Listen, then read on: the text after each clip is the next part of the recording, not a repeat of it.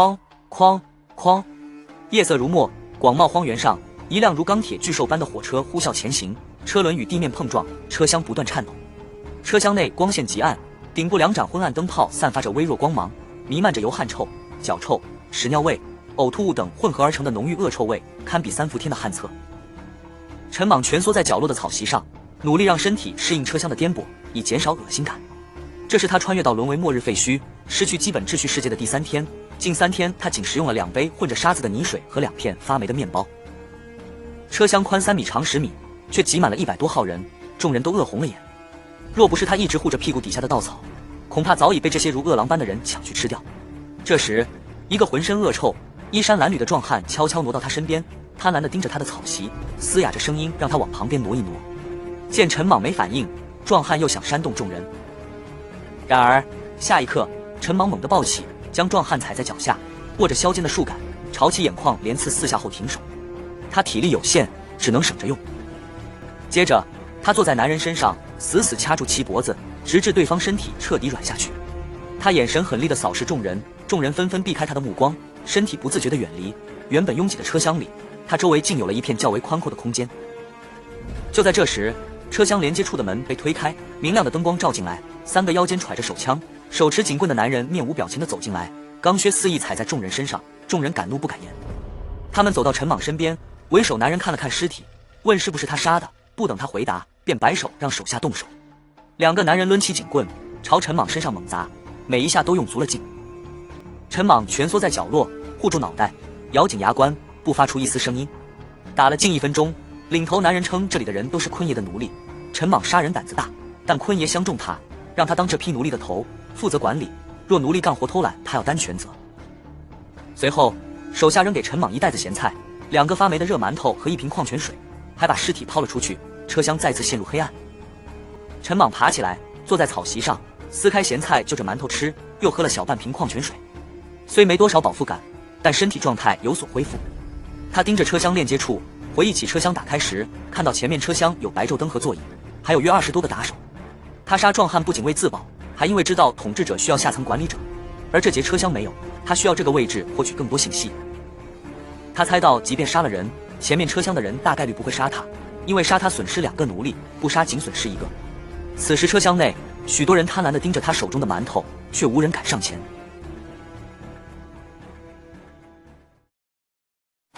在一众贪婪的眼神中，陈莽吃完2个馒头、榨菜，饮进矿泉水，长呼一口气，总算有了饱腹感。这几天他差点饿昏。他护住了身体关键部位，只是浑身疼痛，关节完好。他想着若能有根烟就好了，但在这随时可能饿死的环境下，根本找不到烟。这时，一个满脸泥污的秃顶男人凑过来，保持安全距离后，堆满讨好的笑容，从怀里掏出1块布，拿出2根皱着香烟，谄媚且忐忑地送上。陈莽知道车厢里的人都在饿昏边缘，没物资，这男人私藏香烟，若泄露早被抢走。他若拒绝，男人下场不会好，而男人也明白这点，眼里满是乞求和忐忑。陈莽停顿半晌，接过香烟，将1根放嘴边，另1根裹好放进口袋。男人长松一口气，掏出半盒火柴，谄媚地凑上来点火。陈莽抽烟，烟发霉很呛，但在这环境下也不挑了。他深吸一口，抖落烟灰，让男人以后坐他身边。众人眼中的贪婪之色很快逝去。男人激动地坐下，1根烟燃尽。陈莽问烟从哪来，他想通过交流了解这个世界。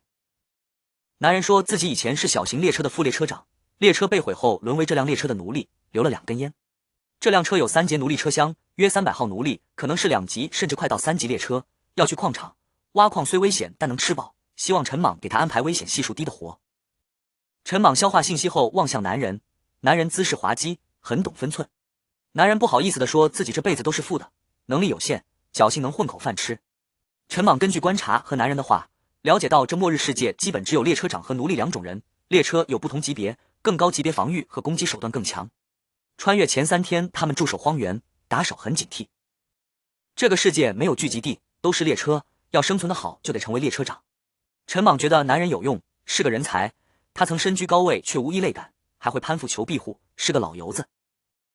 车厢再次陷入寂静，男人本分地坐在陈莽身边小憩，眼里满是对接下来旅程的不安。在这世界，只有列车前进时才有基本安全保障，驻守荒原或矿场危险系数大增，没人想死，但总有人要死。夜色笼罩，火车在夜色中朝着远方急速行驶。陈莽坐在上下起伏的车厢里，神情有些恍惚。他注意到这几日列车并非行驶在铁轨上，而是直接行驶在地面，颇为独特。突然，他手背上一直陪伴自己的胎记发热，一道半透明面板悬浮在面前。面板显示，因生存天数达3日，激活列车长面板，还获得新手奖励 GLS 手枪1及18发9毫米子弹，并触发新手列车长任务。任务包括3个月内拥有一辆属于自己的列车，3个打手和10个奴隶，杀死10只丧尸，且耗时越短奖励越丰厚。完成3个任务后将正式解锁列车长面板。这科幻场景让陈莽愣住，他发现只有自己能看见面板。陈莽从小无父无母，在孤儿院长大，手背上的胎记像汉字莽，他便以此为自己取名。他猜测或许是未曾谋面的父母穿越前留下的。摸索后，他掌握了面板用法，奖励也已到账。他把手枪藏在后腰，子弹放兜里，担心被前面车厢的打手发现。火车行驶4-5个小时后，天边泛起鱼肚白，列车在荒原某处停下。车门被猛地打开，打手将奴隶赶下车，分发镐头。陈莽和另外2个看起来凶神恶煞的壮汉担任监工。站在车厢上的中年男人安排任务，3个奴隶小队分别进入矿场3个区域采矿，在此之前先让奴隶吃饱饭。打手从车厢里拉出数箱发霉面包片和混着泥沙的淡水分发，奴隶们眼巴巴排队领取。陈莽等3个奴隶头每人领到6个热乎的发霉馒头、2袋榨菜、2瓶矿泉水和1个对讲机。列车及打手会在矿洞外驻扎，有情况通过对讲机联系，他们要尽快带奴隶逃回列车。宣布解散后，奴隶们散开进食。陈莽扔给身旁一直跟着他的中年男人1个馒头和半包榨菜，询问其名字。中年男人叫老朱，姓较偏僻。老朱讲述自己悲惨身世，父母早亡，他觉得父母没活到末日或许是好事。陈莽听后笑容僵住，继续吃馒头。老朱却不在意，因在末日被询问名字意味着被初步接纳。夜色笼罩，火车在夜色中朝着远方急速行驶。陈莽坐在上下起伏的车厢里，神情有些恍惚。他注意到这几日列车并非行驶在铁轨上，而是直接行驶在地面，颇为独特。突然，他手背上一直陪伴自己的胎记发热，一道半透明面板悬浮在面前。面板显示，因生存天数达3日，激活列车长面板，还获得新手奖励 GLS 手枪1及18发9毫米子弹，并触发新手列车长任务。任务包括3个月内拥有一辆属于自己的列车，3个打手和10个奴隶，杀死10只丧尸，且耗时越短奖励越丰厚。完成3个任务后将正式解锁列车长面板。这科幻场景让陈莽愣住，他发现只有自己能看见面板。陈莽从小无父无母，在孤儿院长大，手背上的胎记像汉字莽，他便以此为自己取名。他猜测或许是未曾谋面的父母穿越前留下的。摸索后，他掌握了面板用法，奖励也已到账。他把手枪藏在后腰，子弹放兜里，担心被前面车厢的打手发现。火车行驶4-5个小时后，天边泛起鱼肚白，列车在荒原某处停下。车门被猛地打开，打手将奴隶赶下车，分发镐头。陈莽和另外2个看起来凶神恶煞的壮汉担任监工。站在车厢上的中年男人安排任务，3个奴隶小队分别进入矿场3个区域采矿，在此之前先让奴隶吃饱饭。打手从车厢里拉出数箱发霉面包片和混着泥沙的淡水分发，奴隶们眼巴巴排队领取。陈莽等3个奴隶头每人领到6个热乎的发霉馒头、2袋榨菜、2瓶矿泉水和1个对讲机。列车及打手会在矿洞外驻扎，有情况通过对讲机联系，他们要尽快带奴隶逃回列车。宣布解散后，奴隶们散开进食。陈莽扔给身旁一直跟着他的中年男人1个馒头和半包榨菜，询问其名字。中年男人叫老朱，姓较偏僻。老朱讲述自己悲惨身世，父母早亡，他觉得父母没活到末日或许是好事。陈莽听后笑容僵住，继续吃馒头。老朱却不在意，因在末日被询问名字意味着被初步接纳。大哥，你名字是？我叫陈莽。好的，莽哥。简单对话后，2人不再言语，继续盘膝坐在地上吃东西。陈莽吃不下了，留了2个馒头和1袋榨菜放进衣服兜，兜里塞得鼓鼓的。很快，在打手的高吼声中，所有奴隶排成长龙进入矿洞。矿洞入口是小土坡上的洞穴，像兽洞般不起眼，踏入后却能感觉奇特，通道一路蜿蜒向下。约10几分钟后到岔路口，有3条岔道，陈莽带领7号车厢奴隶前往最左边岔道，另外2条由其他车厢奴隶进入。他们大步前行几10分钟后到达终点，眼前豁然开朗，仿佛进入巨大溶洞，内部7-8米高，空间空旷，地面有一颗颗凸起且黑黢黢的铁疙瘩，形状类似得了艾滋后的菜花，表面满是疙瘩。陈莽怀疑这就是矿。老朱解释，末日后世界有超自然变化，这种矿场挖掘简单，成年男性每小时能获取1单位1级铁矿，是升级列车的主要材料。陈莽接过老朱的镐头，看到面板显示为1级，可挖掘1级矿场。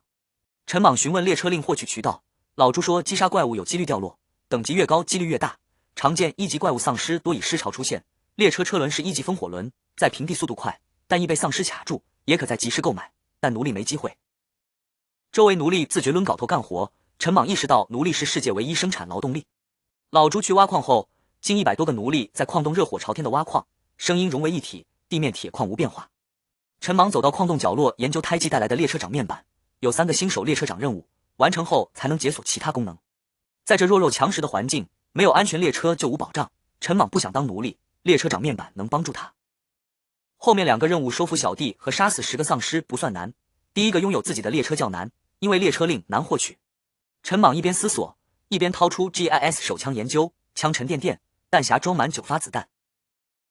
面前再次浮现面板，显示武器名称 GLS 手枪，武器等级1级，武器效果为可装填1级子弹，对1级装甲、怪物等有杀伤性。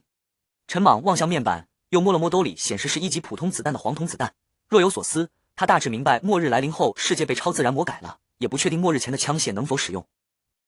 据老朱信息，普通人捡到列车令意义不大，集市上的列车令也少有人买。升级列车需资源，获取资源要奴隶，管理奴隶得有打手，这一切都得先有基础团队班子。若能吃下这辆列车的300个奴隶，足够他起家，但列车长未露面，打手和列车顶部的重机枪难以对付。矿洞中，老朱满头大汗地抡着镐头，紧皱眉头思考。他之前投诚陈莽，是因陈莽能打，果断且信念感强。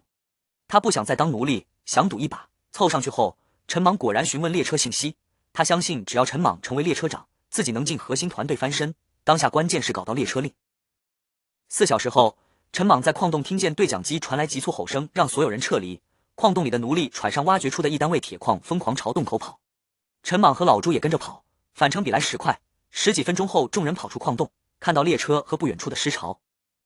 原本震撼的列车在尸潮前显得渺小，空气中弥漫尸臭味，地面微微发颤。打手在敞开的奴隶车厢门口怒吼，让奴隶们加快速度。陈莽和老朱跑向7号车厢，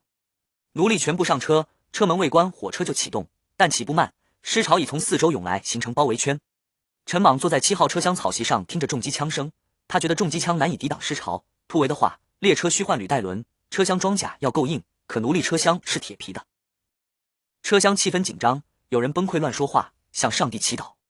老朱面色煞白地说，上车前看到尸潮包围圈有空隙，需在尸潮中极限穿梭突围。若列车装了2级辅助万向轮会灵活很多，但这不是2级列车升3级的必备条件，多数列车长不舍得投入资源。若这辆列车没有，情况就凶多吉少了。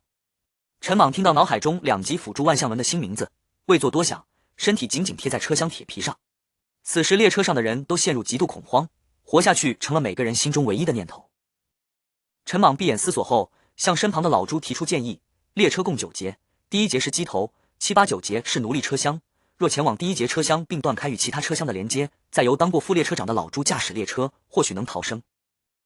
老朱几乎不假思索地否定了这个建议，称列车与列车长绑定，只有列车长才有驾驶权限。不过他也承认，若断开连接，确实增加了逃生机会，只希望列车长想不到这一点。2人对视，面色都不好看，若列车长想到，他们就会成为弃子。但陈莽还是起身准备前往第1节车厢。然而，还没等他们有所动作，窗外传来金属碰撞声，列车速度迅速变慢。陈莽深吸一口气，从口袋掏出老朱给的皱巴香烟，在车厢内点燃，长吐一口烟雾后，拎起 GLS 手枪，平静地等待审判降临。他明白自己被列车长抛弃了，虽不恨列车长，但恨其驻守矿洞时可能的失职。尸潮包围圈形成才发现，还不舍得打造2级辅助万向轮。随后，陈莽打开车厢门，寒风和恶臭味涌入，尸潮近在咫尺，密密麻麻的丧尸前赴后继，恶臭味令人几近晕厥。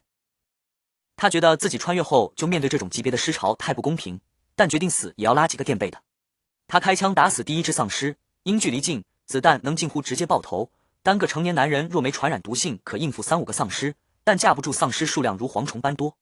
他不断开枪，逐渐熟练，一个弹匣很快打光，具体打死几只丧尸他也不清楚。列车速度渐慢，陈莽加快装填子弹的速度，想在死前多杀几个丧尸。这时，一个奴隶满脸恐惧的冲过来，跪在陈莽脚边，哭着求他给自己一枪，想死的痛快些。陈莽拒绝，称子弹要用来多杀丧尸才划算。隔壁车厢的打手也被抛下，正做垂死挣扎。跪地男人质问陈莽，随后抱起扑向他的手枪，陈莽侧身避开，一脚将其踹入尸巢。男人恐惧的叫声瞬间消失。随后，陈莽转头看向手持镐头冲过来的老朱，随意询问其是否要对自己动手。老朱一愣，急忙解释是准备对奴隶动手，他手里的镐头可能是打手放在第7节车厢被他捡到的。陈莽轻笑没在意，只是想临死逗逗老朱。此时他已再次装填好弹匣，继续开火。随着列车速度减缓，最近的丧尸距他不到半米。他看清丧尸浑身煞白，无毛发，乌青色血管明显，瞳孔漆黑。打空一个弹匣后，陈莽靠在车门，边装填子弹边问老朱临死遗言。老朱面色恐惧，但强装镇定表示早想过结局，唯一遗憾是早知道少给陈莽一根烟。陈莽失笑，将快燃尽的烟递给老朱，还说留2发子弹死得痛快。老朱接过烟猛吸一口，神情放松，闭眼笑了。车厢内其他奴隶蜷缩角落等死，有人坐到陈莽草席上。车厢速度极低，预计10秒后抛锚，不少丧尸跳到车厢顶部攻击。陈莽继续射击，当只剩3发子弹时，他左手手背胎记发烫，出现一则乳白色半透明面板，显示新手列车长任务3已完成，在不足1日内杀死10只丧尸，奖励稀有列车令1，手持版丧尸感知屏蔽器1。这是他昨夜激活的列车长面板上的新手任务，此前因情况紧急他没想起。稀有列车令虽好，但此时尸潮将车厢围住，给他列车也冲不出去。而手持版丧尸感知屏蔽器能救大命，他感受到怀中出现令牌和类似对讲机的屏蔽器，取出后看到说明，激活后可在极小范围屏蔽1级丧尸对生物的感知，持续1小时，24小时后才可再用。丧尸快冲进车厢，他按下绿色按钮，车厢外丧尸瞬间像无头苍蝇分散扑向前面车厢，除车头外的车厢都被抛弃。陈莽劫后余生，庆幸活下来。屏蔽范围能包裹车厢，但只能屏蔽1级丧尸，且只持续1小时，若尸潮不退依旧危险。不过挺过这次，有稀有列车令和近百奴隶，他能开始起驾。他望向车厢内恐惧不解的奴隶，咧嘴笑了，希望丧尸不吃食物，退潮后去其他车厢找资源，拆重机枪，可惜拿警棍抡他的人可能活不下去。原本双手紧握着镐头准备赴死的老朱，突然发现车厢入口处原本快要冲进来的丧尸，不知为何全都陷入了混沌状态，随后很快便散了出去。这些丧尸竟无视了他们所在的这节车厢，只听得见其他车厢传来恐惧的尖叫声。老朱下意识地环顾车厢一周，最后将视线停留在了陈莽身上。他清楚凭奴隶们肯定做不到让丧尸如此，能做到这一点的只有陈莽。从一开始，陈莽就和其他奴隶不一样，他没有那种完全认命的死气沉沉，身子也明显干净不少，像是刚洗过澡，在末日有条件洗澡可不容易。老朱心想，这次认的大哥好像有点厉害。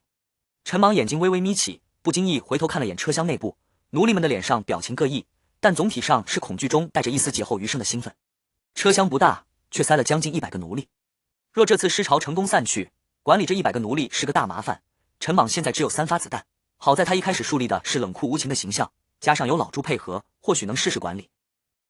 实在不行，最稳妥的办法就是趁尸潮还在，扔一部分奴隶出去喂丧尸，留10几个奴隶，只是生产力会大幅下降。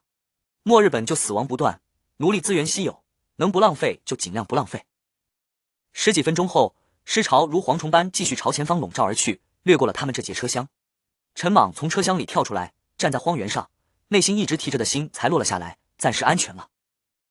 老朱拎着镐头跳下来，语气无助地说：“列车头跑了，几节车厢没动力，在荒原深处活不了多久。”陈莽没有说话，从怀中掏出稀有列车令，令牌状，上方下尖，漆黑色，上面嵌刻着猩红色的列车令3个字。老朱很茫然，尸潮退去时他没看到掉落物品。紧接着，伴随着地面一阵震动，一辆列车头突然浮现在半空中，随后重重砸在地面上。这辆列车头是蒸汽时代样式，呈漆黑色，有厚重的沧桑感。陈莽激活了稀有列车令，获得列车头，还额外获得1级配件地心熔炉。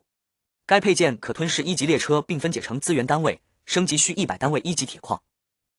陈莽问老朱能否拿废弃车厢载具配件，老朱称完整的可以，损坏的无用，荒原上有拾荒客收集可用配件。陈莽得知荒原上有不少废弃列车可吞噬，且稀有列车令很稀有。陈莽没先查看列车面板，带着老朱回到7号奴隶车厢，拎着手枪冷酷地宣布自己是新列车长，会给奴隶提供食物，让他们继续挖矿，不许忤逆命令。他还让老朱让奴隶上缴铁矿时，不听就用镐头抡。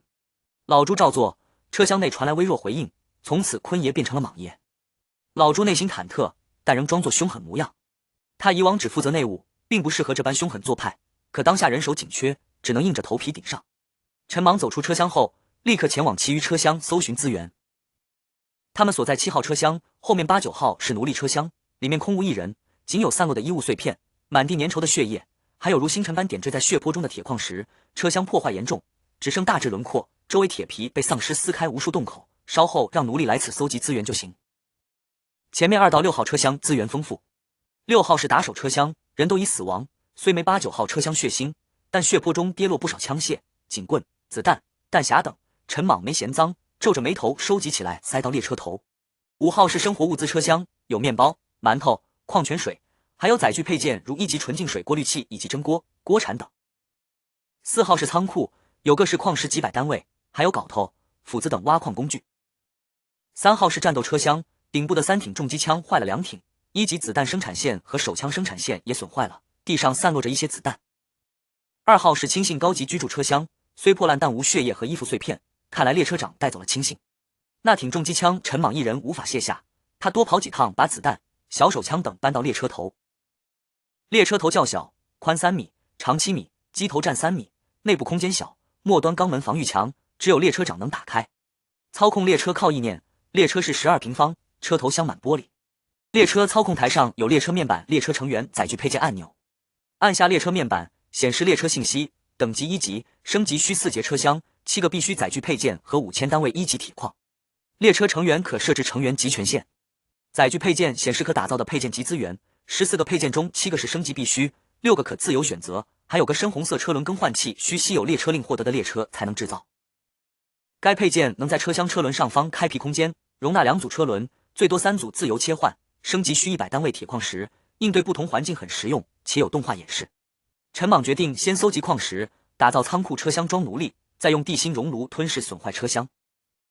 此时他手背上胎记发烫，又一个新手列车长任务完成。陈莽站在列车头入口处，探头看了看不远处的奴隶车厢，确认没什么大动静后，便继续摸索。近100个奴隶数量不少，即便只是100头猪冲过来，仅靠小手枪也难以应对，更何况是在末日存活下来的奴隶。不过他刚从废弃车厢收集了不少手枪子弹，子弹问题暂时解决。他望向手背上的胎记，随即一则半透明面板悬浮在眼前，显示新手列车长任务1已完成，耗时不足1日，奖励为腾龙突击步枪生产线蓝图1。看到这个奖励，陈莽嘴角咧到耳根，突击步枪无论是威力、射程还是压制力和精准度都远超小手枪，而且按照列车规则，列车长自己打造的生产线生产出的武器无法对列车长和副列车长造成伤害，这样他就能放心的将武器交给打手，副列车长他也已有了人选。蓝图品级为绿色。列车操控台上除了列车面板、列车成员、载具配件外，还有列车规则按钮。按下后，列车室内屏幕会浮现列车基本规则，其中对载具配件品级有说明，从低到高依次是白色、绿色、黄色、蓝色、紫色、红色、金色、粉色、七彩。1级列车可打造的14个配件中，6个白色配件较为普通，7个绿色配件是列车升级到2级的必备配件，分别是纯净水过滤器、风火轮、车厢钢制装甲、电路系统、发电机、镐头生产线、斧头生产线，打造所需矿石均为1级。另外6个白色配件可打造可不打造，如单人床、冰箱等。陈莽研究资料后，认为列车基本能形成生态内循环，是个移动的避难所。他先给手枪和4个弹匣填满子弹，然后走出列车室，前往7号奴隶车厢。车厢内秩序井然，奴隶们将铁矿石缴出，堆成小山。老朱告知共有356单位铁矿石。陈莽宣布，接下来3天是考核期，表现最好的10个人将晋升为打手，配备武器且食物管饱，还让所有人去废弃车厢收集矿石资源，并警告他们自己有能力救他们，也能杀他们。奴隶们听后干劲十足地冲出去收集资源，不在意车厢里的血泊。荒原上，陈莽平静地看着收集资源的奴隶们。列车成员任命有列车长、副列车长、列车巡警、幸存者4种基础职务，列车巡警就是打手，幸存者就是奴隶。他虽称有3天考察期，但实际上入夜前就要选出10个人成为列车打手。他的新手列车任务就差最后一个，即在3个月内拥有3个打手和10个奴隶，奖励未知。完成这个任务后，他的列车面板会正式解锁，且耗时越短，奖励越好。他之前的任务奖励丰厚，便是因为完成时间短，此次可能会得到一枚普通列车令。陈莽呼喊老朱，让他别去检车厢了，打算任命其为副列车长。陈莽表示会去列车室给老朱正式任命并赋予相应权限，还称自己第一次当列车长，希望老朱分享些注意事项，以后多帮忙。老朱先是难以置信，随后激动地跪地，保证绝不失误。其实他看到陈莽拿出列车令成为列车长时，就认定遇到了贵人，这里只有他担任过副列车长，且最先靠上去，这个副列车长非他莫属。老朱试探着问陈莽是否让女奴隶洗澡后带来看看，陈莽拒绝。老朱透露上一任列车长有养脚气的癖好，会让奴隶用开水泡脚，用毛巾在脚趾缝抽拉。所有奴隶收集好资源后，陈莽让他们把资源搬到列车室旁，并让老朱去清点。陈莽发现一级列车可制造载具配件里只有发霉面包片生产线，没有掺沙纯净水生产线。他意识到这是人为制造阶级差距的手段，能让打手有优越感，给奴隶上升动力，缓和列车长与奴隶的矛盾。荒原上已不见尸潮，周围还有数百具丧尸尸体。陈莽准备回矿场挖矿，因为当了列车长后，做很多事都需要铁矿，他心里也有了打手的人选。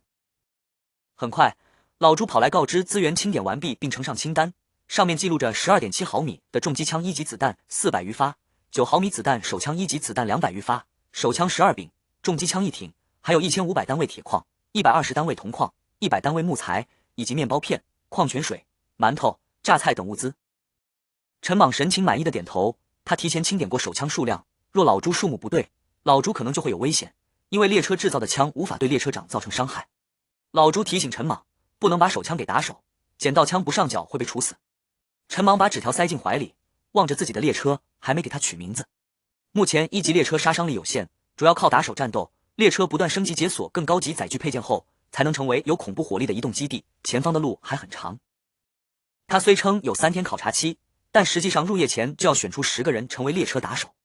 他的新手列车任务就差最后一个，即在3个月内拥有3个打手和10个奴隶，奖励未知。完成这个任务后，他的列车面板会正式解锁，且耗时越短，奖励越好。他之前的任务奖励丰厚，便是因为完成时间短，此次可能会得到一枚普通列车令。陈莽呼喊老朱，让他别去检车厢了，打算任命其为副列车长。陈莽表示会去列车室给老朱正式任命并赋予相应权限，还称自己第一次当列车长，希望老朱分享些注意事项，以后多帮忙。老朱先是难以置信，随后激动地跪地，保证绝不失误。其实他看到陈莽拿出列车令成为列车长时，就认定遇到了贵人，这里只有他担任过副列车长，且最先靠上去，这个副列车长非他莫属。老朱试探着问陈莽是否让女奴隶洗澡后带来看看，陈莽拒绝。老朱透露上一任列车长有养脚气的癖好，会让奴隶用开水泡脚，用毛巾在脚趾缝抽拉。所有奴隶收集好资源后，陈莽让他们把资源搬到列车室旁，并让老朱去清点。陈莽发现一级列车可制造载具配件里只有发霉面包片生产线，没有掺沙纯净水生产线。他意识到这是人为制造阶级差距的手段，能让打手有优越感，给奴隶上升动力，缓和列车长与奴隶的矛盾。荒原上已不见尸潮，周围还有数百具丧尸尸体。陈莽准备回矿场挖矿，因为当了列车长后，做很多事都需要铁矿，他心里也有了打手的人选。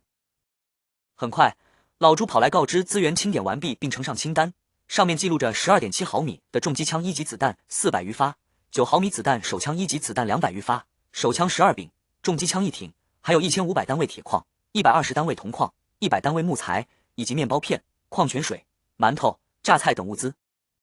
陈莽神情满意的点头，他提前清点过手枪数量，若老朱数目不对，老朱可能就会有危险，因为列车制造的枪无法对列车长造成伤害。老朱提醒陈莽，不能把手枪给打手，捡到枪不上缴会被处死。陈莽把纸条塞进怀里，望着自己的列车，还没给他取名字。目前一级列车杀伤力有限，主要靠打手战斗，列车不断升级解锁更高级载具配件后，才能成为有恐怖火力的移动基地，前方的路还很长。陈莽看着纸条上1500单位铁矿、120单位铜矿、100单位木材的矿石信息，沉思着。他打算先打造2辆车厢，一辆当奴隶车厢，一辆储存矿石等物资，还需打造一条腾龙突击步枪的生产线。他走进列车室，按下列车打造的第5个红色按钮，屏幕显示打造一节普通车厢需100单位铁矿，打造一个列车头需1000单位铁矿。多打造列车头能增加列车灵活性。他轻点屏幕选项，列车室内微微颤动，列车头末尾挂钩处涌出白色光线，编织成2节车厢并与列车头连成一体。虽车厢内光秃秃，但已让列车有了初步雏形，消耗200单位铁矿。接着，陈莽拿出腾龙突击步枪的生产线蓝图，该蓝图是淡蓝色半透明纸张，手感似塑料。打造生产线需消耗500单位铁矿，消耗后蓝图碎裂化作绿色光点，形成长约6米的生产线。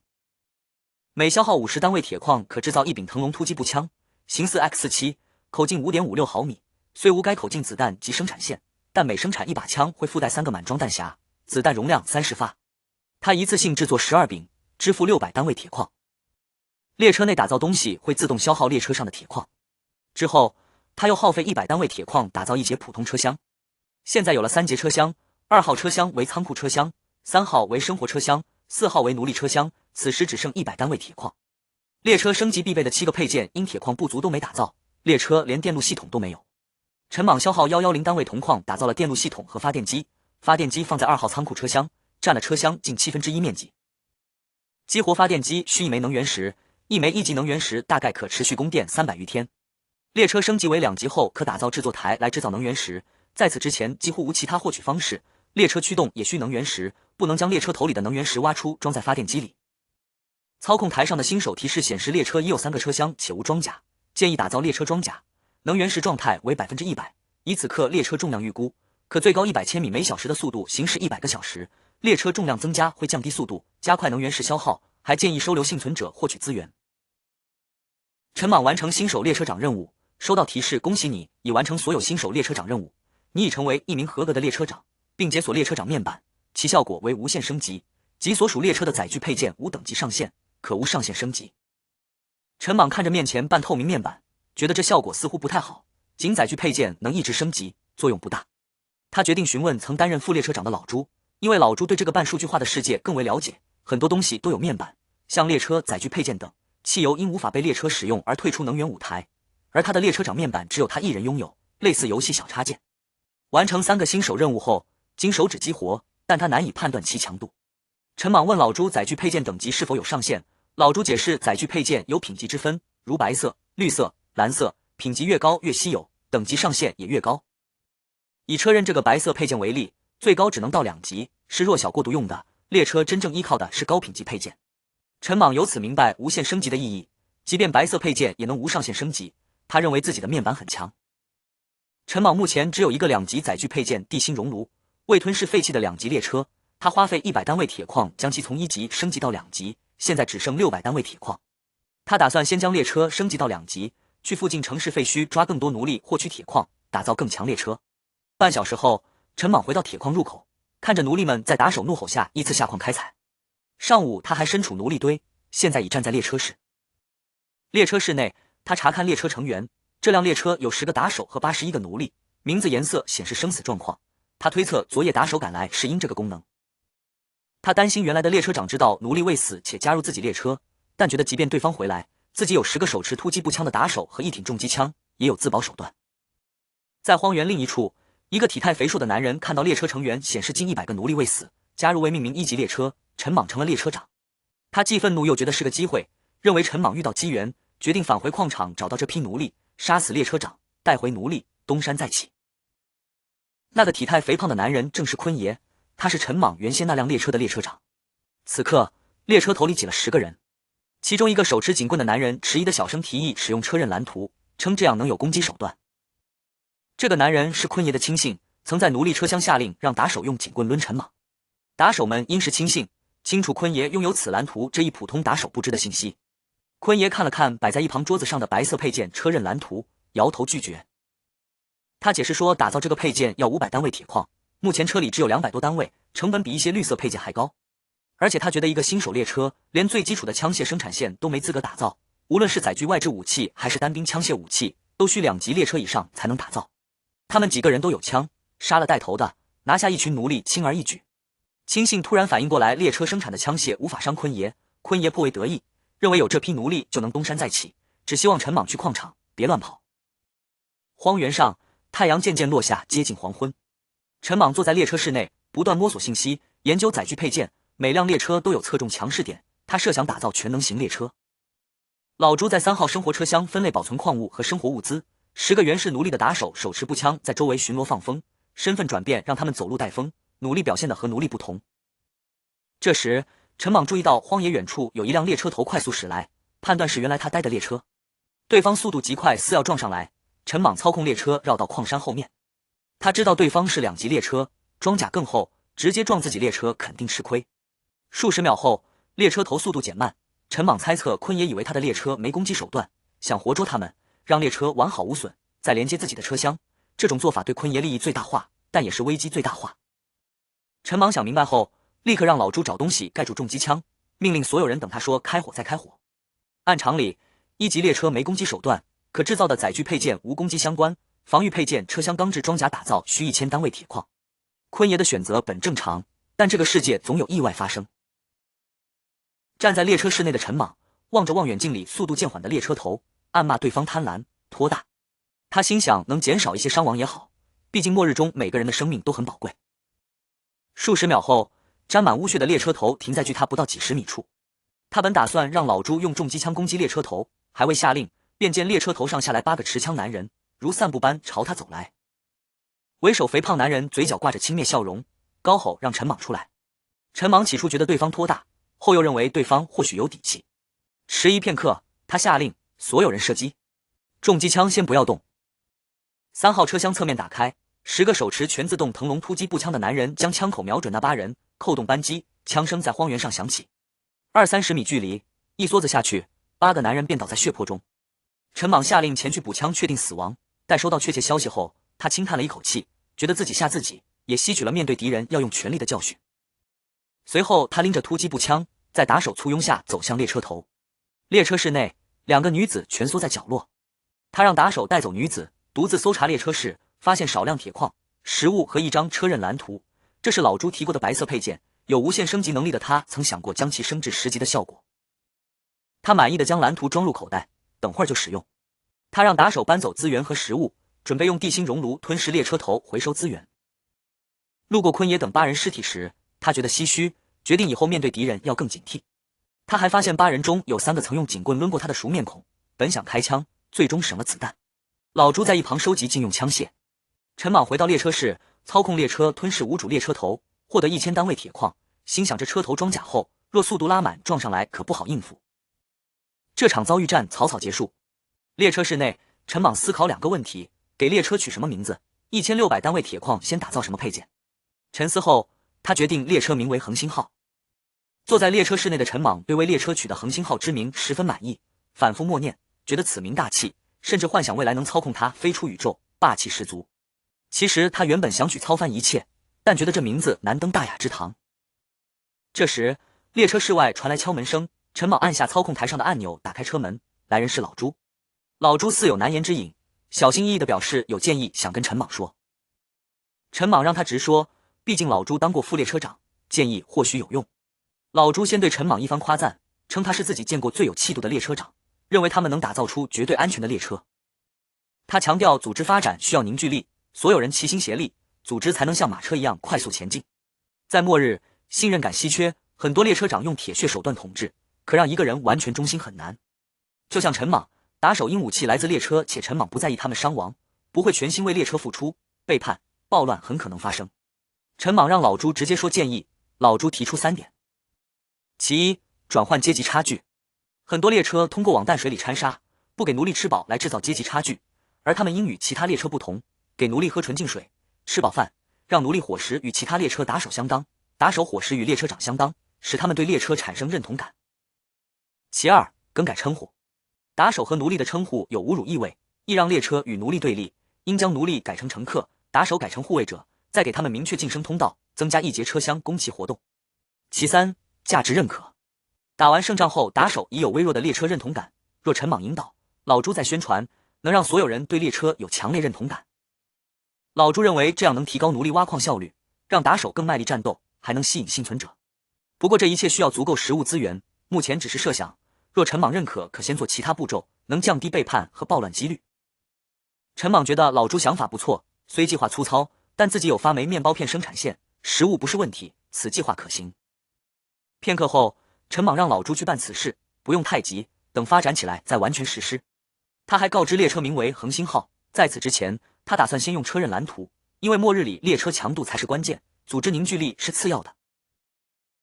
老朱忐忑而来，兴奋而归。列车室内，陈莽望着老朱离去的背影，无奈摇头笑了。他明白老朱开心，一是希望列车发展更好，在末世有安全自留地；二是老朱借此发挥最大价值，也算他的私心。陈莽对此表示理解。此时列车室只剩陈莽一人，他拿起笔和本总结战斗，后悔对已下车的人浪费子弹，还用列车撞更省事。不过对方若分散逃回列车就棘手了。随后他掏出白色载具配件车刃蓝图，2号仓库车厢内500单位铁矿融进车厢，列车颤动。陈莽走出车厢，看到恒星号列车头和3节车厢两侧出现巨的1米高的钢刃，可将丧尸拦腰斩断。车刃包裹车厢，厚约10厘米，首端未开刃，宽约30厘米。配件面板显示，车刃为白色1级，行驶中对靠近车厢敌人造成伤害，可自由收回，升级需100单位铁矿石。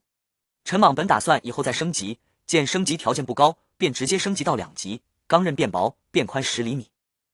面板显示该载具配件上限为2级，陈莽不信，尝试升级，结果因0级权限可继续升级消耗200单位铁矿，升级后钢刃又变宽10厘米。陈莽实验了无限升级插件效果，虽面板上的0级权限他没看懂，但不重要。车刃是新手过渡配件，升到满级可能不如绿色品级配件，但它升级无上限，陈莽想获得更多铁矿石强化它。他查看列车长面板，只剩700单位铁矿，不舍得再升级车刃，因10级内效果不明显。他有81个奴隶，一天最多能采972单位铁矿，但挖矿时间有限，且难以保证每天有矿可挖。更关键的是，列车只有初始的1块能源石，只能全速前进100小时。列车升至2级并打造制作台后才能制造能源石。打造列车升级必备载具配件和升级列车需7100单位铁矿，110单位铜矿，100单位木材。他不知去哪采铜矿和木材，觉得这对新手列车长是天崩开局。7个列车升级必备载具配件中，发电机和电路系统已打造但未投入使用，因无多余能源石。昆爷列车的能源石扣不下来，也不敢砸。还有纯净水过滤器、风火轮、车厢钢制装甲、镐头生产线、斧头生产线5个未打造。为防半路抛锚，需尽快将列车升级到2级。纯净水暂时不缺，装甲太贵，镐头有缴获的也不缺，所以先打造风火轮提升列车速度。缴获敌人列车时，部分载具配件可卸，如三脚猫重机枪，但装甲、风火轮等无法拆卸。陈莽想到镐头生产线等级提升后，生产的镐头挖矿速度可能更快。他查看新手指南得知，镐头生产线为绿色品级，最高3级，每次升级可开采更高级别矿场。还了解到铁矿换算关系，10单位1级铁矿等于1单位2级铁矿，10单位2级铁矿等于1单位3级铁矿，10单位3级铁矿等于1单位4级铁矿，在制作台可合成或分解。只要找到4级矿场并将镐头生产线升级到4级，获得1单位4级铁矿相当于1000单位1级铁矿。寻找矿场可通过列车电台询问或资源探测雷达探测，这2个配件列车升至2级可打造。拆分目标后，陈莽选择打造纯净水过滤器、风火轮、镐头生产线，共消耗700单位铁矿，身无分文。纯净水过滤器可将液体过滤成纯净水，2级后可生产矿泉水，需消耗发霉面包片。风火轮更换普通车轮提升速度，但通过失潮和糟糕地形时翻车风险大。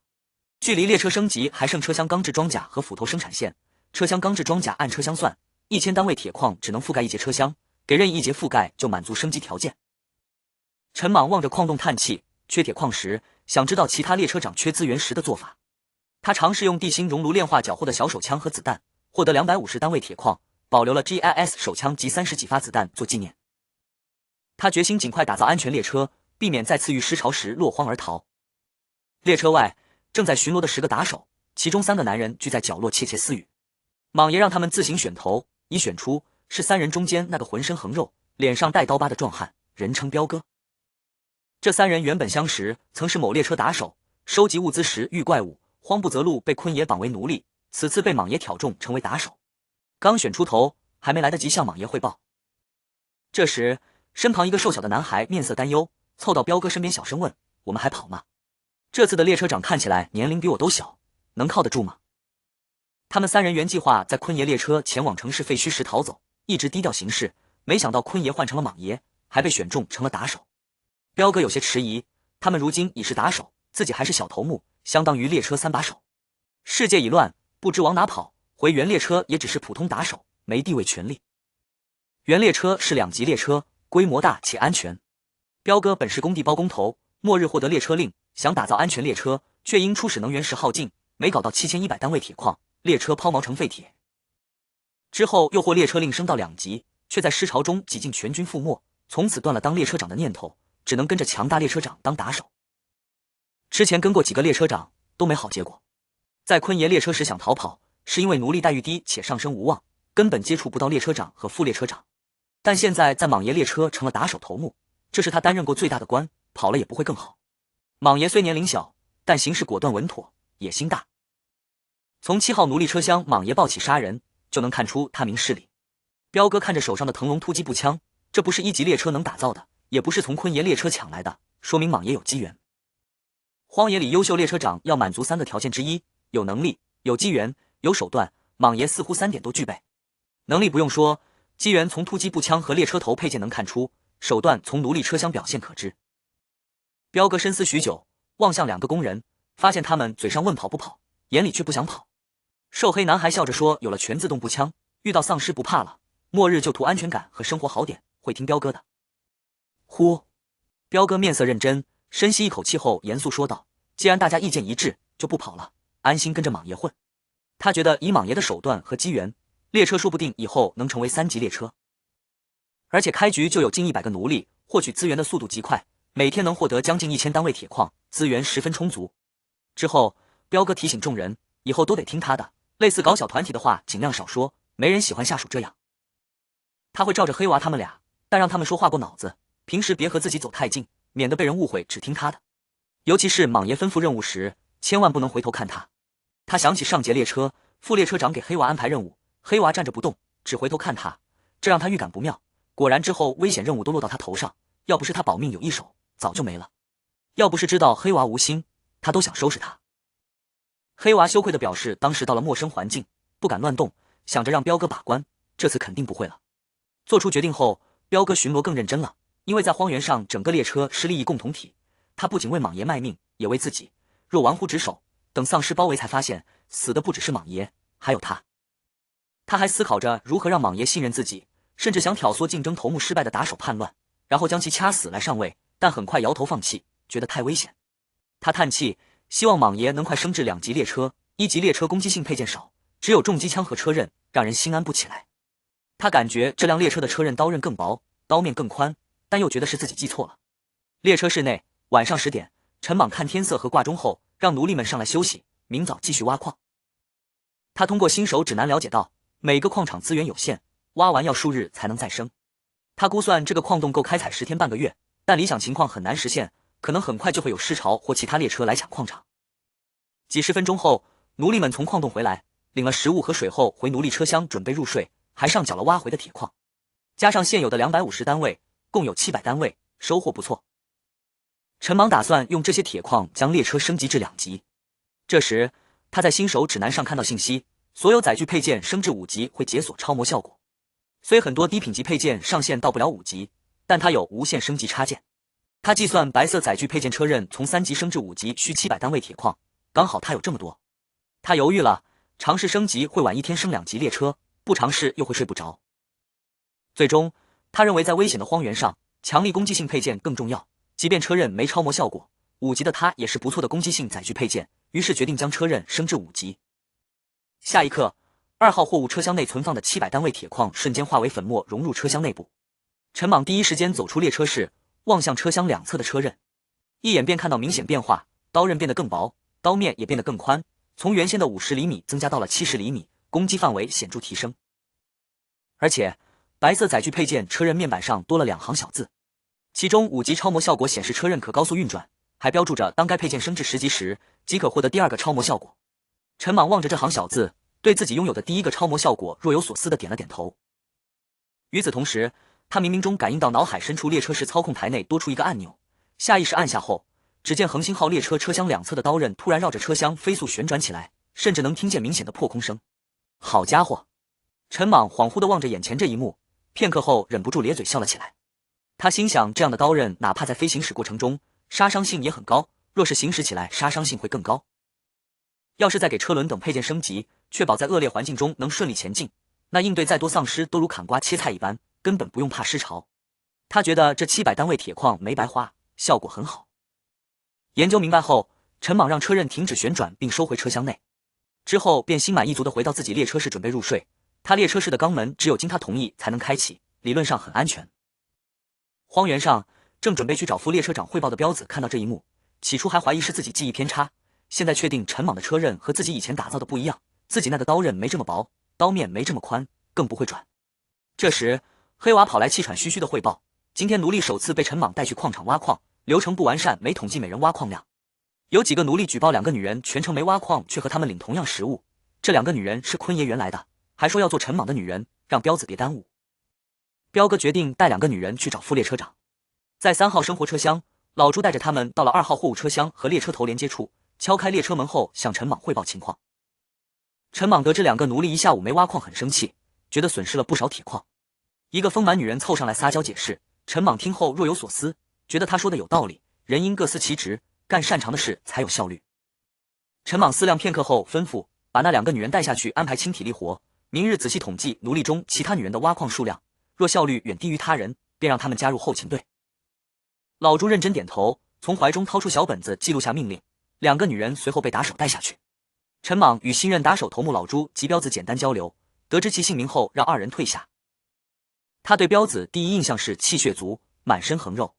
2人离去后，陈莽躺到列车室内床上，轻叹一声，想睡前抽根烟，却在坤爷列车头没找到。他打算列车升到2级后去城市废墟找找。至于解决生理需求的女人，他打算等找到烟再说，没事后烟的房事没乐趣。迷迷糊糊中，他进入梦乡，这是他到这世界的第4日，比前3晚睡更香，还做了很多梦。沙沙沙，陈莽被杂音吵醒，看到列车外下雨，便翻身又睡，却听到4动物嘶吼声，瞬间清醒。他站在列车操控台望去，漆黑雨夜中，一群4郎生物将列车包围，虽未攻击，但已形成包围圈。他面色微变，坐在操控台与列车意念合一，列车启动，车厢周围5级车刃伸展并高速转动，车刃破空声与狼吼让雨夜杀机重重。列车加速，恶狼不敢阻挡，纷纷逃窜，两侧车刃将靠近的恶狼斩成2截。陈莽没逃远，因有矿场要守护，且这些恶狼数量仅20-30只，远不如狮巢恐怖。他操控列车数次撞击，很快解决所有恶狼。危机解除，陈莽停下列车，来到一具恶狼尸体旁，老朱、彪子和打手们手持武器从3号生活车厢冲下警戒。陈莽认出是丧尸狼，意识到列车急需雷达配件，也需有人夜间放哨，便让彪子安排。彪子羞愧应下，没说出手下黑娃守夜睡着的事。此时老朱上前拎起一块狼肉纹后皱眉不安道：正常丧尸狼不会深入荒原，这批都是健康壮年的，不该出现在这，除非附近城市废墟有更恐怖怪物导致他们迁移。若如此，城市幸存者就危险了，他们或许已开始逃窜，但雨夜荒原对他们就是坟墓，此时可能已有列车去接收幸存者。有人提议去抓从城市废墟逃窜出来的幸存者，陈莽站在漆黑雨夜里，望向荒原摇了摇头，决定不趟这浑水，让彪子留人守夜，天亮后就挖矿。他强调在列车升到2级前，不想有任何意外。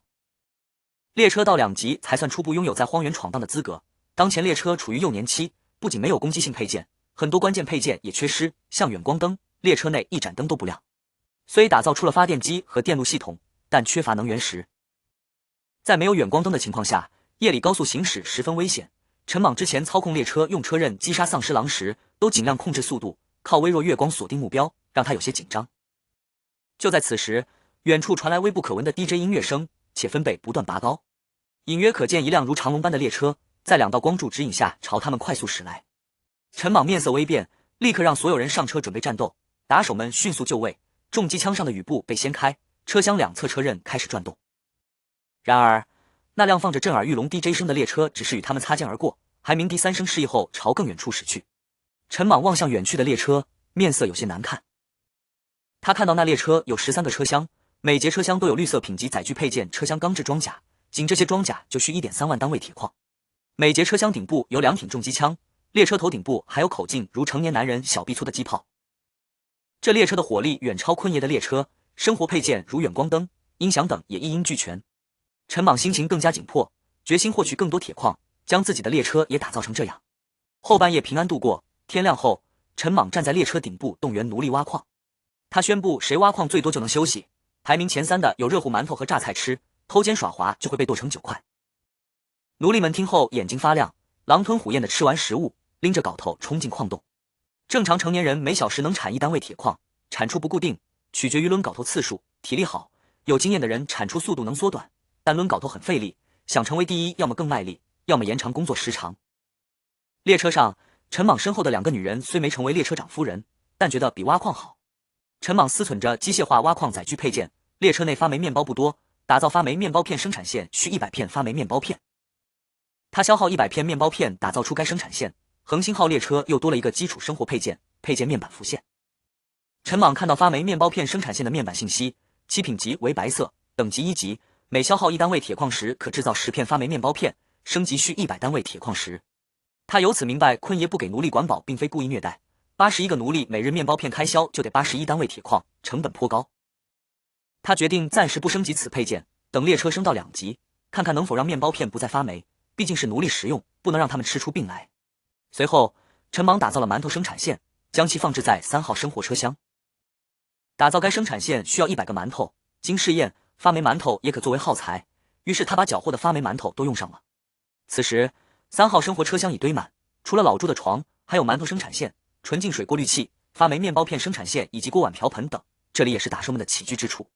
而2号车厢堆放着镐头生产线、腾龙突击步枪生产线、矿石资源、重机枪子弹等大型设备。陈莽查看馒头生产线面板，其同样是白色品级1级，每消耗1单位铁矿石可制造1个馒头，升级条件也是100单位铁矿石。他惊叹，馒头价格比面包片贵多了，打算等有多余铁矿石时再升级，目前馒头榨菜也够自己吃。而且该生产线生产的馒头是正常的，说明坤爷给他的是放发霉的。3号车厢的纯净水过滤器一直未使用，他们用的是缴获的矿泉水。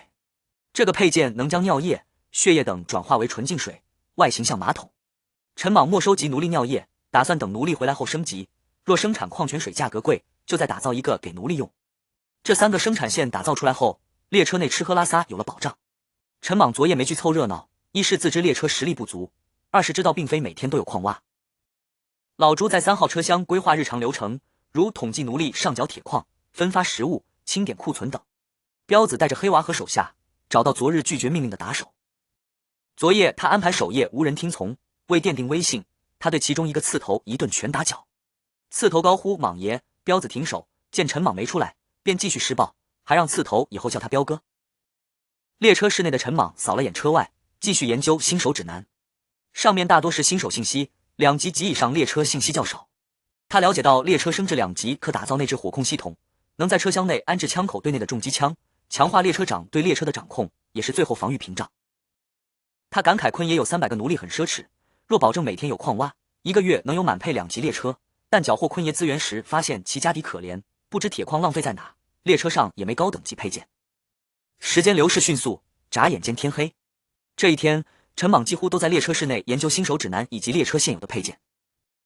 他拥有无线升级插件，清楚白色品级载具配件不如高品级，且高品级载具配件也能无线升级。目前他仅有2个红色高品级载具配件，分别是2级的地心熔炉和1级的车轮更换器，二者皆为辅助类型。地心熔炉从1级升到2级只需100单位铁矿，从2级升至3级却需要1万单位铁矿，每次升级都能分解对应级别的废弃列车。车轮更换器升到2级需要1万单位铁矿，每次升级可多一个车轮槽位。依据新手指南，载具配件品级越高，升级所需消耗的资源就越多。所以，陈莽规划在前期资源有限的情况下，优先升级白色品级的载具配件，不用升得太高，像5级车刃就能迎来第一次质变，用最少资源获取最大提升。再利用提升后的效果去掠夺或开采更多资源，提升列车等级，让高品级载具配件升到足够级别，使列车迎来真正的质变。陈莽长叹，虽计划美好，但实施起来任重道远，毕竟现实不是游戏，随时可能出现意外干扰发育计划，他只能尽量避开意外，安心发育。此时，最后一个奴隶从矿洞钻出，这次挖矿时间远超10小时，最长达14小时，远超陈莽预期。他轻笑一声，起身走出列车室，让老朱召集所有奴隶，并接过老朱递来的今日奴隶挖矿排名名单。夜色中，陈莽站在列车顶部，一众衣衫褴褛的奴隶满怀期待地聚集在下方，打手们手持枪械在四周警戒。陈莽扫视众人，称大家今日表现出色，最少的人也挖了11枚铁矿，欣慰没人摆烂，决定所有人夜宵多加2片面包片。他公布第1名张浩平挖了20枚，让其站出来，按约定今夜可休息。第2名李逵挖了16枚，今夜同样可休息。他还承诺，若接下来5日内所有人每日最少挖11枚，煤矿挖时每人每日有5片面包；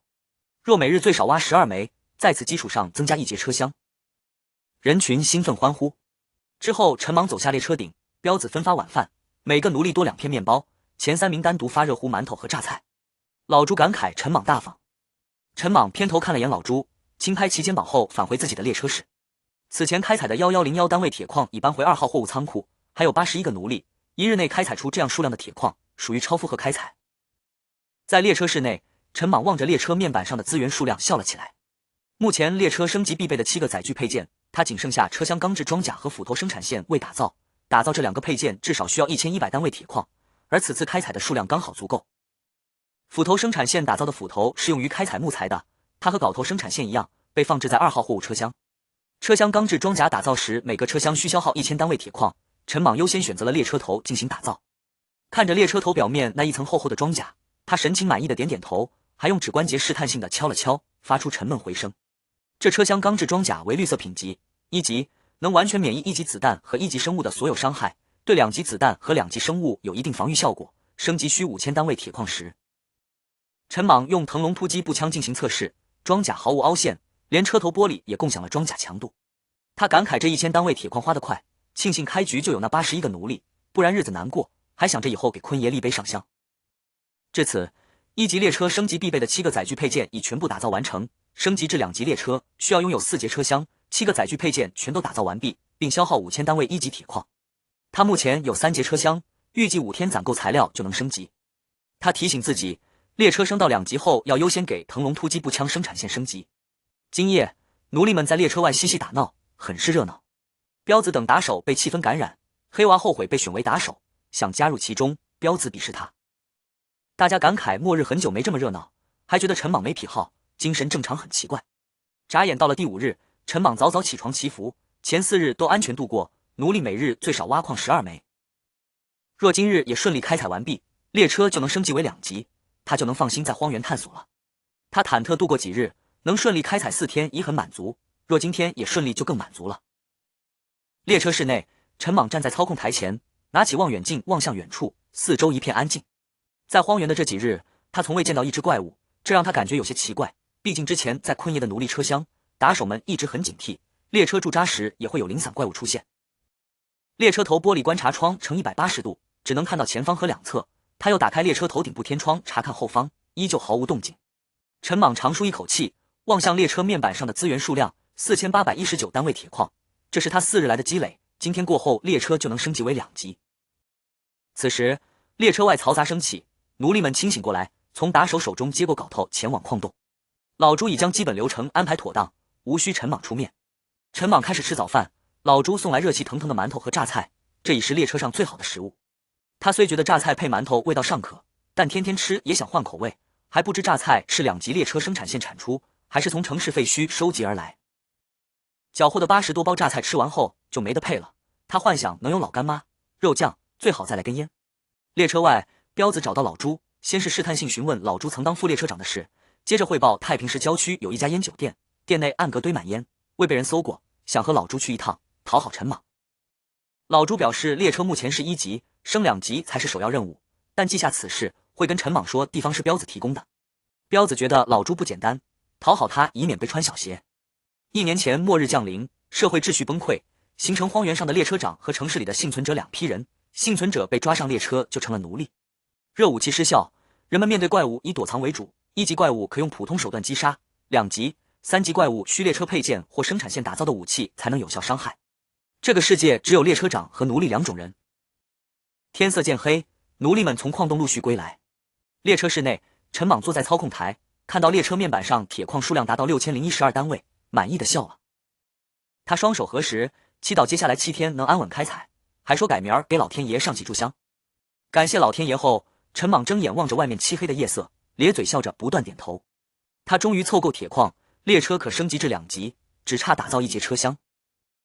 他之前答应奴隶，若5日里每日挖矿数量都保持在12枚以上，就打造一个新的奴隶车厢。心念一动，2号货物车厢里的100单位铁矿化为粉末融入车厢。荒原上恒星号列车尾部突兀出现由白色虚线组成的1节车厢，数秒后，崭新的5号奴隶车厢出现在列车尾部。至此，满足列车升级的条件全部达成，5000单位铁矿化作粉末被列车吸收。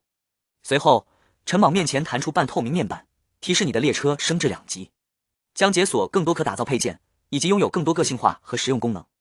陈莽跳过提示，打开列车面板，上面详细显示列车名称为恒星号，列车等级是2级，列车配件有2级地心熔炉、1级车轮更换器、5级车刃等，车厢数量为4节，矿石单位还剩913单位铁矿、100单位木材、10单位铜矿。升级条件是需拥有10节车厢，6个必须载具配件全都打造完毕，消耗5000单位2级铁矿，且车内所有配件等级加起来超过40级。列车升至2级后出现12个可打造载具配件，其中6个是强制性打造的，另外6个可自由选择。陈莽一眼就看到了想要的列车电台和制作台，接着他看到操控台上的个性化定制按钮，按下后屏幕出现近10种个性化选项，如自定义车厢内部构造、更改车厢表面颜色、喷印车名等，但每个选项都要消耗资源，陈莽觉得有用的选项不多。正当他准备查看可打造配件时，一道刺耳沉闷的火车鸣笛声由远至近响起，陈莽迅速抄起望远镜，看到一辆满是灰尘的漆黑列车朝他驶来。他立刻通过对讲机让奴隶回车厢，打手做好战斗准备。列车从他身边疾驰而过，他发现对方列车有3节带装甲的车厢，外面坑坑洼洼，还有污血和碎肉残肢。紧接着又有3道鸣笛声传来，3辆列车并肩朝他驶来，其中一辆是他前几天眼馋的2级列车，当时他配置豪华，如今却颇为狼狈，只剩8个车厢，车身千疮百孔，挂满绿色粘稠液体。陈莽意识到出事了，后面可能有恐怖存在追来，他踩死油门，全速朝一开始那辆列车远去的方向驶去。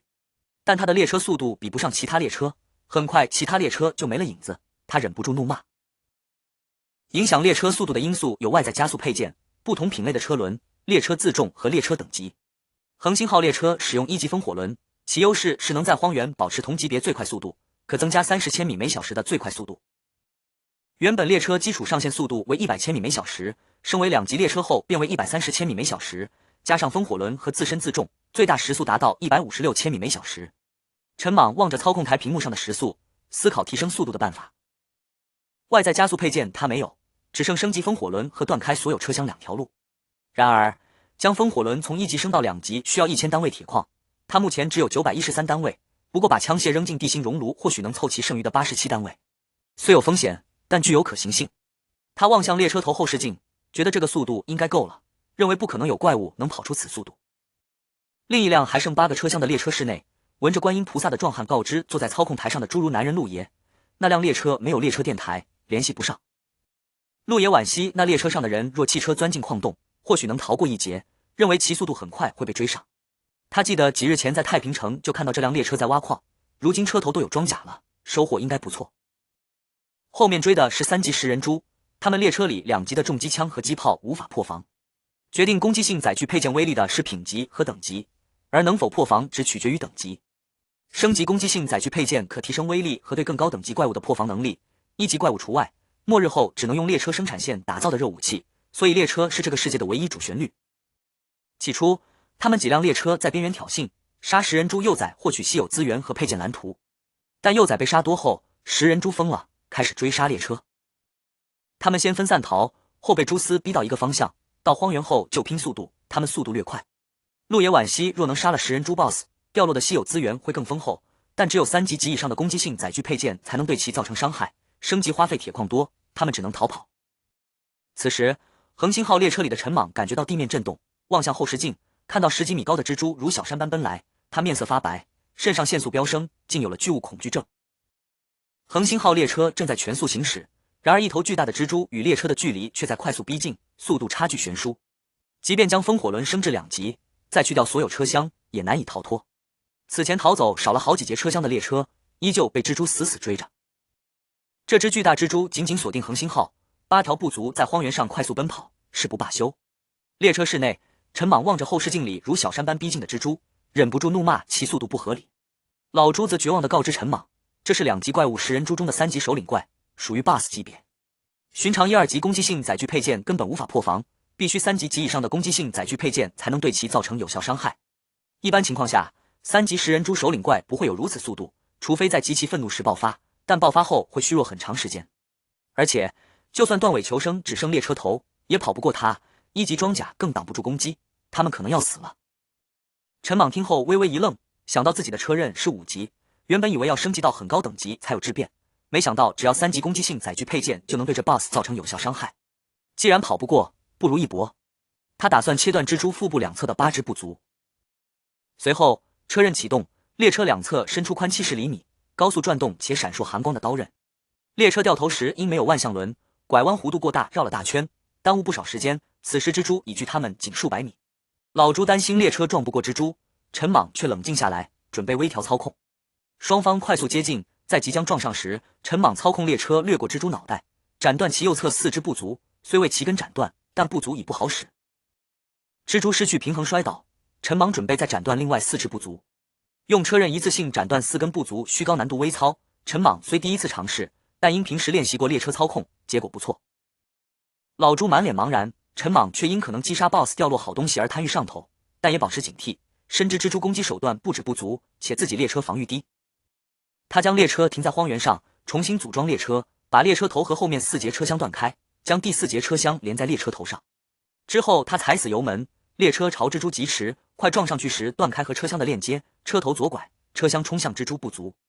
列车头内的陈莽看到车厢削断蜘蛛左边2只部族，虽车厢被另外2根部族刺穿抛远，但计划成功。他认为只要反复用100单位铁矿的车厢操作，就能让 BOSS 葬身于此。老朱目睹这一切，满脸震撼和茫然。故技重施数次后，陈莽操控列车愈发得心应手。随着数节车厢报废，那如小山般的蜘蛛所有部族被拦根斩断，轰然倒在荒原，彻底失去行动能力，宛如待宰羔羊。陈莽轻呼一口气，把之前遗弃在不远处的几节车厢重新和列车头连接，接着操控列车靠近蜘蛛，并绕到其后方。他觉得蜘蛛从腹部喷射蛛丝，头部嘴巴也具攻击性，从屁股下手最安全。然而，他的车刃宽度仅70厘米，而蜘蛛有10几米高，像4层小楼一样，即便蜘蛛无法动弹，近乎丧失攻击手段，也难以将其击杀。就算车身紧贴蜘蛛屁股开过去，也只是留下一道70厘米深的伤口，对蜘蛛庞大的体型来说，根本不致命。不过陈莽并不着急，他扫视四周，明白这几日荒原安静是因蜘蛛的气息吓跑了附近的怪物，自己有足够时间慢慢处理。他操控列车在蜘蛛屁股后面不断穿梭，可无论穿梭多少次，都只能留下70厘米深的伤口，无法致命。半个小时后，陈莽面无表情地走出列车室，望着如小山般的蜘蛛王，虽其行动和攻击能力基本丧失，但就是杀不死。蜘蛛中气十足的痛苦嘶吼声表明他离断气还早。5级车刃虽能破防，可只是白色品级载具配件，威力有限，刀刃宽度窄，升几级也无济于事。老朱有些束手无策，彪子提出拆下车刃的想法，陈莽摇头否定，因为车刃靠列车头的能源石驱动，断开连接就会失去能源，且无法拆卸，强行拆会化成碎片。突然，陈莽想到解决办法，他制造1节车厢，断开连接后，招呼奴隶们将车厢两侧的车刃强行拆除。拆除后，车刃崩碎成近100枚能对3级首领食人蛛破防的钢制碎片。老朱和彪子明白他的意思，把碎片分给奴隶。在陈莽号令下，奴隶们手持碎片冲向蜘蛛屁股开凿，打手们也都参与其中。1小时后，陈莽无奈叹气，已凿出很大缺口，地面满是血液和碎肉，众人衣服被污血染红。不知过了多久，天亮了，蜘蛛身子被挖空大半后倒塌，后背飞出数个光点。陈莽让老朱和彪子找人收集血液治水给大家洗，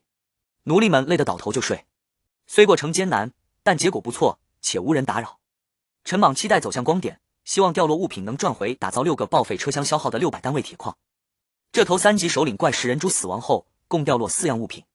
分别是2单位3级矿石赤心岩、100单位2级材料精细蛛丝、绿色品级载具配件蓝图强力磁铁、特殊道具地狱手杖。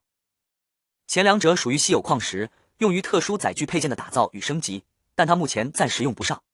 强力磁铁可在失潮时将列车或成员击杀怪物的掉落物品吸进指定车厢。地狱手杖能让人在列车周围一定范围隔空操控列车。陈莽觉得东西不错，只是对其名字不太满意。他对此次 BOSS 的奖励感到满意，虽稀有矿石当下无用，但日后总会有用。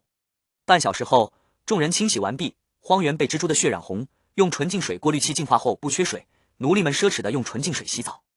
陈莽准备回到铁矿，休整1天后继续挖矿。他的2级列车还是空壳，很多必备配件未打造，目前最缺普通铁矿。这时，老朱提议去太平市搜刮，认为3级食人蛛在那产崽吓跑了其他怪物，此时城市空虚，郊区烟酒店暗格没被搜刮过。陈莽起初拒绝，强调获取铁矿打造配件更重要，若有足够多的重机枪就不用逃跑。老朱又提及杀食人猪幼崽能掉落好东西，且没人争抢，陈莽最终同意前往。列车沿着食人猪痕迹疾驰，陈莽查看能源时还有 72%， 自己仅有313单位铁矿。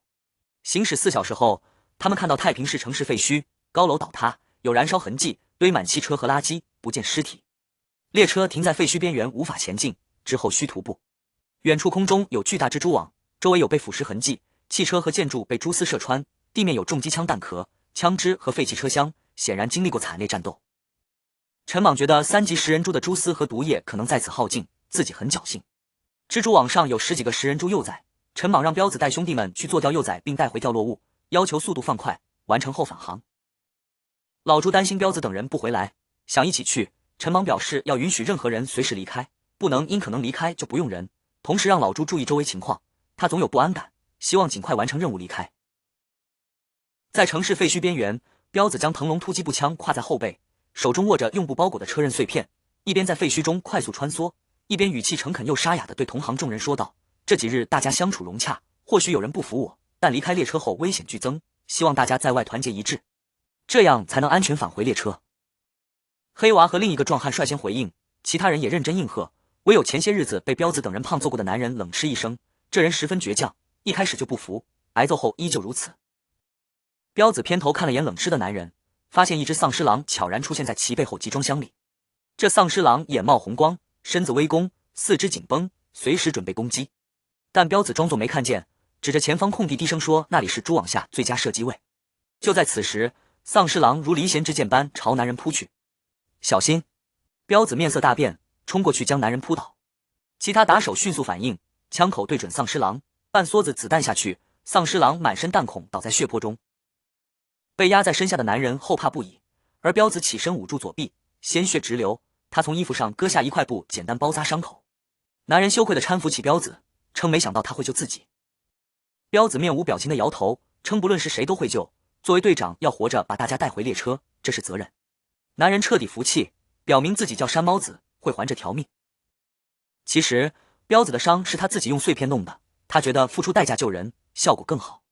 他本想若山猫子不记恩就找机会让他死，现在见山猫子记恩，便改变了想法。队伍因倒塌建筑和拥堵街道前进缓慢，一路上还遇到3只丧尸狼。20分钟后，他们来到一处矮楼废墟天台，眼前是数座高楼间的巨大蜘蛛网，10几个小蜘蛛幼崽挂在半空中随风飘荡，下方约20几头1级丧尸狼望着幼崽流哈喇子。黑娃凑到彪子身边小声说：计划里没这些丧尸狼，情况不对。彪子表示计划有意外很正常，就像干工地甲方不按时结款一样，让大家速战速决。他让所有人子弹上膛，再靠近一点开火，悄悄往前摸，因为当前距离丧尸狼约30多米，子弹命中率低，逼近些命中率会提高。携带全自动步枪的10个人面对20多头丧尸狼，轻松将其解决。不过彪子皱起眉头，他发现众人配合不够默契，攻击目标太乱，常出现好几个人瞄准一头狼射击的情况。但也没办法，他打算等回到列车后慢慢训练大家，毕竟这里没人是专业的，只能在实战中找问题再改进。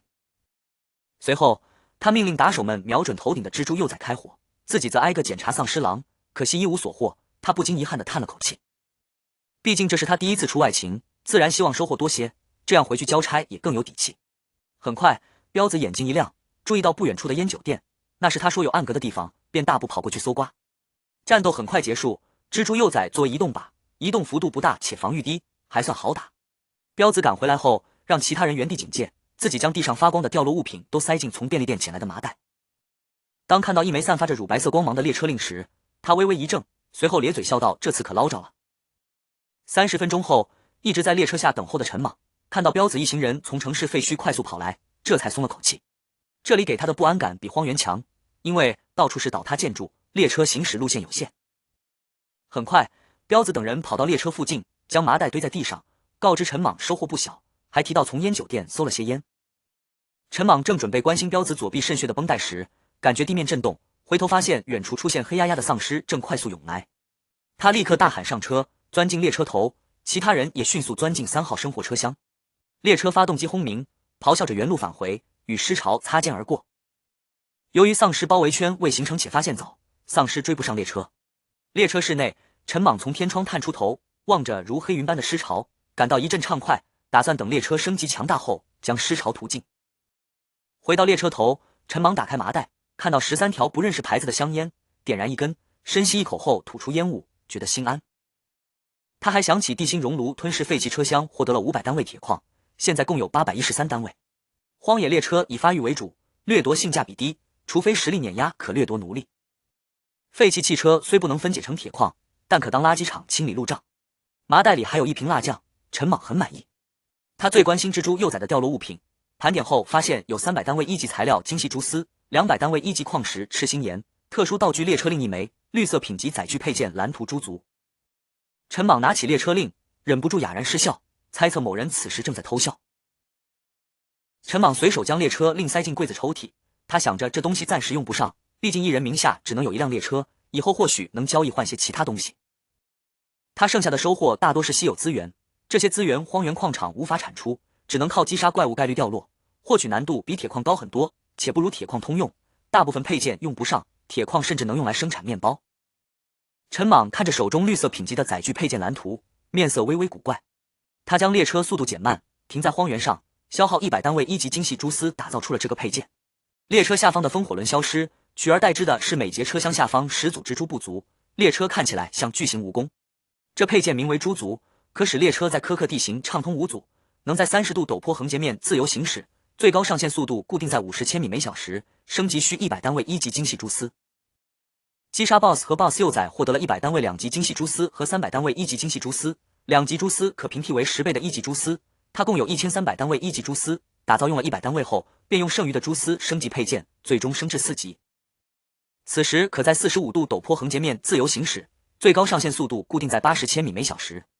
虽然在荒原用处不大，但去其他地形坎坷的地方，这东西无论是赶路还是逃命都很有用，且还能继续升级，升到13级可在墙上开，31级能在天花板倒着开，他很喜欢这个配件。他收回蛛足，放下风火轮，沿着痕迹朝来石矿场驶去继续挖矿。在3号生活车厢内，山猫子满脸歉意的要查看彪子的伤口，担心发炎感染。彪子解开绷带又迅速裹上，称外面有食人蛛污血，不能解开查看，让山猫子去休息，自己来放哨。其实伤口只是用车刃碎片蹭了一下，血已凝固，没必要给人看。山猫子眼眶泛红，去角落睡觉。车厢内众人因连日劳累，在列车摇晃下很快入睡。众人入睡后，黑号问彪子为何自然上交列车令，以为他要自立门户。彪子不屑地称上缴的是投诚书和免死金牌。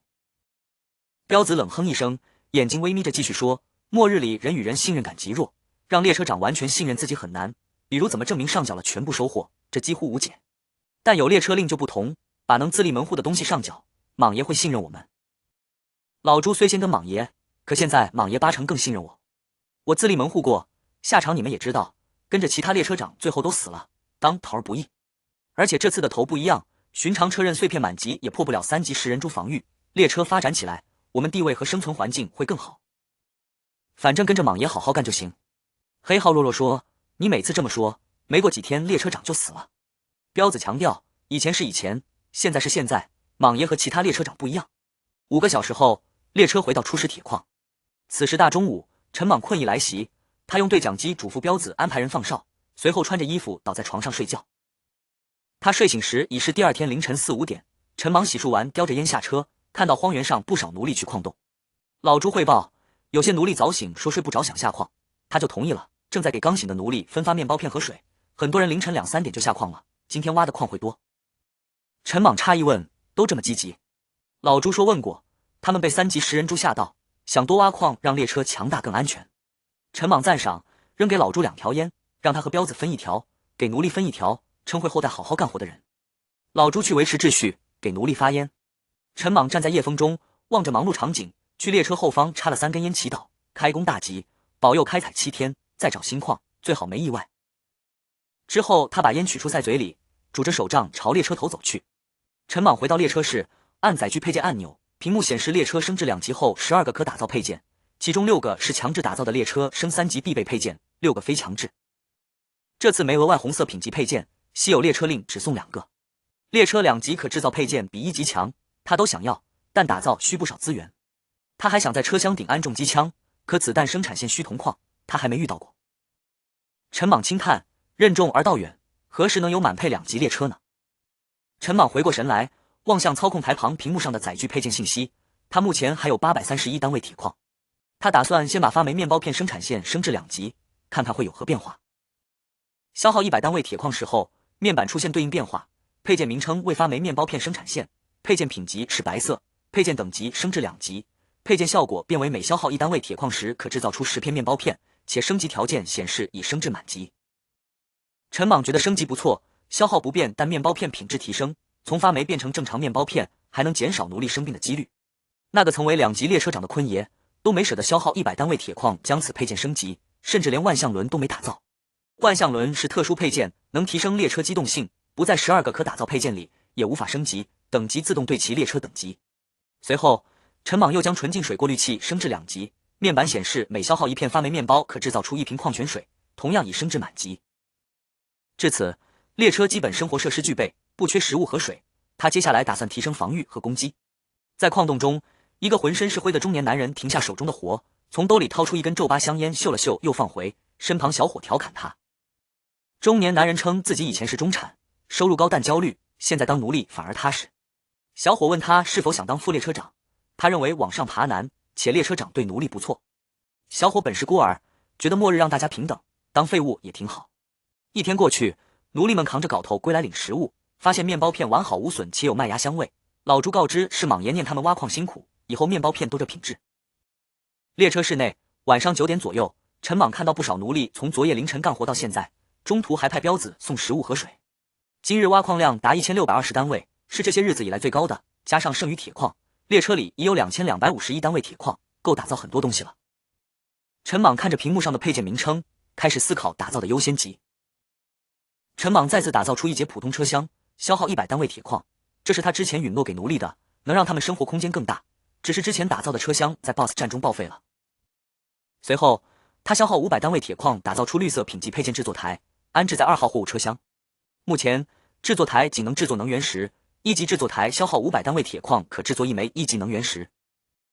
陈莽制作出能源石后，将其放入发电机，列车内所有车厢的灯瞬间亮起，在荒原上散发着温馨感。这枚能源石约莫能支撑发电机使用300余天，列车头的能源石还有62%，他打算等快用完再打造，以备不时之需。打造车厢和制作台共花掉1000单位铁矿。接着，陈莽优先打造列车电台和锁地雷达，各消耗500单位铁矿。至此，他已消耗2100单位铁矿，只剩下151单位。他查看锁地雷达面板，这是1级绿色配件，以列车为中心半径1000米内，任何非列车成员的活物靠近都会示警，升级需1000单位铁矿石。操控台左侧出现屏幕，显示列车及周边情况，活物主要指其他人类和怪物。外置锁地雷达在列车头前方，因没有车载音响配件，只能进行图文预警。于是，陈莽又消耗100单位铁矿打造出白色品级的车载音响，这是音响组，列车头外有大音响，列车室内和每节车厢都有小音箱，预警等声音将通过音响发出。此时，他兜里只剩51单位铁矿，留着明天制造食物和水。夜间，所有人入睡，打手巡逻守夜。陈莽睡不着，下车望着列车，心中涌起满足感。列车从最初的一节简陋车头，逐渐变得羽翼丰满。猪足车轮虽初看与列车不搭，但能让人感受到机械的魅力。陈莽坐在荒原上，像欣赏艺术品一样看着列车。这时，手杖上锁地雷达缩小屏幕显示有3个红点逼近，打手持枪解决，红点消失。陈莽觉得打手警觉性提高，今日零星怪物攻击让他心安，说明附近无恐怖 BOSS。他决定提高风火轮优先级，等打造完必须配件再针对性升级。最后，他起身拍了拍灰尘，拄着手杖朝列车头走去，希望明天平安。入秋，夜风甚鼓。陈莽在荒原坐了半晌后，起身回到列车室内准备入睡。这时，他眼角余光瞥见操控台面板上的数字似乎跳动了一下。他上前查看，发现列车头镶嵌的能源石剩余容量变成了61%。可今天白天还有62%，且这一天列车原地未动，车刃也没运转，能源容量却莫名其妙少了1%。陈莽回忆，前往太平市时，列车能源石从72%降至62%，一来一回约10小时，全速前进1小时大致消耗1%，这很正常。但在去太平市之前，只是和食人猪战斗完，能源石就消耗了将近30%。他原本以为是车刃这个能源黑洞所致，没深入思考。如今能源石莫名掉1%，问题严重。他怀疑是能源石在战斗中受波及，可上前查看却没发现任何缝隙。陈莽没有入睡，打开新打造的列车电台，想获取一些情报。他按下操控台旁边的绿色按钮，屏幕上出现一个聊天室形式的聊天框，右上角显示室内有397人，屏幕上不时蹦出消息。嗜血狂牛列车询问太平市的3级食人猪是否走了，称那片最近没大动静，有丧尸狼出现了。无限号列车觉得应该走了，说自己这段时间在漠河丘陵伐木，效率低，因为无人荒原树少，城市废墟，在没确认食人猪离开前不敢去。地狱列车表示漠河丘陵地形差，列车无法跑，还质疑无限号列车升级3级机炮却不舍得用。无限号列车称有而不用和用时没有是两码事，万一被追上能反杀。陈莽在聊天框输入问题，询问能源石未开动却掉1%的情况，没想到大家回复很快，无限号列车认为基本不会出现这种情况，可能是电路系统问题，把需10克耗能的载具配件连在了列车头能源石上。地狱列车让他查看锁敌雷达或内置火控系统的电路，换接发电机。嗜血狂牛列车建议升至2级后重新铺设电路，让能源石只负责列车驱动。陈莽查看后发现锁敌雷达与列车头能源石相连，他调整了车刃、锁敌雷达等配件的电路，让所有耗能配件都连接在发电机上。他感慨列车电台有用，接着又询问战斗不到2小时能源石掉近30%是否正常，很快再次得到了回复。嗜血狂牛列车称攻击性载具配件消耗能源较正常，还听闻有人一场战斗用掉3颗能源石，但他觉得无限号列车刚升2级不久，1级列车配件本无需能源支撑，此番能源消耗的情况不太正常。无限号列车也认同情况异常，却不清楚原因。地狱列车指出有些怪物攻击手段会使列车能源石掉容，像3级食人猪的毒液，并建议打造列车辅助 AI， 它能显示怪物具体信息。无限号列车认为刚升2级的列车速度跑不过3级食人猪，不可能被其毒液喷射到，所以肯定不是这个原因，还提议实在不行换个列车重启。嗜血狂牛列车说先睡觉，过几天集会见。陈莽心想可能是攻击时无意沾染了毒液，导致列车头能源石掉容，1颗能源石500单位铁矿他还承受得起，便穿着衣服倒在床上睡了。眨眼天亮，陈莽洗漱后吃着馒头，看着准备下矿的奴隶，心里计划着等2级列车满配后去搜刮更多奴隶，毕竟人口是荒野第一生产力。窗外彪子带着打手训练，陈莽没插手。1天过去，奴隶带回1208单位铁矿，刚把铁矿搬到2号货物车厢，地面突然震动，列车室内警报响起，锁敌雷达屏幕光圈周围涌出大量红色光点，尸潮正在汇聚形成包围圈。奴隶和打手们习以为常，迅速上车。恒星号列车启动，撞飞挡路丧尸，两侧车刃将靠近的丧尸斩为2截，很快驶离尸潮。10几分钟后看不到尸潮了，陈莽打算就地驻扎，等天亮后丧尸离开再回去挖矿。他觉得锁敌雷达预警范围只有半径1000米太短，得早点升级。此时列车电台聊天室热闹起来，故里列车和无限号列车感觉地震，嗜血狂牛列车称是末日深渊震动导致无人荒原地震。陈莽了解到末日深渊有2级铁矿和1级铜矿，是高密度资源点，但因太深无人开采。他想到自己的猪族升级后可在90度横截面行驶，末日深渊对他来说不仅是资源点，还是安全屋，不过升级猪族需要精细蛛丝。这时嗜血狂牛列车表示有绿色品级的稀有载具配件蓝图氮气尾喷要交易，可在集会上用奴隶、女人、资源等交换。陈莽得知这是列车长自发组织的交易活动，7天后举行。他觉得自己列车刚升2级去集会没安全感，但还是询问是否有人有精细蛛丝，嗜血狂牛列车回复有。陈莽收到嗜血狂牛列车的私信，对方询问他要多少1级精细蛛丝。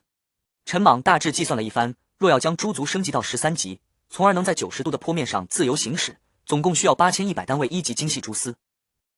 他把这个数字发过去后，对方许久未回复，片刻后才告知只有1500单位，这些都是杀食人猪掉落所得。还提到前几日有列车去太平市猎杀食人猪幼崽，他们手里或许也有蛛丝，并约集会见，询问他准备拿什么交易。陈莽查看列车面板，发现自己没什么能拿出来交易的东西。奴隶不舍得，资源自己也缺，唯一能拿出手的车刃碎片虽可作为近战利器破开3级乃至4级怪物防御，但他不想暴露太多信息，犹豫后回复到时集会再说，打算先去集会上了解列车令的行价。夜深人静，陈莽不再关注列车电台，决定再次露宿。他想着列车里还有1230单位铁矿，计划先将列车该有的配件全都打造出来，再慢慢针对性升级。既然决定7日后去集会，这几日得打造极挺三角猫重机枪安装在车厢顶部，增加威慑，以防被宵小盯上。不过重机枪子弹生产线光打造就需500单位铜矿，而他列车里只有10单位，远远不够。今夜他花费1100单位铁矿打造了3个配件。列车辅助 AI 打造出来后，操控台上多了个屏幕，能在行驶和驻扎时辅助列车长，如判断坡度度数、检测配件损坏程度、提供怪物信息等。资源探测雷达1级时检测范围半径1000米，检测到资源点会提示并显示在屏幕上。目前它附近无资源点。检用医药箱消耗100单位铁矿，是一次性用品，主要救治外伤，还有些常用药，量大概够3个人用。之后，他又耗费列车内仅有的100单位木材，打造了衣物定制生产线，放置在2号货物车厢。但他没木材了，只能暂时搁置，打算去集会前一晚洗了衣服晾晒。做完这些，陈莽拎着医药箱来到3号生活车厢，见彪子正和小伙比拼俯卧撑，周围打手起哄。他让彪子撸起袖子上药，彪子虽尴尬，但只能服从。陈莽看到伤口已结痂，明白怎么回事，喷了消毒喷雾，换了绷带，叮嘱彪子出外勤注意安全后返回列车室。回到列车室无事可做，困意袭来，他倒在床上进入梦乡，迷迷糊糊想起还没给坤爷上香，决定改日再做。在荒野中，列车如同孤舟行驶，即便车上人不少，平日却难见其他列车，充满未知与孤独，谁也不知下一刻会遭遇什么，能否看到明日太阳。天亮后，4号和5号奴隶车厢里的奴隶们苏醒，列车在荒原疾驰，他们不知目的地，只知有矿就干活，没矿便待在车厢。列车停稳，他们回到昨日熟悉的矿洞，尸潮已退。那个末日前条件不错的中年男人，把手中把玩的香烟塞回口袋，笑着拍了拍身旁年轻小伙的肩膀，招呼他带上镐头准备干活。这几日两人聊得不错，已然混熟。年轻小伙末日前被称作小镇青年，他不喜欢这个称呼，网上发声后变成社会废物，他觉得还是小镇青年好听，还抱怨为何自己要当废物。列车室内，陈莽吃完早餐，坐在操控台默默偷窥列车长们在列车电台的聊天，这是他目前唯一的娱乐活动。嗜血狂牛列车昨夜发私信说解决了几10个食人猪，收获不少蛛丝，能和他多交易。陈莽看到车外巡逻的打手和下洞的奴隶，觉得一切正稳步朝好的方向发展。荒原的另一端，电音之王列车内，侏儒男人坐在操控台百无聊赖地浏览列车电台信息。几日前他被3级食人猪赶出太平市，之后找到矿场一直驻扎挖矿。刚才他看到有列车长说有个1.8米的女奴隶待在集会交易，这让他原本不想去集会的心有了波澜。他天生侏儒，末日前在小人国游乐园当 NPC， 末日获得列车令并机缘巧合掌控列车后，对高挑女人极为痴迷。他发私信约对方在集会面谈。这时列车电台有列车长公布太平市3级食人猪已死，只剩空壳还附带了坐标。侏儒男人输入坐标发现位置在他逃跑路线上，距1级铁矿不远。他记得当时遇一辆1级列车开采，想提醒却无法联系。他觉得杀3级食人猪浪费炮弹，不划算。他打算继续挖矿，几日后去集会处理收获的蛛丝和猪族蓝图。恒星号列车内，陈莽以为昨夜意外后今日会平安，可到了正午，索迪雷达出现数十个靠近的红色光点，他用望远镜看到20-30个衣衫褴褛的幸存者正朝列车靠近。他疑惑这些人从太平市跑来没遇怪物，但没时间思考，立刻抄起对讲机让彪子拦下他们，进行全身搜查，卸掉武器，不配合者当场击毙。收到命令后，彪子立刻带着一众打手堵住一群加快步伐走来的幸存者。他先鸣枪示警，而后对着幸存者高吼，要求他们举起双手，警告有异动者死。此时他身子紧绷，腾龙突击步枪上膛，枪口瞄准，手指随时准备扣动扳机。原来他所在列车曾因敌对列车派出假扮幸存者的打手混入而覆灭，列车长当场死亡，这让他对这批突然出现的幸存者格外警惕。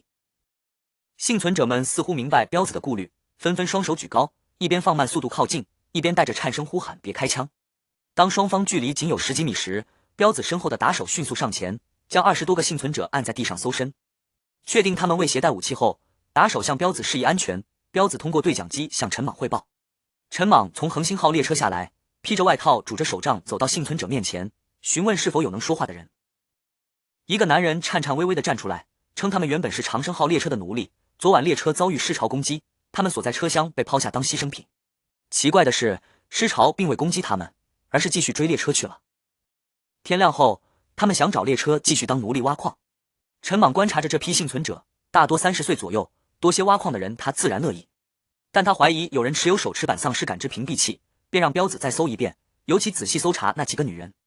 那个刚站出来说话的男人眼底闪过一丝慌乱和愤怒。10分钟后，从一个中年女人身上搜出类似对讲机的东西，手枪、弹匣和列车令。陈莽质问女人，女人指认是那个男人胁迫她这么做，称男人是长生号打手头目，想加入列车择日上位。男人站出来，硬气地表示愿赌服输，还表达了对陈莽的佩服，甚至说若早遇见会成为其忠心手下。话未说完，陈莽开枪将其击毙。经过审问得知，这批人确实是长生号列车的，遇尸潮被抛弃。打手私藏了屏蔽器和列车令在女人身上，本想杀原列车长上位，遇尸潮被抛下后，计划加入新列车，接近列车长杀掉他，掠夺资源，凭借列车令建立自己的列车。陈莽没过多评价，只知道自己多了20个奴隶，男人的老相好也被他让彪子送走了。列车室内，陈莽把手枪和弹匣扔进地心熔炉，洗净手持板丧尸感知屏蔽器和列车令，准备6日后集会交易。他就奴隶的去留问题与老朱商讨，是留着自用，还是在集会上售卖。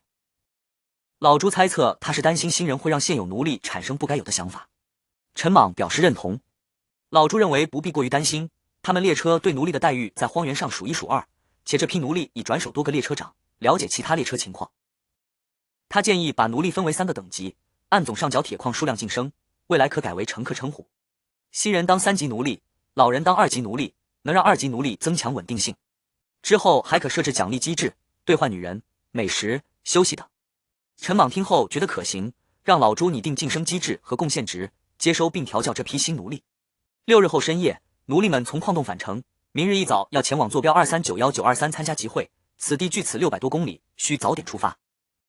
这几日较太平，共获8100单位铁矿，有新奴隶加入，挖矿速度加快，但铁矿已所剩不多。恒星号列车除车头外有4节车厢，陈莽花4000单位铁矿为车厢打造车厢钢制装甲，使列车外观更狰狞厚重。他还打造3挺重机枪，加上缴获的1挺，每节车厢顶部都有1挺，消耗1500单位铁矿。又花1000单位铁矿打造1级内置火控系统，性价比高，不过只能对内射击，且都没子弹，主要起震慑作用。目前2级列车可打造的配件基本完成，之后针对性升级。列车还有1600单位铁矿，他用1000单位将锁敌雷达升至2级，探测范围达半径2000米，剩下600单位留作平日制造食物和水。整理完收获，陈莽望着建他的矿洞，有些不舍，矿场资源已挖完，接下来要寻找新矿场。他插好香烟，双手合十，祈祷明日顺利，希望在集会上换到足够蛛丝，去末日深渊开采2级铁矿和1级铜矿。原地驻扎一夜，天刚亮，恒星号列车在荒原上咆哮着，朝坐标的2391923疾驰。这片荒原末日来临前叫铁岭荒原，末日后人们多称其无人荒原。4个多小时后，列车速度渐慢，能看到的列车增多，最终停下。操控台上的陈莽望向荒原上扎堆的人群，眼中闪过古怪，集会到了。集会简陋，无帐篷，列车都停在距集会1000米外。这是靠共识自发组成的集会，他将列车停靠在指定位置，带着彪子、老朱等打手下车，其余打手留车厢维持秩序。陈莽可拄着手杖远程操控1000米内的列车。看到40-50辆列车后，他觉得自己的恒星号还算不错，不少列车没全车厢覆盖装甲，他认为只要有100个奴隶和1级铁矿，发育半个月就能做到。他今日主要交易目标是嗜血狂牛列车和电音之王列车，约定在集会末端会面，他先带老朱等人逛逛。陈莽问老朱对集会了解多少，老朱表示以前列车没来过，自己不了解。陈莽拄着手杖走在前面，彪子等打手手持腾龙突击步枪跟在身后。列车长身后都跟着打手，列车本身是主要战斗来源，打手负责多项工作，比奴隶工作复杂，奴隶只需抡镐头。列车长们保持距离，默契地进入集会，或闲逛或摆摊。这是小型集会，有一条从北至南的动线，列车长在2侧等待交易。陈莽等人走进集会，看到第一个摊子木板上写着求购载具配件蓝图和出售奴隶。他询问奴隶价格，老者告知青壮年500单位铁矿，有伤残的300单位铁矿，女人价格300减1000单位铁矿不等。陈莽认为价格虚高，回本周期长且不确定因素多，拿铁矿买奴隶不理智。老者邀请他去列车看奴隶，还说批量买可议价，上次有人买了100个青壮年奴隶，可能已去资源丰富区域。陈莽好奇什么人会花5万单位铁矿买奴隶，他觉得这么多铁矿能打造半满配2级列车，买奴隶若不是笨就是有实力。陈莽心中思索着5万单位铁矿的概念，他从打造列车至今花费的铁矿总量都远不及此。看到奴隶摊位价格太贵，他摆了摆手，决定等列车实力足够后再考虑采购奴隶。列车缺资源，往往不是因为奴隶不足，而是在荒原找矿艰难，即便找到矿，失潮也会带来诸多困扰。集会上的商品琳琅满目，有各式生活用品、白酒、真空包装零食，还有铜矿、铁矿、配件蓝图等资源。陈莽看到一个摊位前跪着被铁链绑住脚踝的女人，竟是当红一线女星季楚楚，旁边木板写着当红一线女星寻有缘人，其身后还有几个姿色不错的女人和3个精心打扮的年轻男明星。老朱认出季楚楚，告知其他人是综艺里很火的主嘉宾，还觉得想卖高价很难，除非论次卖。陈莽询问价格，列车长称蓝色品级配件蓝图可直接带走，没有的话5万单位铁矿或铜矿也行，稀有绿色品级配件蓝图和特殊道具也能商量，还强调季楚楚跳舞一流，绝对值这个价。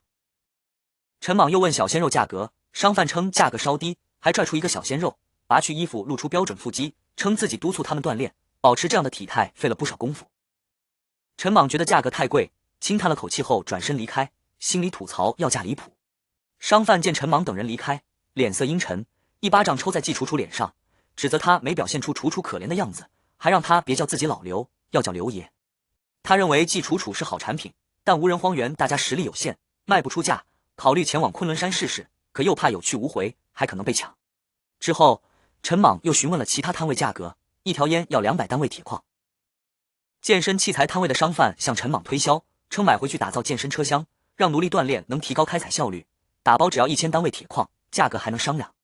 陈莽像看傻子一样看着滔滔不绝的商贩，又看了眼他脚下的销售逼单必成宝典，沉默片刻后缓缓走开，觉得把跑步机从城市废墟扛到列车上的手下是憨批。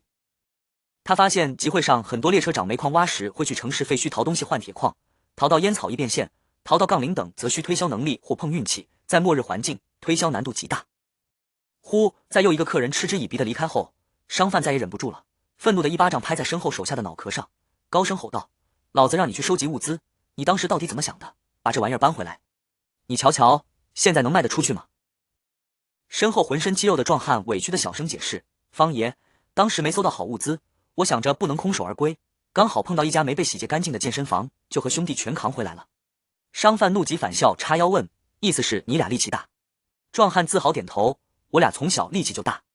陈莽路过这个摊子，继续朝集会深处走去。一路上他看到不少乱七八糟的东西在售卖，甚至还有纸质小说，一本只需1单位铁矿。他每个摊位都去询价，主要是想了解大致行情，购买欲望并不强烈，毕竟他兜里没多少铁矿，列车里只有600单位，目前主要交流货币就是铁矿。不过他还是买了点东西，比如老朱手里拎着的一只老母鸡，花了400单位铁矿。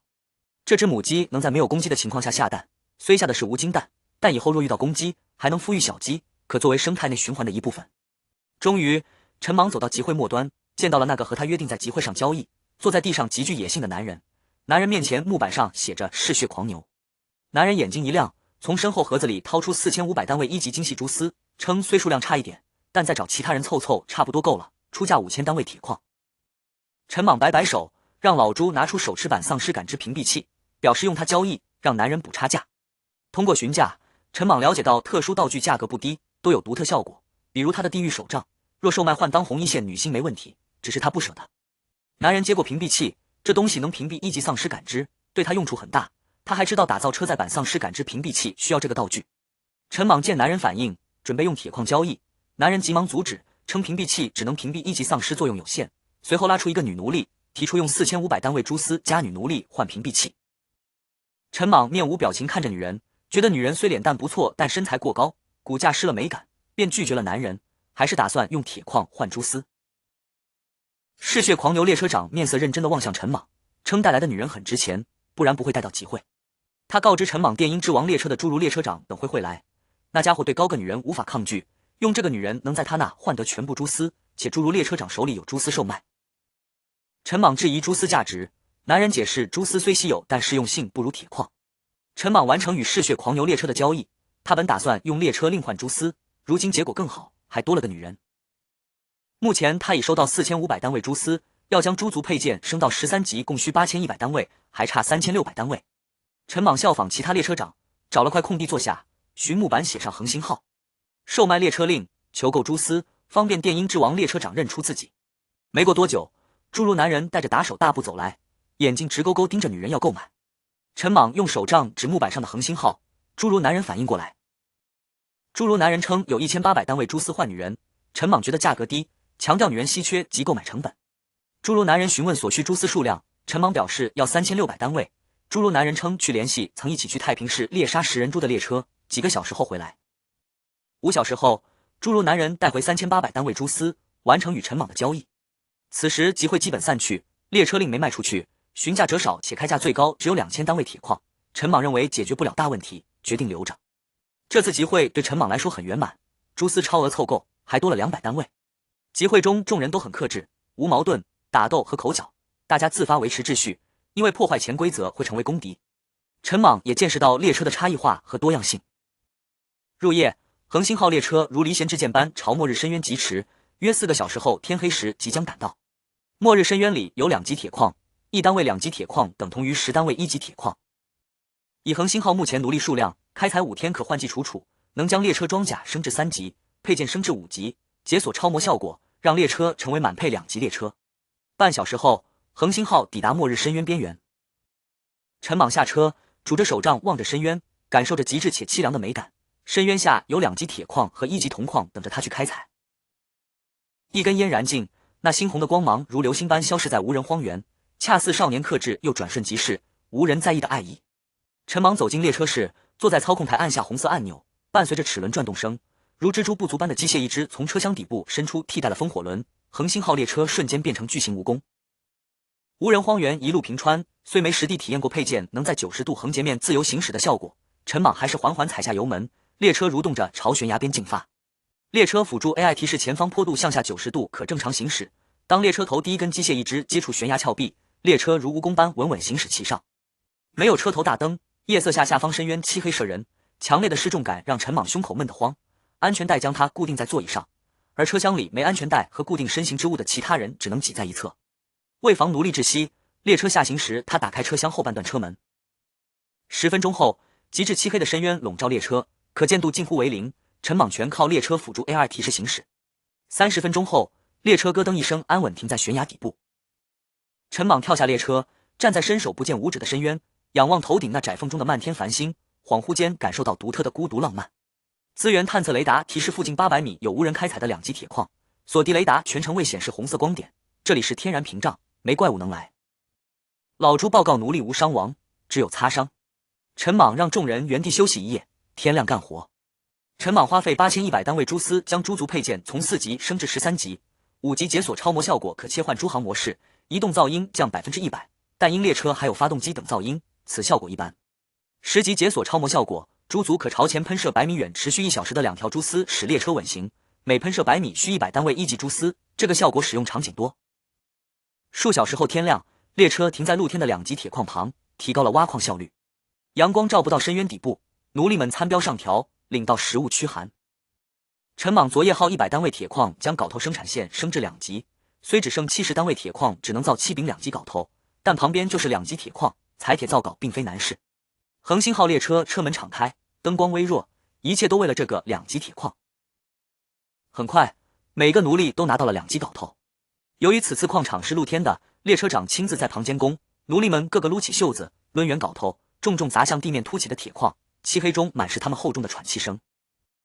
陈莽在操控台上将外在音响声音调至最大，一首劲爆 DJ 震耳欲聋地响彻在每个奴隶耳边。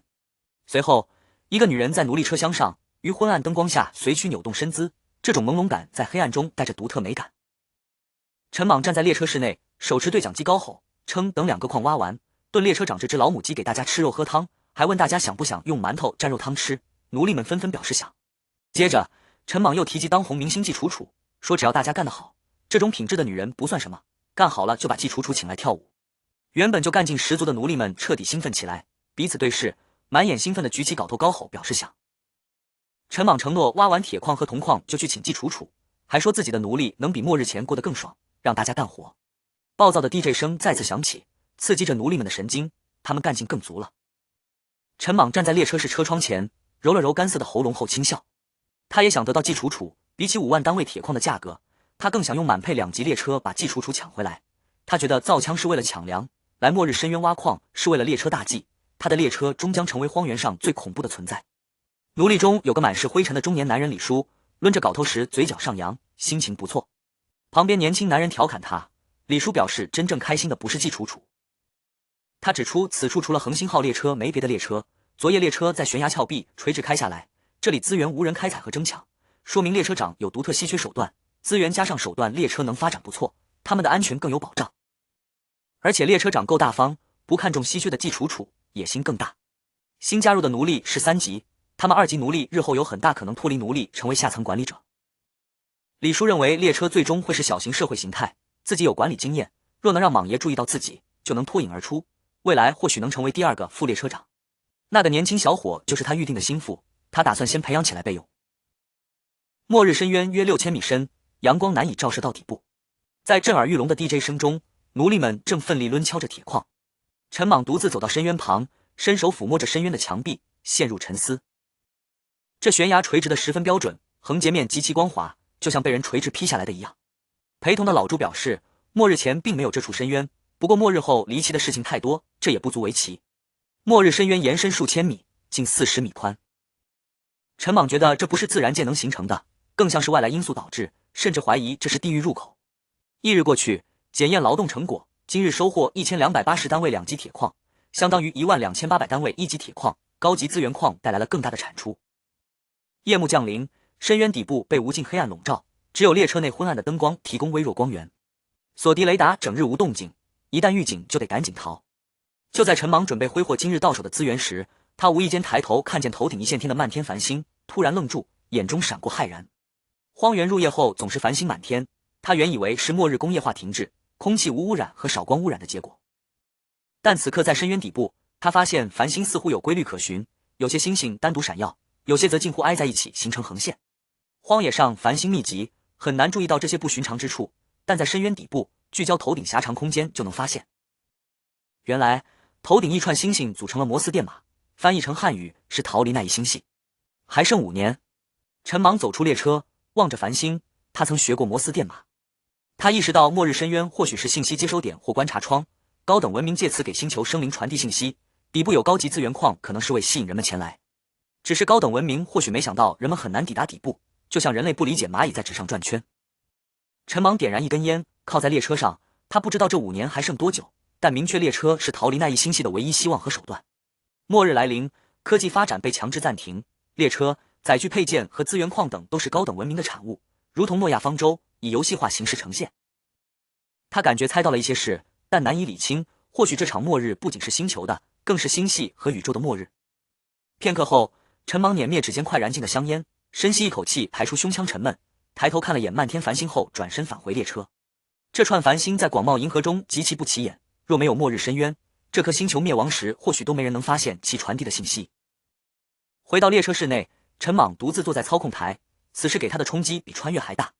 末日在1年前降临，从那时算起，他必须在4年内把列车打造得足够强大，使其拥有飞出那一星系遨游银河的能力，才能真正逃过此次末日。望着列车面板上12827单位的铁矿，陈莽开始今日的打造。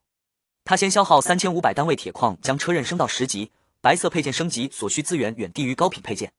升至10级后，车刃变宽到120厘米，刀刃更薄且不影响硬度。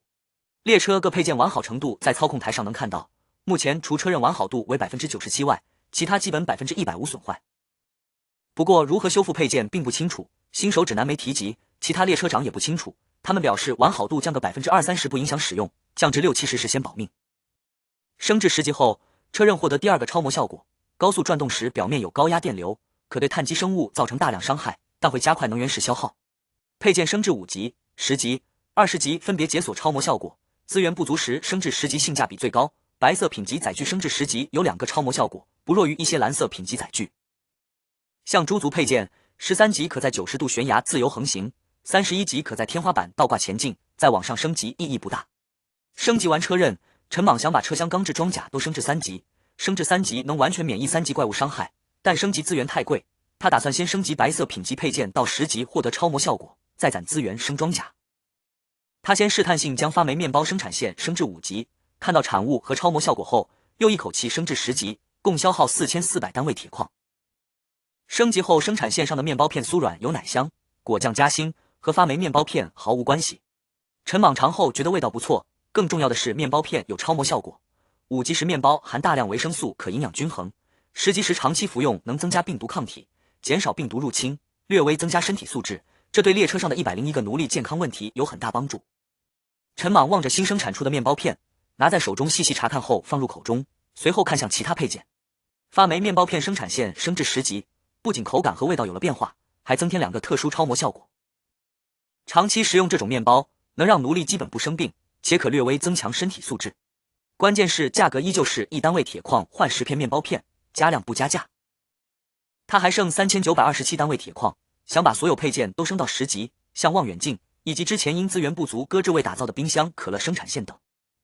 如今资源充足，他将列车所有可打造的配件都打造出来。不过3829单位铁矿不足以让一个白色品级的载具配件升至10级，他便停下当日列车打造工程，打算等明日有足够铁矿再继续。第2日，奴隶们像往常一样从车厢下来，准备排队领食物和水，可副列车长却站着不动，没有分发的意思。就在奴隶们面面相觑时，3号生活车厢门打开，里面装满了松软且含果酱的面包片。陈莽走出来，微笑着让场面安静下来，宣布这将是他们的日常食物，希望奴隶们用资源回报他，随后让老朱等人分发面包。他走到列车头，考虑给列车多加1节车厢，因为列车内东西多，之前打手和面包生产线、铜矿共处1节车厢不太方便，他想着给镐头生产线等单独1节车厢，子弹和矿石资源1节，打手们1节，不过这得过几天再安排。3天过去，每晚陈莽都会仰望星空，组成文字的星星位置和排列变化不大。这3天他几乎没花铁矿，攒到了43091单位，目标是车厢钢制装甲和风火轮。恒星号列车有5节车厢，他耗费25000单位铁矿将每节的1级车厢钢制装甲升至2级，能免疫2级怪物伤害，3级装甲升级成本高，之后再考虑。他又消耗1万单位铁矿把风火轮升至5级，使其基础速度增加。升至5级后解锁超模效果，关键时刻能让列车上线速度翻倍，升级后列车上线速度从156千米每小时提升至254千米每小时。陈莽望着操控台列车数据，有些配件超模效果能猜到，有些如冰箱、车载辅助 AI 的，他完全摸不着头脑，便想试试白色品级载具配件的升级。恒星号列车上，陈莽消耗4400单位铁矿，把列车室内的冰箱升至10级，得到2个超模效果。并非所有配件升级都有对应提升，像车刃、风火轮升级会有变化，可1级冰箱和10级冰箱外观、温度几乎没差异，就是个普通冰箱。冰箱5级超模效果是极致保鲜，放入的食物拿出后口感和品质几乎不变。冰箱10级超模效果是内含乾坤。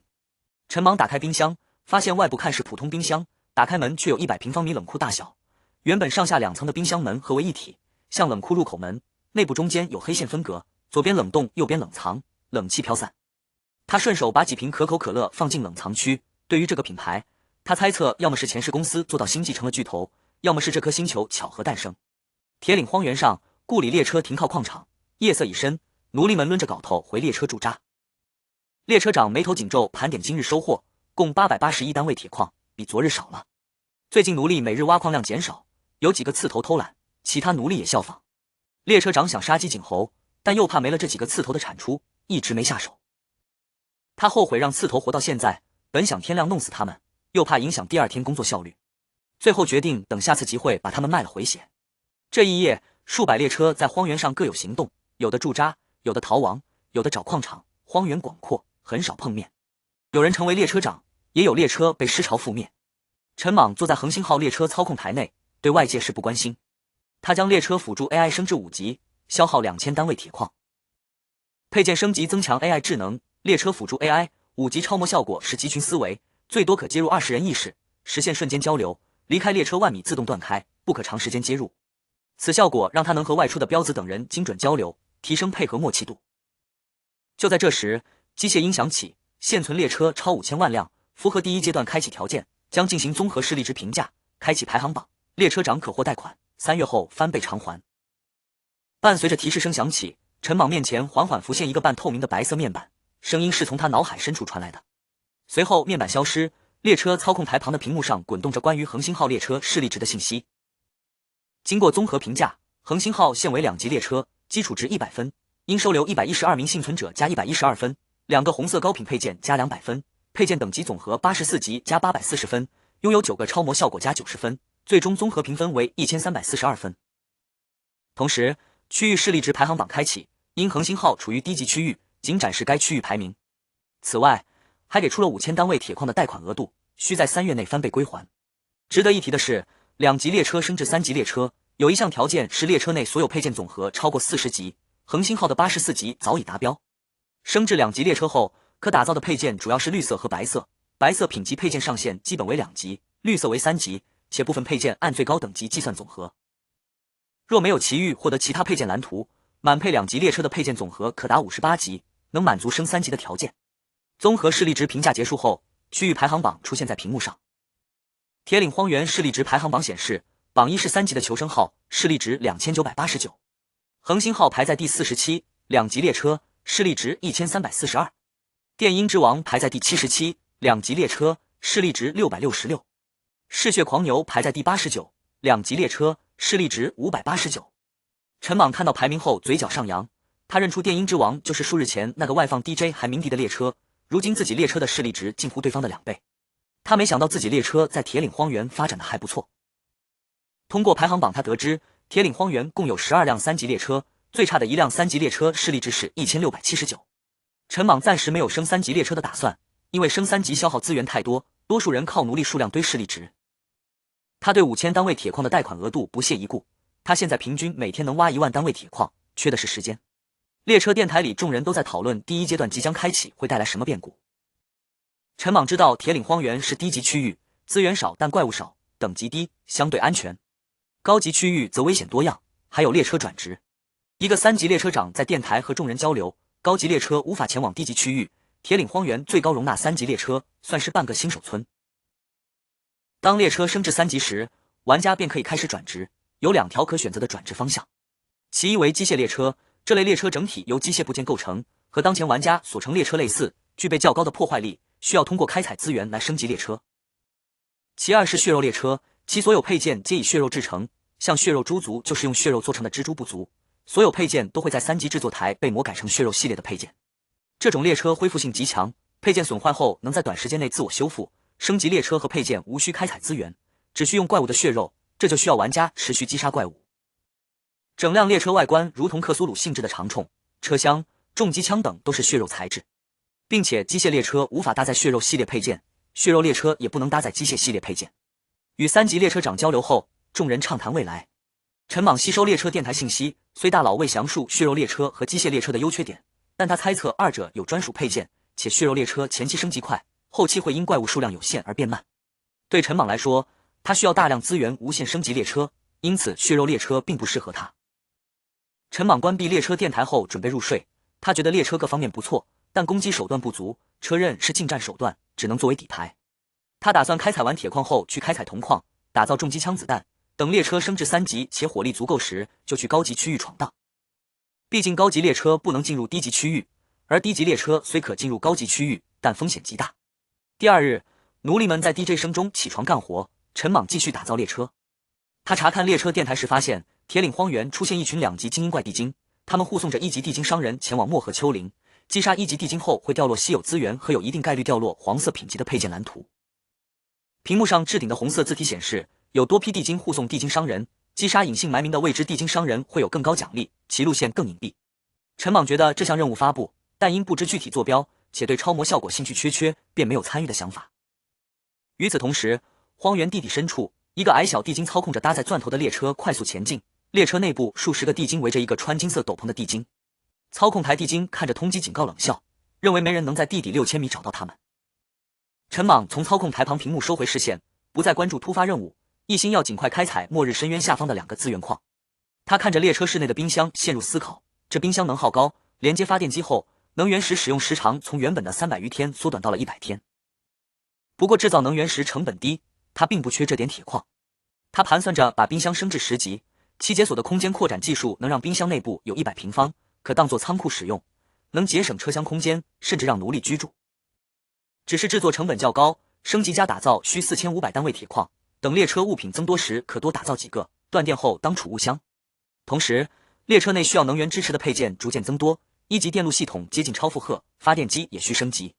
但列车内目前只有1603单位铁矿，前几天攒的几万铁矿，仅升级通体2级装甲就消耗了2万5，还得再攒几天才能进行升级。毕竟这2个部件是列车运转的关键，崩溃了列车上需要能源的配件都会报废。就在这时，列车室内传来隐隐的轰隆隆声，声音来自深渊底部的墙壁。陈莽立刻查看索迪雷达，却毫无反应。他脸色一变，迅速关闭音响，通过对讲机让所有奴隶赶快上车，准备逃离。然而还是晚了一步，列车刚起步，一条如长龙般顶着钻头的列车从悬崖墙壁窜出，猛烈撞向恒星号列车。在蜘蛛不足的支撑下，恒星号艰难保持平稳，未侧翻。屏幕显示这是2级地精列车在攻击。陈芒马上开启车刃，将对方钻头切成2半，接着操控列车用车厢两侧车刃攻击。对方车厢装甲是1级，在他的10级车刃面前不堪一击，毫无还手之力。战斗结束后，彪子等人离开恒星号去收拾残局，从废弃列车中带出昏迷的地精。陈莽蹲在末日深渊底部，看着身披金色斗篷的地精商人，怀疑他就是今早电台里提到的富商。他又问老朱是否听过地精列车，老朱表示末日后信息滞后，他也是首次见到怪物打造的列车。人类因列车在末日有了安全感，若怪物都能打造列车，人类压力将更大。陈莽未多言，接过彪子递来的腾龙突击步枪，顶在地精商人脑壳上扣动扳机，清脆枪声在末日深渊底部响起，地精商人倒在血泊中。其身后一直紧闭的口袋缓缓张开，几件散发白光的物品若隐若现。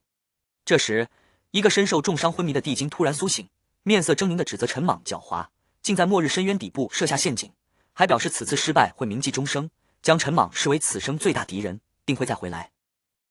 陈莽对此感到惊诧，毕竟有智慧、能沟通且会讲普通话的怪物十分稀缺。他将地精提溜进列车室内，准备审问。列车室内，陈莽坐在操控台上，看着面前这只身受重伤、皮肤呈绿色、浑身毛发、模样类似马铃薯、身着麻布童装的地精。地精对陈莽充满敌意，称伟大的地精不惧死亡，还夸赞陈莽狡猾。陈莽询问地精为何拥有复活能力，地精满脸震撼，以为陈莽是先知。地精讲述，末日降临后，地精一族的先知第一时间被吓死，自己在第2年死去后复活，发现族人都变得浑浑噩噩如行尸走肉，但都拥有无限复活能力，死亡后在黑暗空间沉睡一段时间便可复活。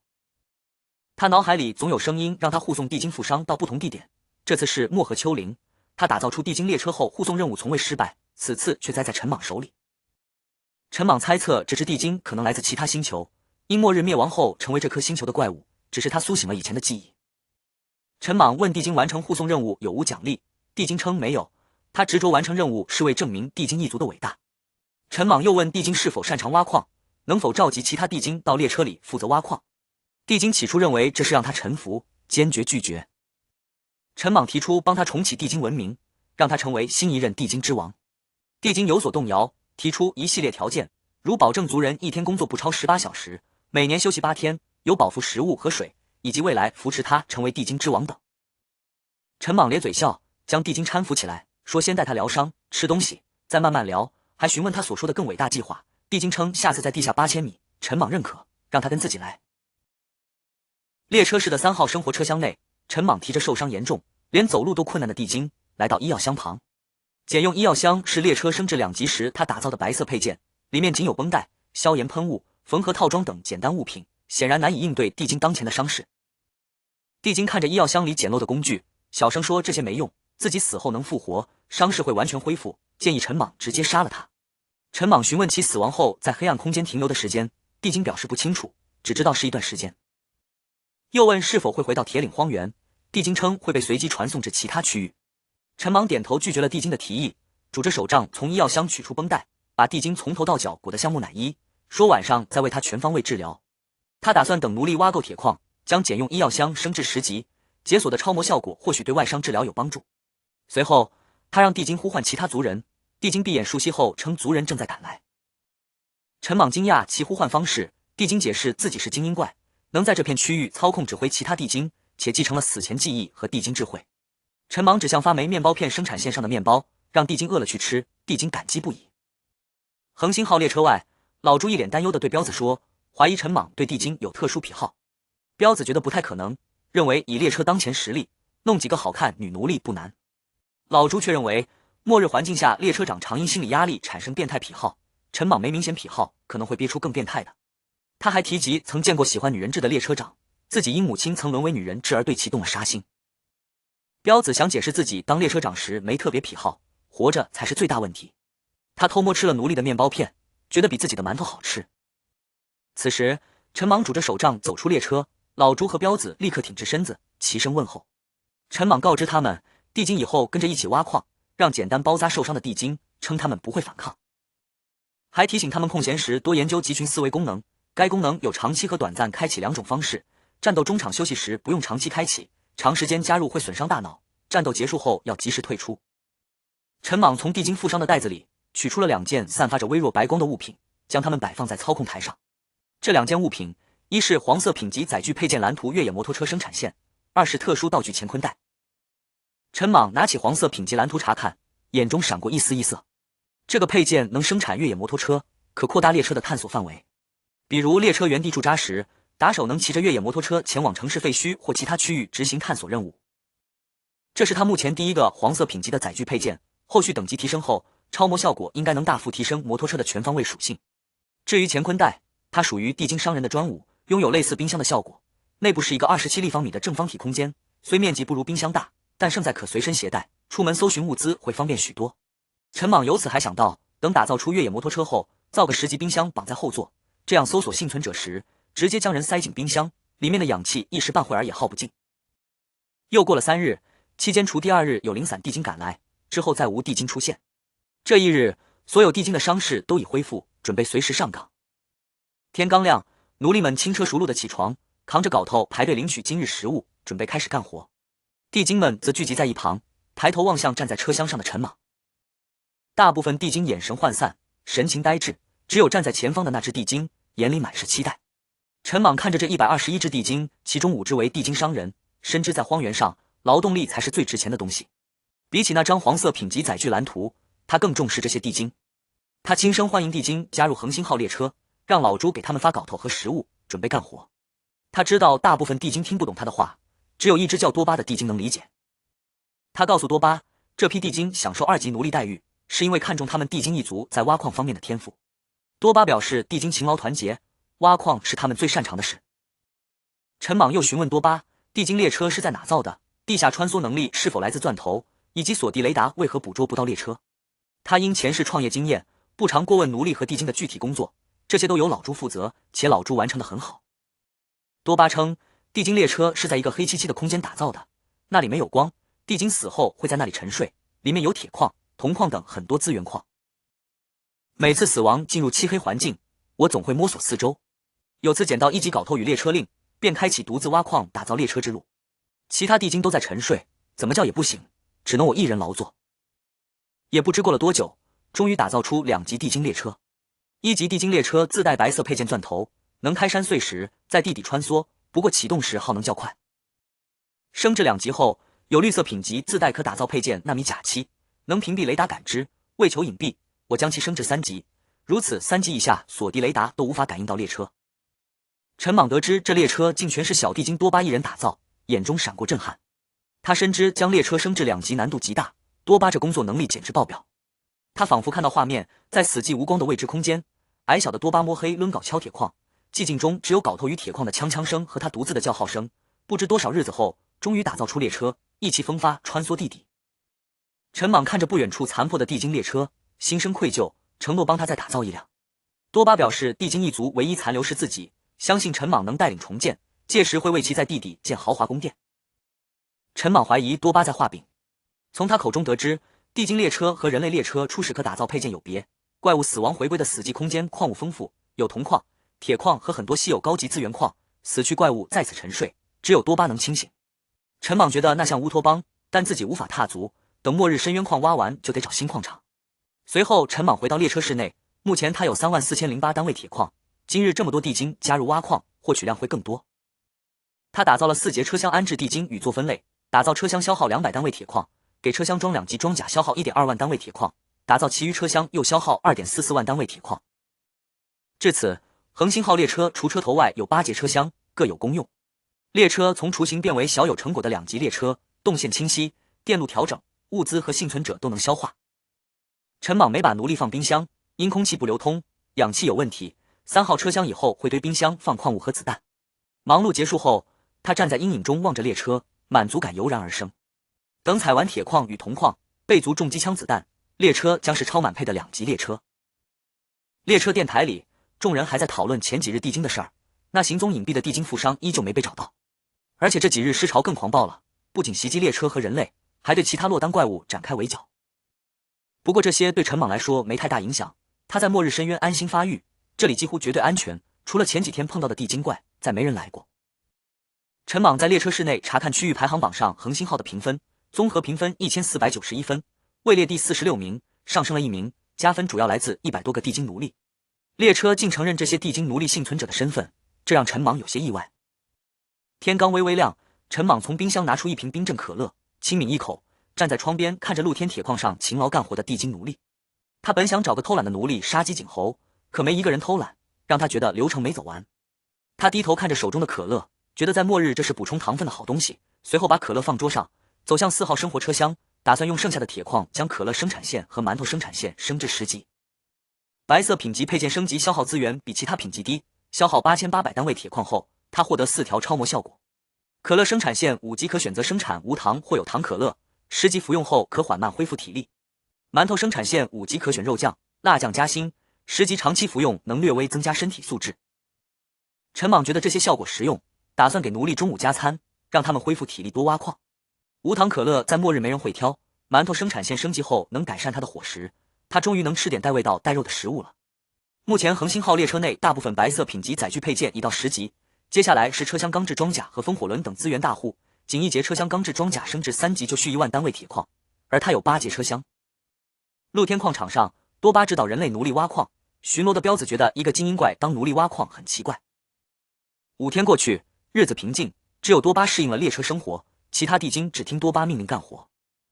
入夜，7号人类奴隶车厢内，年轻小伙抱怨地精来了后挖矿时间变长，地精一天挖16个小时，按规定他们会比人类更早升为1级奴隶。年轻小伙提议李叔学陈莽杀的奴隶当奴隶头子，李叔斥责他，指出当时情况特殊，现在不能这么做。现在情况已和过去大不相同，众人面包、水充足，每日还有1听可乐，并且在列车的庇护下免受丧尸和怪物的袭击。年轻男人想要杀一名奴隶，被质问此时奴隶不会暴乱，莽爷也不需要奴隶头子，杀奴隶自己就得陪葬。年轻男人挠挠后脑，承认自己有些唐突。这些人在末日沉浮1年，能活到现在，虽脑子不一定多好，但运气不错。这几日的生活是他们末日以来最悠哉的，大家都很珍惜，又担心这种生活很快消失。奴隶暴乱往往是仗着自己是列车长重要财产，笃定列车长不敢全杀，以此争取权益。就在这时，只有列车长能听见的声音传来，称现存列车超5000万辆，符合第1阶段起航开启条件，此阶段怪物数量和品种会增多。恒星号列车室内，陈莽看着屏幕上的字若有所思，末日降临1年才到起航阶段，怪物增多会让各区域危险增加。列车电台里人们兴奋讨论，因为新增怪物意味着有新增 BOSS， 首杀奖励丰厚，像6个月前铁岭荒原一辆列车因首杀崛起。但拿下首杀难度极大，要和多个区域竞争。陈莽心动，他有信心轻松斩下3级 BOSS， 不过面对体型庞大的 BOSS， 高等级重机枪比车刃更管用。他让奴隶分2批干活，收获了101239单位铁矿和4200单位铜矿。地精奴隶挖矿效率极高，他担心地精累死，让老朱劝多巴，多巴称地精从不需要怜悯。照此进度，末日深渊的矿很快会被挖完，他得找新矿场，1级矿挖起来不如2级矿爽利。遇见 BOSS 和拿下首杀靠运气，需提前准备。陈莽消耗9万单位铁矿，将列车8个车厢及列车头的车厢钢制装甲都升级至3级。3级装甲近乎免疫3级攻击手段，再遇3级食人蛛或尸潮，列车能立于不败之地。装甲升至3级，恒星号列车迎来质变，防御和攻击结合堪称王炸。之前1级装甲配10级车刃，面对3级食人蛛 BOSS 畏手畏脚，现在3级装甲配10级车刃，能直接将车头顶在其脸上猛干。陈莽打算打造重机枪子弹后出门试试，不确定能否遇到新增怪物 BOSS， 遇到尸潮也不错，他要报复曾围剿他的尸潮。恒星号列车内，陈莽走到2号专车厢，消耗1000单位铜矿打造出 12.7 毫米重机枪子弹生产线和 5.56 毫米步枪子弹生产线，让车厢顶部重机枪不再是摆设。重机枪升级只增加有效射程和射速，威力取决于子弹等级，且只能使用同级或低级子弹，如3级重机枪不能用4级子弹。三脚猫重机枪是绿色品级配件，用铁矿打造和升级，陈莽消耗3000单位铁矿将一挺升至5级。列车8节车厢，前4节每节顶部有一挺该重机枪，后4节顶部为空。重机枪需单独打造和升级，不像车刃升级后新车厢自带同级别。三脚猫重机枪5级超模效果是可链接列车辅助 AI， 自动锁定锁敌雷达范围内敌人，提高命中率，但需列车辅助 AI 升至满级。陈芒总结出品级越高的配件超模效果越好，攻击性配件大于功能性配件大于生活性配件。他的列车辅助 AI 以5级将一挺重机枪电路系统链接操控台后成 AI 机枪，其余3挺升级后才有此效果。之后，陈莽将 12.7 毫米重机枪子弹生产线升至3级，消耗1200单位铜矿，因资源不足升不到5级。不同等级子弹打造所需铜矿不同，子弹生产线升3级后可打造1.3级子弹。它消耗500单位铜矿打造500发1级子弹，列车内共800余发1级重机枪子弹，可保证内置火控系统可用。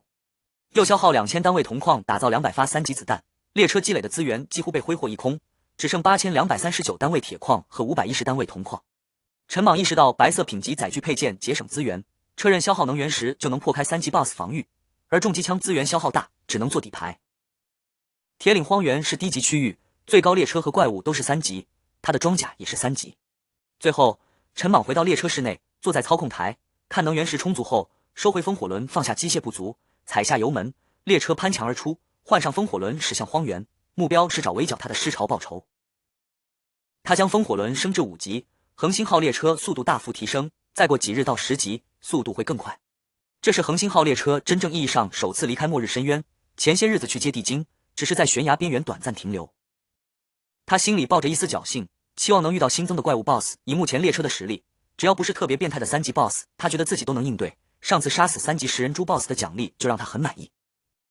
列车室内，陈莽望向远方，由于没有车头大灯，前方几乎漆黑一片，他轻轻踩着油门，不敢让列车速度太快。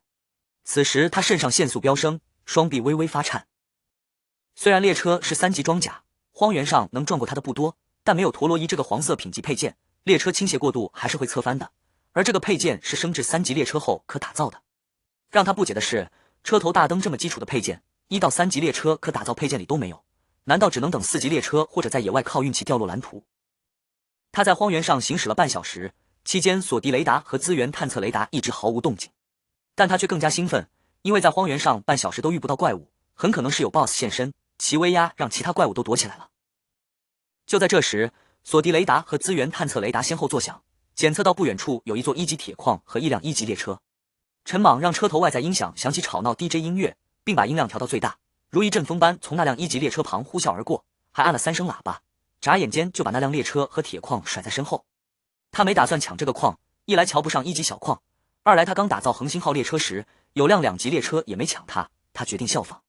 可他突然想起那辆2级列车嚣张去打 BOSS 后狼狈逃回的场景，赶紧甩头把这念头抛开。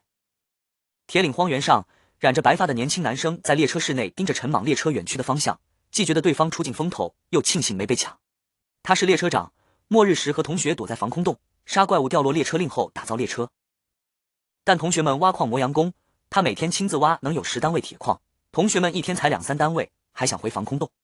他不知如何处理，望着陈莽列车消失的方向，喃喃询问对方若处在他的处境会怎么做。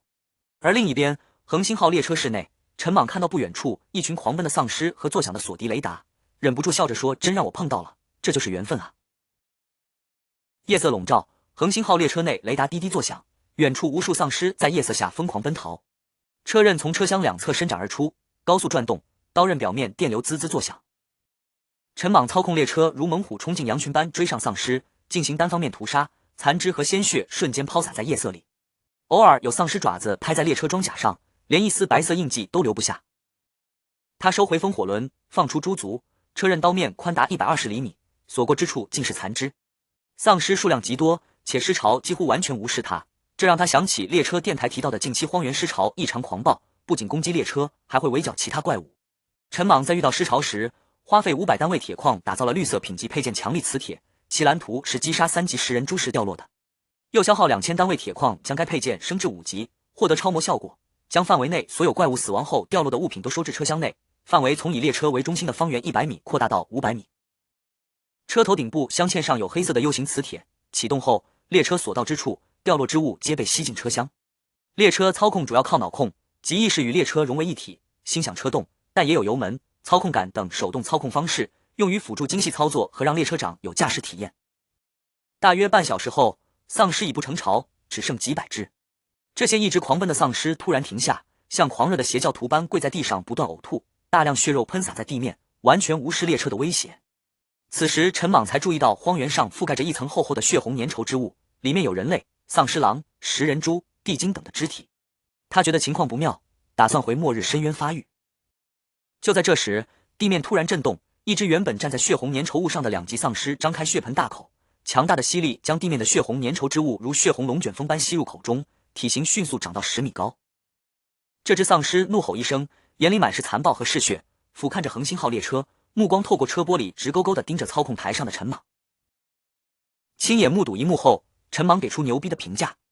此时，操控台屏幕上数行猩红楷字闪烁，显示检测到3级丧尸，可能对列车造成不小威胁。5级三脚猫重机枪已锁定该丧尸，等待列车长下令开火。陈莽毫不犹豫下达开火指令，瞬间，镶嵌在2号车厢顶部的重机枪掉头，死死锁定那只巨大的3级丧尸。枪口闪过红光后，突突突的刺耳沉闷枪声在夜色荒原上炸响，数枚子弹连成线，直朝丧尸脑袋击射而去。这头3级丧尸反应极快，瞬间举起双掌挡在身前，子弹大多打在其手掌上。枪声消逝，丧尸双臂被轰烂，变成无臂丧尸。陈莽感叹这威力可以啊，但很快发现重机枪哑火，刚打造的200发3级子弹已消耗一空，这可是耗费了2000单位铜矿。失去双手且愤怒的3级丧尸朝列车狂奔而来，陈莽操控列车躲避。然而列车起步慢，10米高的丧尸冲至列车旁，面部狰狞，一脚踢在列车高速旋转的车刃上，巨大血缝出现在其脚趾。丧尸吃痛发狂，连续数脚踢向列车，右脚基本报废后跌倒在地。列车室内，陈莽得知奴隶暂无伤亡，才松了口气。列车被踹得在荒原上平移数米，虽装甲抵御了攻击，但震动让他胸口发闷。接下来轮到陈莽进攻，他操控列车撞向跌落在地的丧尸，用车刃不断凌迟。10分钟后战斗结束，3级丧尸近乎被分尸，比击杀3级食人猪速度快，这得益于3级装甲和丧尸较小的体型。夜色下，陈莽走下列车，周围已无活物，数百头丧尸在战斗中被3级丧尸吞噬，用于恢复伤口。他感慨车刃好，重机枪消耗大，理解了有3级重机枪的列车遇见3级食人猪逃跑的缘由。在这个世界，等级森严，等级被压制，无法破防。车刃是白色品级近战配件，若有远程白色品级攻击性配件就好了。这头3级丧尸王压迫感小于食人猪，是因为他晋升依靠尸潮血肉，而陈莽杀了近90%丧尸，使其非全胜姿态。幸好打造的3级子弹轰烂了其双手，否则列车里的人难以承受撞击。陈莽知晓尸潮暴动是为丧尸王晋升收集血肉，这不是手杀。夜风袭来，陈莽回列车查看掉落物品，准备回末日深渊挖矿。他希望遇见2级铜矿储备3级子弹，也打算下次集会淘白色品级攻击性配件蓝图。这时，在2号车厢的陈莽望着丧尸王掉落的配件蓝图，难以置信的喃喃说：“曹操就到啊！”在荒原繁星下的恒星号列车内，陈莽手持一张白色品级的载具配件蓝图，连发床弩，眼睛微微眯起。这是一个攻击性配件，不能安装在车厢顶部，需装在单独的露天车厢，一节露天车厢最多可放8架。它威力虽不如重机枪直观，但白色品级意味着耗能少，能更频繁使用，且使用起来不心疼。毕竟重机枪消耗极大，100来号奴隶辛苦挖2天的铜矿，一梭子子弹就打完了。而且连发床弩可升级到高级别，产生超模效果，威力或许能超过重机枪。它是陈莽见过首个有远程攻击手段的白色配件。陈莽笑着把蓝图塞进怀里，对其很期待，觉得前期会很好用。陈莽返回列车头，将蓝图拍在操控台上，蓝图化作淡白色光点融入后，他就能随时打造该配件，即便配件被摧毁，没蓝图也能打造。不过若列车被摧毁，新造列车就没打造权限了。他没仔细盘点剩下的掉落之物，打算回末日深渊再处理，矿场还没挖完，让奴隶今晚休息，明天继续挖矿。今日他见识了5级重机枪配3级子弹的威力，若子弹再多些，杀3级 BOSS 易如反掌，但没找到2级铜矿前，他不打算再用，实在用不起。夜色中，列车掉头驶向末日深渊。5号打手车厢内，打手们一直警报腾龙突击步枪准备战斗，外面没动静且列车平稳行驶后，才长舒一口气。彪子让大家放松，他们都目睹了战斗，那头10米高的丧尸带来近乎窒息的压迫感，好在陈莽顶住并获胜。彪子看到山猫子紧握照片，询问得知是前女友，末日来临前分手。山猫子回忆前女友很温柔，遗憾没带他吃牛排，后来听说他相亲结婚了。彪子感慨末日里长得好看不一定是好事，山猫子觉得能活下去就万幸。老朱猜测女孩可能幻觉症，为不拖累山猫子才不告而别。山猫子觉得剧情太狗血，老朱认真分析，若女孩重病，山猫子表示会陪她一起死。老朱叹气对山猫子说：“那姑娘或许是清楚他犟驴般的性格才不告而别的，可能就在他附近租了房子，一直观察着他。一是想离世前多看他几眼，二是怕他做傻事，还让山猫子想想离开太平市前住哪，说不定姑娘还活着躲在某处。”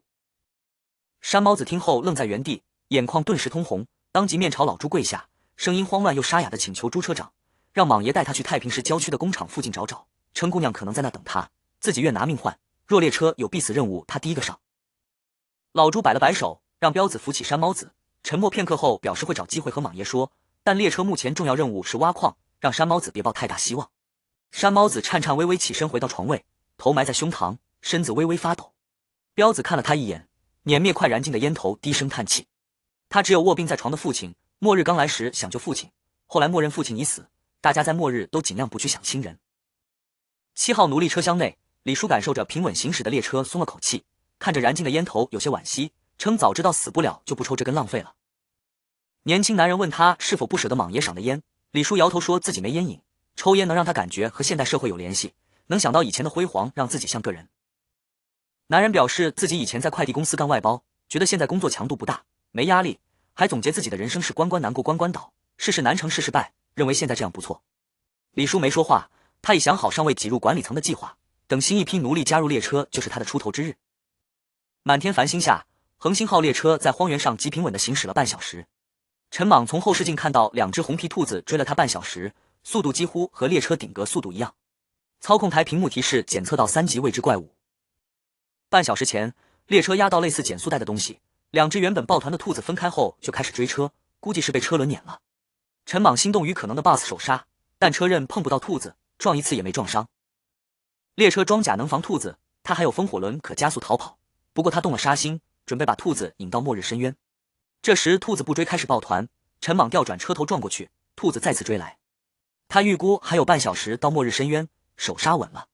三角猫重机枪装1级子弹打不中兔子，列车还有510单位铜矿能造51发3级子弹，他需找合适地形让子弹命中，末日深渊是不错的选择。这2只3级新增 BOSS 在低级区域速度断层领先，比3级食人猪快，其他低级列车更难杀他们。在恒星号列车室内，坐在操控台上的陈莽望向后视镜里的2只红皮兔子，这外表类似红皮兔子的怪物爆发力极其恐怖，巅峰速度能媲美他的恒星号列车，然而耐力不足，维持半小时巅峰速度后就渐渐疲软，如今只能保持150千米每小时的速度。此时，索迪雷达屏幕前端出现几十个红点，正是他刚才路过的那辆1级列车。陈莽当即鸣长笛示警，昔日电音之王列车的列车长也曾在类似情况下对他示警，他便传承了这种做法。那辆1级列车迅速启动，在夜色中朝远方逃离。陈莽本以为兔子的注意力会被1级列车吸引，毕竟其速度慢，看起来更好欺负，可这2只兔子压根没正眼瞧那列车，依旧眼眶通红，面目狰狞的紧紧跟在恒星号列车身后。陈莽不禁喃喃，不记得兔子有这么记仇。1级列车内，满头白发的年轻男生后怕又感激。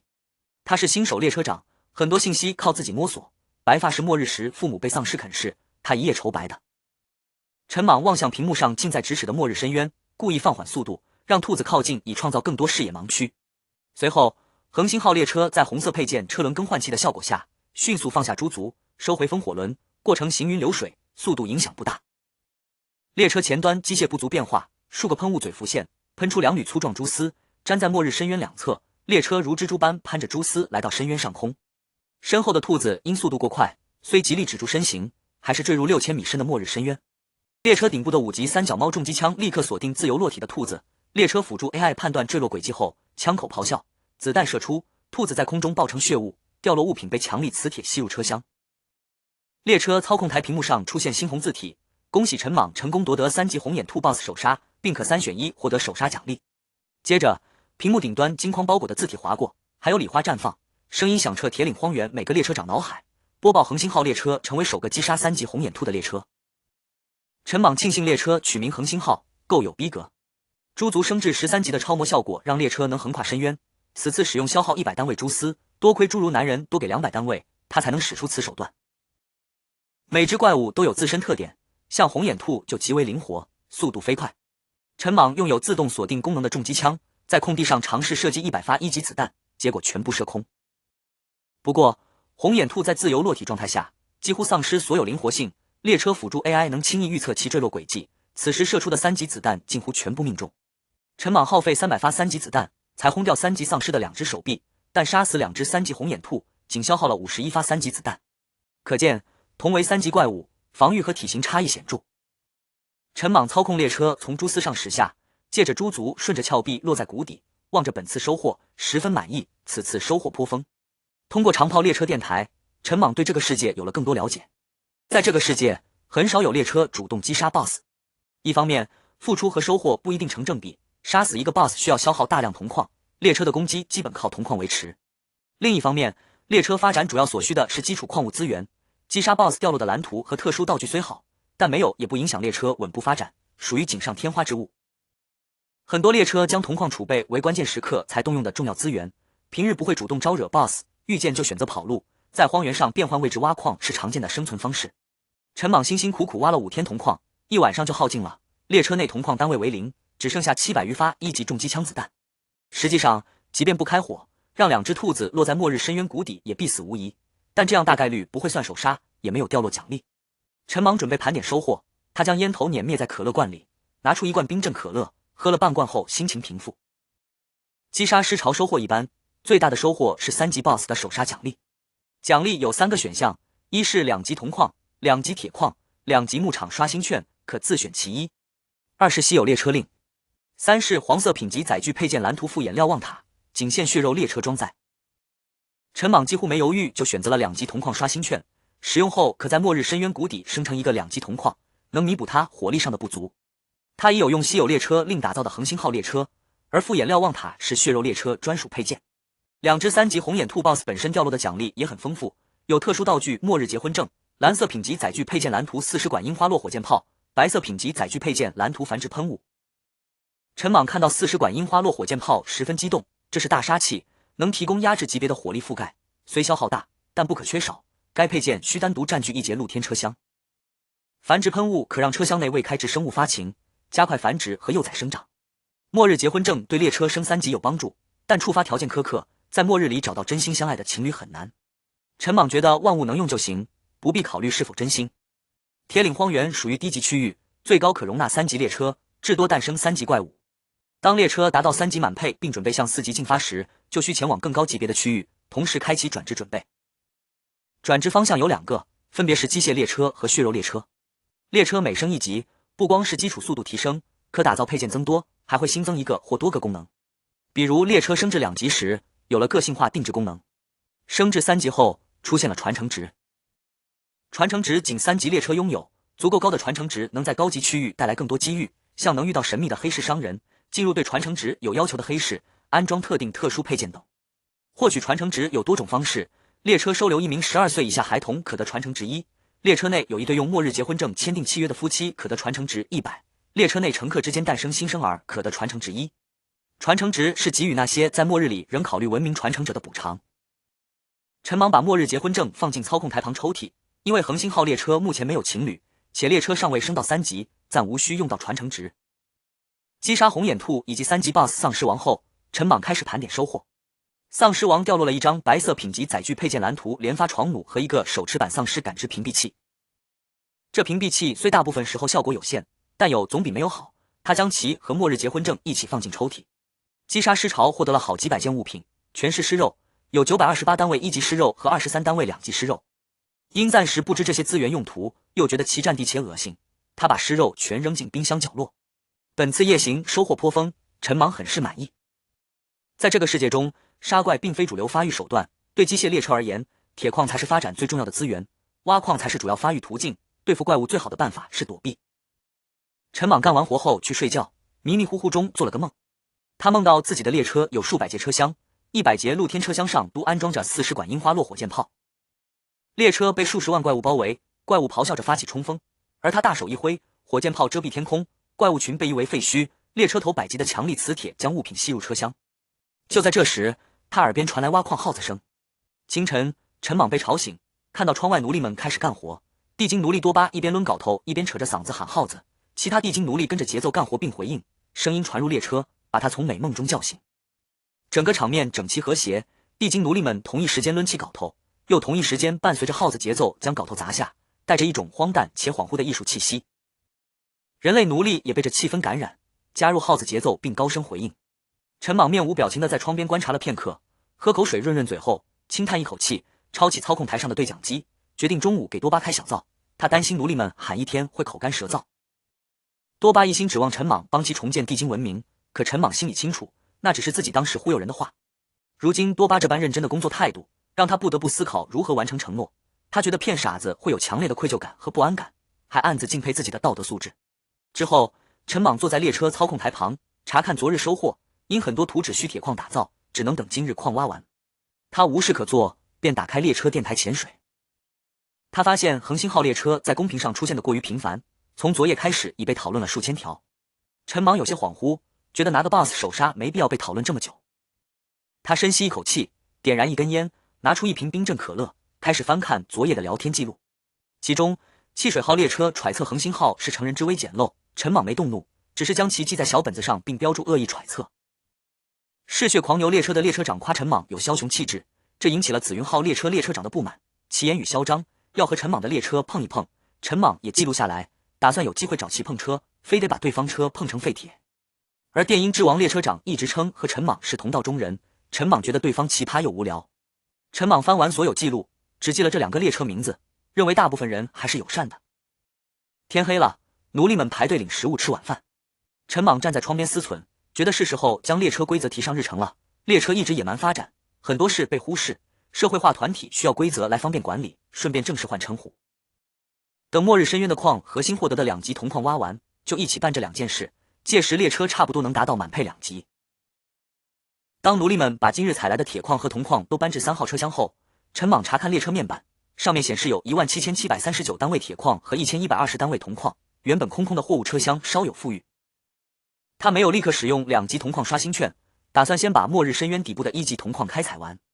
这个1级小矿，铁矿还没挖完，铜矿就要先采完。有了资源后，陈莽马上消耗500单位铁矿制造了1节露天车厢，它类似前世拉煤火车的铁皮车厢，因是个性化自定义制造，比普通车厢贵一些。露天车厢能搭载装甲，不过只有3面，消耗资源并不减少。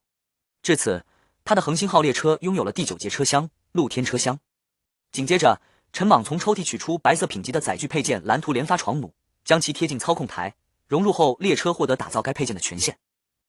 打造一座连发床弩只需100单位铁矿，他耗费800单位铁矿，在车厢放置了8架连发床弩，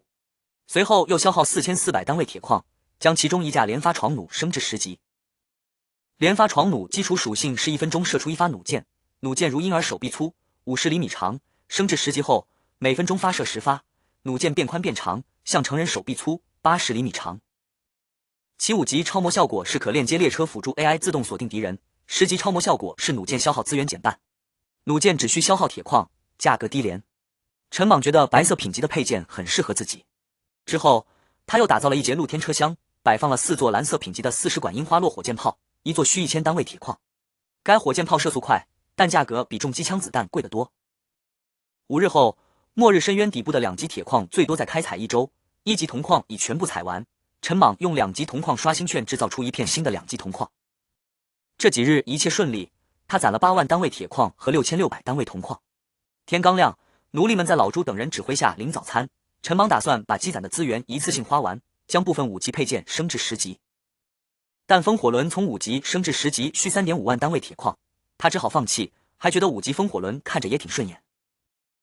在2级列车可打造的配件里，装甲和风火轮是最贵的。其中，风火轮从1级升至2级需消耗1000单位铁矿，之后每次升级多消耗1000单位。而装甲从1级升至2级要5000单位铁矿，从2级升至3级更是需要1万单位铁矿。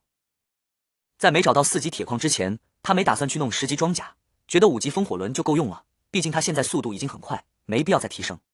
陈莽掠过风火轮，看向其他配件，认为像单人床、纯净水过滤器等很多配件暂时不用升级，应先把防御和攻击方面的搞起来。思索后，他消耗4400单位铜矿将发电机升至10级，又用540单位铜矿把电路系统升至10级。这2个用铜矿打造的配件升级也得用铜矿。列车辅助 AI 之前就提示电路系统因耗能配件增多处于超负荷状态，升级后多出4个超模效果，但大多用处不大，就电路系统5级超模效果能省点手动调整的功夫。接着，他消耗30800单位铁矿将剩下7架连发床弩全升至10级，又耗费44000单位铁矿把索迪雷达升至10级，使其探测范围达到半径1万米。如此一来，几乎没怪物能在他不知情时靠近，像之前多巴操控的地精列车避开雷达出现的情况不会再发生。雷达升级后还多了2个超模效果，这让他觉得4万多单位铁矿没白花。此时重要配件基本都到10级，等末日深渊2个矿挖完就准备升级3级列车。然而索迪雷达升至10级后，操控台屏幕满是密密麻麻的红点，警报声不断。原来是末日深渊往下6000米深的地下河里，有数百个红点代表的鱼类怪物在缓慢移动，其中有5只3级食人鱼。不过他没太在意，这些怪物威胁不到他。攒的铁矿差不多用完，他感慨当家费钱，奴隶伙食消耗资源多，但连升级一个配件的零头都不够。他打算7日后再去集会买健身器材自己用，还想着寄储储。之后要找高级资源矿，后面几天挖的铁矿给资源探测雷达升至10级方便找矿。他还计划去太平市，山猫子或许能满足使用末日结婚证的条件。索迪雷达升级后找人不难，顺便再收留些幸存者。又过7日，末日深渊底部的2级铁矿在加班加点的开采下彻底完成，收获了总共11万单位铁矿。如今所有奴隶都投入到2级铜矿的开采工作中，待这座铜矿开采完毕，便会正式离开末日深渊。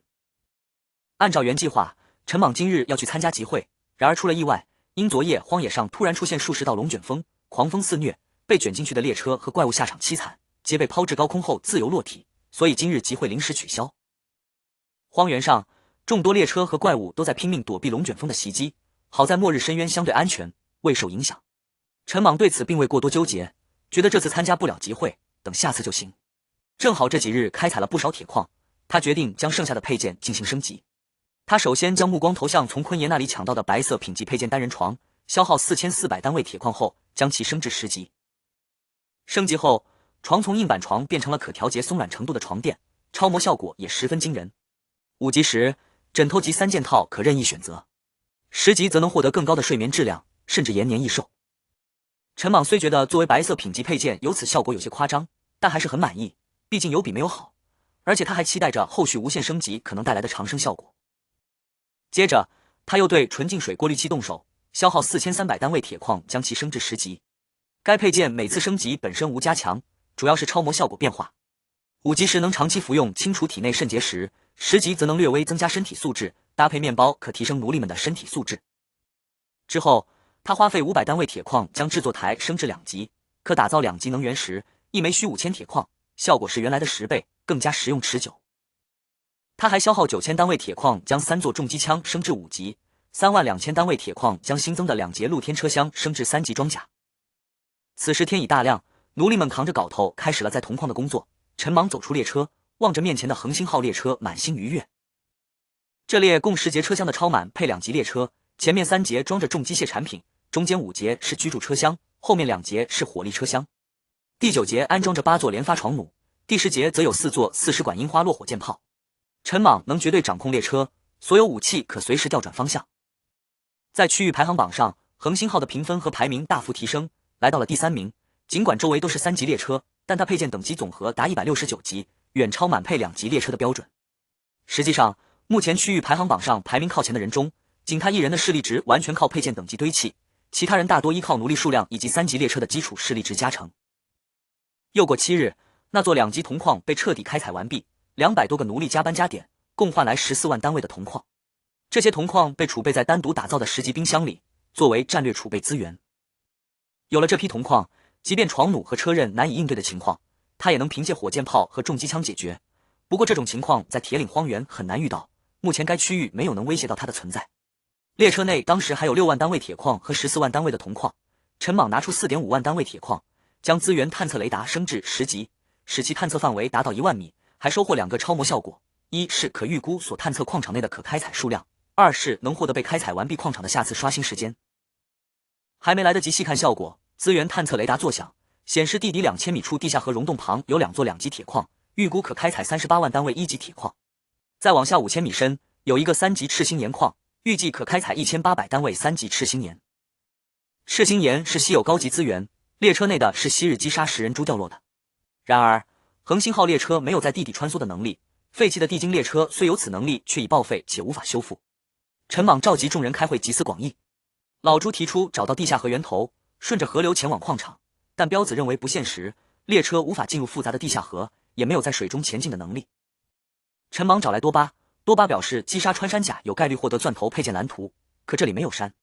陈芒想到铁岭荒原最西边的昆仑山区域有山，或许能找到穿山甲。不过那是高级区域，危险系数极高，3级怪物随处可见，更高级的怪物也不少。他虽有诸族配件，但未立刻做决定，先解散会议，前往太平市废墟找奴隶。末日深渊底部的2座矿已开采完，下次刷新时间在62天后。恒星号列车离开末日深渊谷底，出现在地面后朝太平市废墟疾驰。1小时内，资源探测雷达响了3次，显示铁岭荒原地底深处埋藏大量铁矿和铜矿。陈莽最终下定决心前往昆仑山，不想眼睁睁看着资源被掩埋，且以后去高级区域就难以再回铁岭荒原了。铁岭荒原上，恒星号列车轰鸣着朝太平市方向疾驰。约3个小时后，终于隐隐望见太平市废墟的天际线。这一路上只碰到2辆列车，他们一见恒星号就以极限速度朝反方向逃窜，仿佛看见了可怕怪物。恒星号缓缓减速，稳稳停在太平市废墟边缘的集装箱工厂旁。与此同时，一直运转的索迪雷达把1万米内所有生物信息详细投在操控台屏幕上。陈莽看着屏幕上零散的红点，发现太平市废墟里的幸存者比想象中少，仅100多个，且分布在2片区域。他猜测可能是地处郊区，或者已被众多列车长洗劫过。他没多思索，从抽屉拿出越野摩托车生产线配件蓝图，这是击杀地精富商时获得的。打造该配件需1000单位铁矿，2号生产线车厢很快添了较大车床。生产一辆越野摩托车需500单位铁矿，其最快时速达180千米，甚至超过部分1级列车。每辆摩托车需镶嵌1颗1级能源石，价格500单位铁矿，可连续使用100余天，基本摩托车报废时能源石都没耗尽。陈莽一口气制作了10辆越野摩托车和10颗能源石，共花费1.1万单位铁矿。列车辅助 AI 的5级超模效果集群思维，能将最多20人的思维链接至操控台，范围与索迪雷达一致，它可做列车里实时指挥。很快，2号生产线车厢一侧铁皮落地，10个打手背着腾龙突击步枪，骑着越野摩托车从列车跃出，朝城市深处驶去。城市废墟道路被废弃车辆堆积，越野摩托车能见缝穿针，加快搜寻进度。彪子听着陈莽的指挥，一边骑车避开路障，一边忍不住胡思乱想。他当过列车长，深知2级列车配置，可陈莽的2级列车远超他想象，1万米范围的索迪雷达他从未见过。这是他第2次外勤，任务是搜救幸存者。到了一个集装箱厂，里面躲着38个幸存者。彪子下车拿镐头砸开集装箱锁扣，和其他人一起破门。最后一节集装箱门被踹开，他按陈莽指挥，用腾龙突击步枪射击扑来的黑影。手电筒光束照在他脸上，他让拿手电筒的人丢过来，看到地上2具拎消防斧的尸体和蜷缩在角落的30多个幸存者。彪子让所有人起身跟他走，称除已解决的2人外无其他危险目标，因为陈莽会告知。彪子话音落下，集装箱人群中一个衣衫不整的女人眼睛泛起希冀，颤颤巍巍站起来指控满脸横肉的男人，称他的打手在末日后一直凌辱他们。女人请求彪子杀了那男人，还想诉说遭遇，被彪子不耐烦制止，让所有人立刻跟他走出集装箱，否则女人第一个死。女人眼里的希冀熄灭，喃喃说以为他们是来救自己的。在打手冷眼下，幸存者们从角落走出。山猫子挨个扫视女人，没看到熟悉身影便想说话，被彪子按住肩膀。彪子摇头，山猫子明白了意思，平复心情。幸存者们在彪子等人持枪押送下到了空地，许久未见阳光的他们紧闭眼睛，互相依靠，不知去向。满脸横肉的壮汉跪地求饶，称是自己和兄弟出去搜寻物资，保证了幸存者吃喝，睡他们是他们自愿。一个女人哭着反驳，称不给睡就没食物。2人争吵起来，彪子懒得理会这场闹剧，他认为末日里活下来的没好人。很快，一辆浑身漆黑、覆盖厚重装甲、由数十根机械不足支撑的列车驶来，停在空地上。一个拄着手杖的年轻男人从列车头扶梯下来，车厢顶部重机枪、火箭炮等枪口对准幸存者。陈莽声音通过列车外在音响传出，让所有人前往最后一节奴隶车厢。这节车厢是他临时打造，用于收拢幸存者。陈莽站在空地上看着衣衫褴褛的幸存者，笑意满满。有了索迪雷达，找奴隶变得容易。他需要更多奴隶提高生产效率，且能养得起。这批幸存者没有老人和孩童，在末日里活到现在不容易。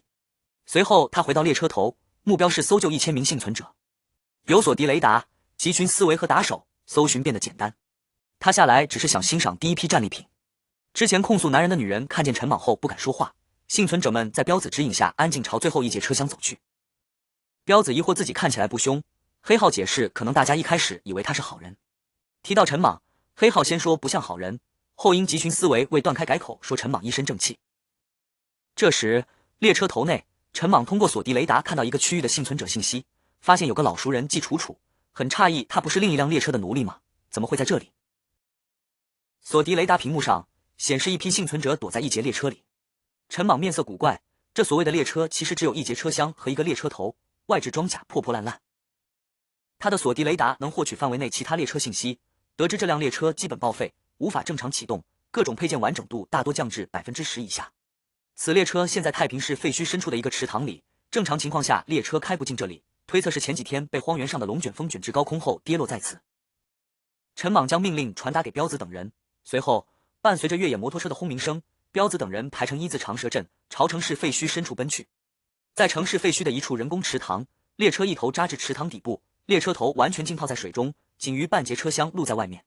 末日1年后，池塘无人维护，水位线降低，数具腐烂尸体漂浮在水面，散发着恶臭，黑色的池水令人难以靠近。列车内，一个男人愤怒的小声怒骂，他本就因季楚楚一直卖不出去而窝心，前些日子又遭遇龙卷风，被吹到高空后晕了过去。醒来时，列车只剩一节车厢，还陷在泥塘深处，几近报废，无法启动。没有列车保护，他不敢离开池塘，这里丧尸和丧尸狼不敢下水，算是相对安全的地方。但列车里储备的食物已吃完，装有生产食物配件的车厢不知去向。2号奴隶车厢也没多少奴隶了，很多奴隶在剧烈摇晃中死亡，剩下的也身受重伤，半死不活。男人意识到这样下去必死无疑，决定找食物。就在这时，他看到池塘边有数辆摩托车扬起灰尘逼近。他猜测这些人是3级列车派来搜寻幸存者的打手，若挥手求救，日后可能沦为奴隶；若不现身，没食物迟早会死。短暂犹豫后，他脱下外套举在头上，钻出车厢嘶吼求救。然而他的声音引来了7、8头2级丧尸狼，这些丧尸狼从远处建筑废墟钻出，眼眶通红，獠牙淌着口水，步步逼近彪子等人。大战一触即发，彪子骑在越野摩托车上，单脚撑地，手握车刃碎片，虽紧张但还能掌控局面。同时他皱眉看了看池塘里的列车和漂浮的尸体，觉得池水可能成了病毒培育器，思考如何将列车里的人带出来。就在丧尸狼准备攻击时，数道破空声响起，8根弩箭从远处射来，将几只丧尸狼钉在地面，5只当场毙命，剩下3头挣扎数息后也没了动静。彪子回头看到恒星号列车攀上36层高楼天台，这远程火力支援让他感到安全。恒星号列车有11节车厢，部分车厢挂在半空中，颇具废土美学感。随后彪子开始想办法救列车里的人。10分钟后，他和手下锯断2棵树干推入池塘，做成简陋木桥，连接池塘边和列车。幸存者们从列车钻出，趴在树干上艰难蠕动上岸。恒星号列车不知何时已行驶至岸边，陈莽一眼注意到人群中的季楚楚等女明星，认为她们是稀缺资源。老朱走出列车，带走女明星去清洗，让彪子把其他人带到最后一节车厢，还让他杀了列车长。列车长惊恐万分，刚要逃窜就被枪毙。彪子执行完任务后情绪有些波动，他解释列车长是季楚楚经纪人，母亲很喜欢此人。老朱让他下次让手下动手。其实彪子曾担任过列车长，这是他在恒星号列车的最大隐秘，他担心秘密泄露。天黑时，搜救幸存者行动结束，他们搜完西遍太平市郊区废墟，除部分位置无法进入，大部分幸存者被找到，共289个。恒星号列车在太平市废墟外的荒野休整，陈莽统计收获，虽多了近300个奴隶，但他疑惑一座城市仅郊区就只找到这么点人，死亡率是否过高？他还去图书馆搜刮了纸质资料，对世界有了更多理解。列车室外敲门声响起，老朱推门而入，向陈莽汇报已带山猫子盘查今日搜救的幸存者，未发现其女友。陈莽对此早有心理准备，只是轻声嘱咐给新到的幸存者简单喂食，询问其中有无情侣并带来见他，若有闹事刺头就杀掉。老朱又告知季楚楚等小明星已由女奴隶帮忙洗漱干净，在打手车厢待命，陈莽让季楚楚过来。打手车厢内，黑浩盯着季楚楚的背影，喉结滚动，提及陈莽之前的承诺。老朱白了他一眼，警告他别等季楚楚上位后给自己惹祸。彪子也一巴掌拍在黑浩头上，劝他少说话。老朱严肃强调，列车只有陈莽一个声音，所有火力武器操控权都在陈莽手里，任何人提承诺都是逼宫。彪子表示他们懂道理。季楚楚进入列车室，脸上带着慌乱和乖巧，穿着吊带裙跪在毛毯上，不敢抬头。看到屏幕上播放自己以前录制的综艺节目，他忍不住抬头又迅速低头，眼里满是不安。陈莽评价他演技一般，真人更好看，还问他有无价值。季楚楚称自己台下演技不错，并展示了一番，陈莽认可了他。随后，陈莽让老朱安排季楚楚享受1级奴隶待遇，住在打手车厢，其他小明星和排名靠后的奴隶也合理安排。回到打手车厢，彪子感慨季楚楚能吃，他吃了17个面包片才满足。4日后，他们搜寻完太平市郊区，带出801名幸存者，加上列车原有的奴隶，共有1000出头。市区高楼倒塌严重，地形恶劣，列车难以深入。不过，恒星号列车在区域排行榜上已排第1，势力值近4000，碾压榜2，还是以2级列车登顶，电台里都炸开了锅。陈莽推算，太平市大部分幸存者在末日后被随机传送到其他区域，这样能保证人口稀少地区也有初始幸存者。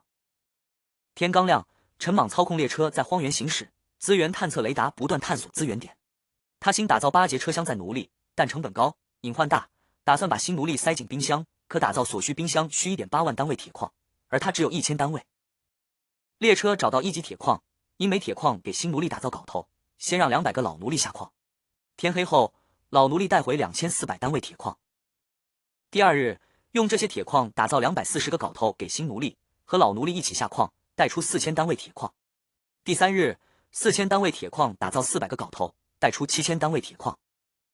第4日，给所有奴隶都分了镐头，带出8000单位铁矿。第4日结束，矿被挖空，列车剩9000单位铁矿，不够造冰箱，需继续找矿。荒原上，列车疾驰，资源探测雷达运转。老朱向陈莽汇报每日消耗明细。现在所有1级和2级奴隶1日2餐，每人每天消耗 2.4 单位铁矿，200多个奴隶及打手每天开销500单位铁矿。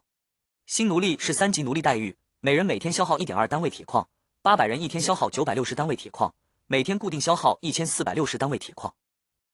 老朱提醒，若找不到矿就纯消耗，奴隶多了需储备至少1万单位铁矿，以防奴隶饿死。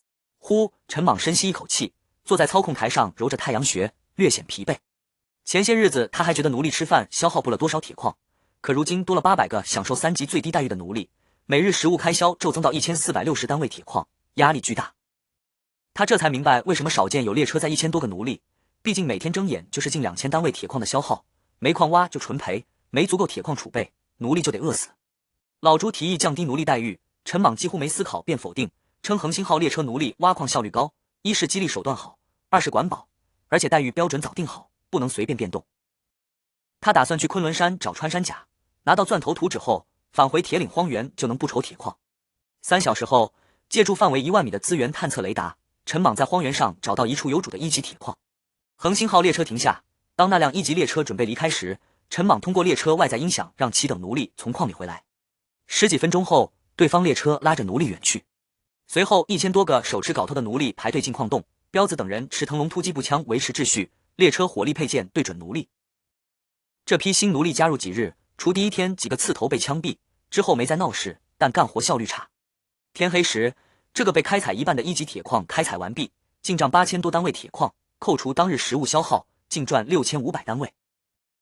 此时列车有 1.55 万单位铁矿，制造4个10级冰箱需 1.8 万单位，还不够，还得找矿。夜深人静，陈莽仍驾驶列车找矿。凌晨4点，他找到一个无主的1级铁矿，顾不上让奴隶休息，让所有人起床连夜挖矿。3日后，这个铁矿开采完毕，到账3万单位铁矿，加上原有铁矿，列车共有4万单位。陈莽立刻打造4个10级冰箱，放在10号地精奴隶车厢，用地心熔炉吞噬临时车厢，回血400单位。剩余 2.2 万单位铁矿作为食物能源储备，能坚持10天。若10天内找不到穿山甲，只能卖掉一些奴隶。陈莽一刻不停，驾车朝昆仑山疾驰。连续行驶5小时，接近昆仑山时，一道半透明淡绿色光幕将其与铁岭荒原分隔。光幕上刻着昆仑山，操控台屏幕提示前方是绿色区域，最高有6级怪物，列车2级，危险系数高。陈莽喝可乐提神后，一脚油门撞向光幕。进入昆仑山，地势崎岖，陈莽收回风火轮，放出猪族。索敌雷达显示有7个3级怪物和1个4级怪物，一只4级霸王龙朝列车狂奔而来，陈莽操控列车躲到悬崖峭壁半山腰。接着，一只3级猎天鹰飞来，落在车厢上猛啄，但对列车3级装甲无法造成威胁。陈莽避开霸王龙，继续寻找穿山甲。3小时后，陈莽找到一处安全之地。然而列车下方山体震动，索迪雷达提示4级岩蛇来袭，他只能再次操控列车逃离。这时，他看到一辆列车在空中飞行。陈莽望向窗外，被眼前一幕深深震撼，一辆列车竟没有车轮，下方是云朵，如腾云驾雾般在空中飞行。他这才明白绿色区域列车的生活方式，不禁感慨白色区域列车还在地上跑，绿色区域的都已能飞。因距离太远，雷达无法收集那列车具体信息。与此同时，在绿色区域昆仑山，一辆飞在空中列车内的光头男人，满脸震撼地望着陈莽那辆在悬崖峭壁上如履平地的列车。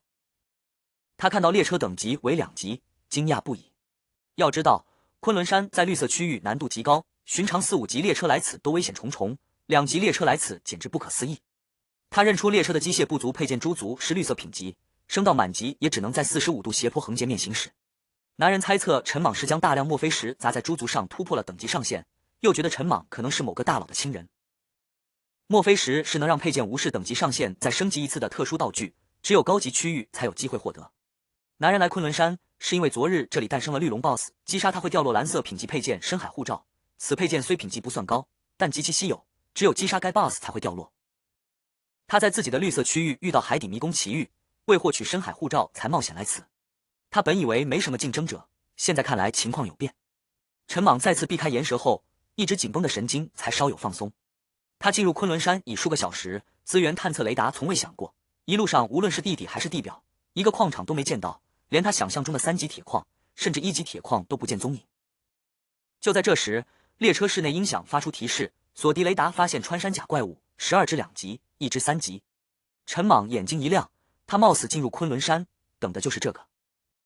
只见不远处山头上，一群如刺猬、体型如豺狼大小的穿山甲正在亡命狂奔，身后一条4级岩蛇在快速追赶。陈莽快速朝山头攀爬，直指穿山甲去路。列车接近后，车厢顶部4挺重机枪转动枪口，待 AI 锁定成功，沉闷的枪声响起。他没用射速慢的车弩，而是用3级弹，数百发子弹如瓢泼大雨般将穿山甲笼罩。穿山甲瞬间化作血雾炸开，陈莽操控列车与岩蛇贴边，用强力磁铁吸走掉落的道具。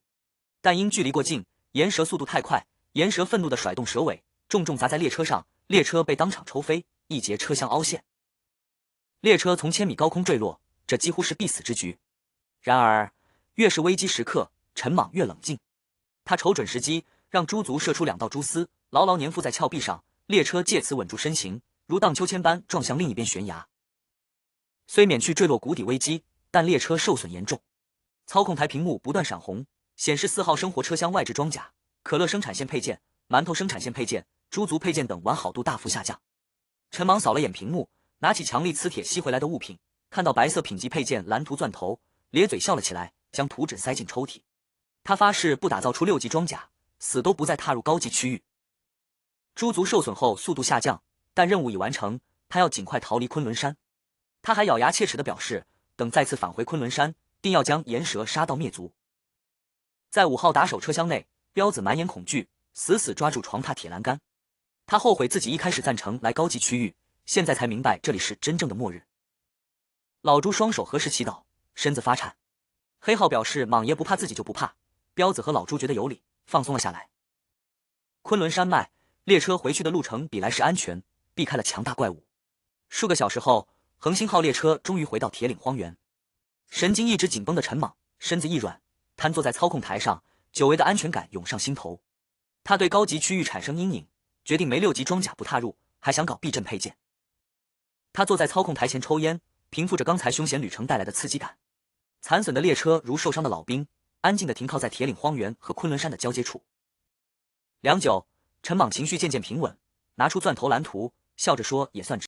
陈莽恢复情绪后长舒一口气，活动筋骨时困意袭来，此时已近黄昏，他没了力气做事，便将列车停在原地，迷迷糊糊睡了过去。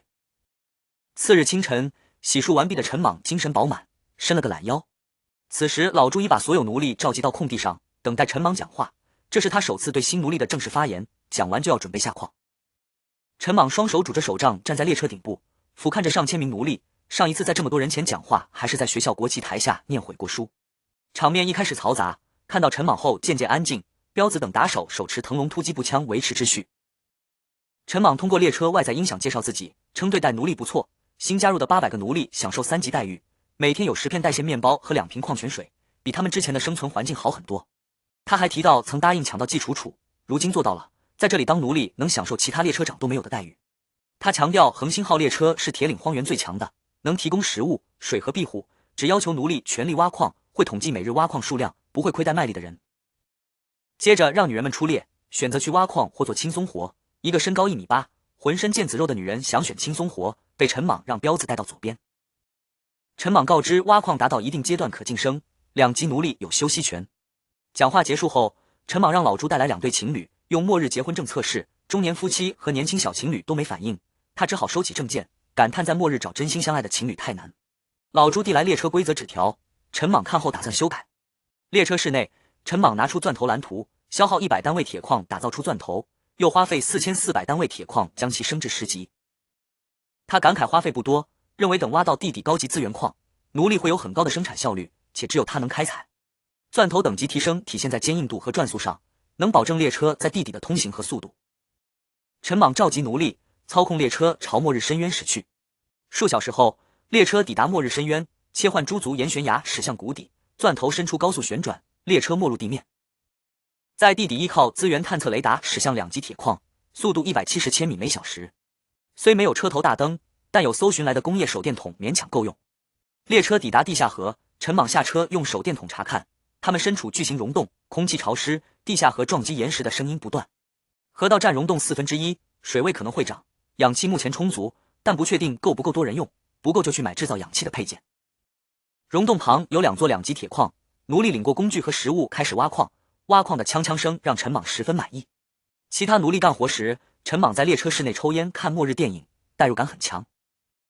他看到钻头升至10级的超模效果，认为此钻头不仅能在地底穿梭，还能撞其他列车。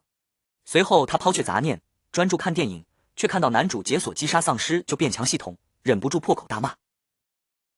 末日深渊地底2000米的溶洞内，彪子作为打手头子，正持枪警惕地来回巡逻，密切注视着干活的奴隶们。如今奴隶数量增多，他不敢有丝毫懈怠，生怕出点差错担责。虽不担心奴隶暴乱成功，但镇压总会有奴隶死亡，责任大概率会落到他头上。这时，黑浩偷偷凑过来，小声问彪子要烟，还抱怨之前在太平市废墟搜刮的香烟全被上交，莽爷也没分。彪子皱起眉头，指责黑浩不按规划路线巡逻，强调出岔子他担不起责，且自己也没烟了。黑浩提及之前让彪子留几包烟的事，还怂恿他找莽爷要烟。彪子沉默许久，开始细数对黑浩的恩情，末日未降临前带他在工地干活，末日降临后又多次救他。他提醒黑浩别再说让自己为难的话，举例黑浩之前说完季楚楚的话让朱车长脸色难看，强调黑浩作为自己的心腹，口无遮拦会让自己难堪。他表示自己在列车里地位没那么高，只是莽爷需要打手头子这个位置，不在乎是谁做，还让黑浩多向2蛋学习，干活别想其他。黑浩仍不死心，又要彪子兜里的死钱烟。彪子虽有些陌生地看着黑浩，但还是把最后一根烟给了他。他意识到黑浩飘了，尤其是新奴隶加入后，黑浩以为自己地位很高，却不知是自己给的。老朱敲打黑浩其实也是在敲打他，若不改变黑浩性格，可能会带来灭顶之灾。他决定今晚找黑浩谈心。恒星号列车室内，陈莽双脚搭在桌上，怀里抱着薯片，津津有味地欣赏末日片，享受着难得的放松时刻。他几分钟前在列车电台询问制造氧气的配件和车头大灯，消息发出后电台炸锅，但没人私聊他说有相关配件。他突发奇想，将1级绿色品级的列车电台升至10级，消耗9000单位铁矿，获得2个超模效果，5级可将发言置顶，每次消耗10单位铁矿，10级可和其他列车长隔空交易。这效果远超他预期，5级效果像可控广告位，10级效果节省了交易时间。他发了求购配件蓝图的消息置顶，列车电台众人纷纷询问金框置顶方法。陈莽没找到有用消息时，收到主角号列车私聊，对方称有制造氧气的配件要白送，理由是觉得陈莽有主角相，希望以后能得些边角料。陈莽不信主角论，让对方发坐标隔空交易。铁岭荒原另一侧，2级列车内的年轻小伙试探性输入坐标后，列车电台上方浮现金色天平秤。他把绿色品级配件蓝图放右侧，白光闪过蓝图消失，他震惊于恒星号列车的远程交易功能。他因之前在区域排行榜上一直追恒星号列车，见证其指数级发展。随后天平秤左侧掉下2条烟，1000单位铁矿，10个肉夹馍和一本色情杂志。小伙觉得陈莽办事讲究，但认为他拒绝了自己示好。这时他又收到陈莽消息，提醒他在微末时刻别轻易用底蕴送人情，那些东西能救命，当礼物收下就好。年轻小伙看到恒星号列车发来的消息，微微一愣后笑了，心想领了这份情，等恒星号列车崛起，或许在自己必死危机时能救命。这时列车室门被推开，中年男人满脸苦涩的小声对小伙说：“他当了列车长，自己好歹是父亲，想轻浮。”小伙眉头紧皱，严肃地表示：“这是末日，不是过家家，少一个人挖矿列车发展就慢，大家都去享福的话，最终都得去地狱。”不过小伙还是偷偷将5个肉夹馍和1条烟塞进父亲怀里，让他藏好，还提醒父亲不能歇，不然二叔三姑他们会罢工，坏了自己控制的局面。父亲抱怨小伙玩的花，小伙反驳说母亲是父亲的老婆，自己没老婆，这事与自己无关。陈莽望着手中绿色品级载具配件蓝图制氧机，虽不太认可年轻小伙做法，但承认他帮了大忙。有了这制氧机，挖矿时不用愁溶洞内氧气，4个塞满奴隶的冰箱也有了充足氧气供应，无需再打造奴隶车厢，原有的4节车厢可做高级奴隶车厢，供1级奴隶使用。制作该配件需500单位铁矿，陈莽花费这些铁矿在10号地精奴隶车厢制造了1台，并又花9000单位将其升至10级。每次升级制氧量增多，耗能也增多，10级制氧机可在无氧空间制造供1000人呼吸的氧气，其电路系统与发电机相连，是耗能大户。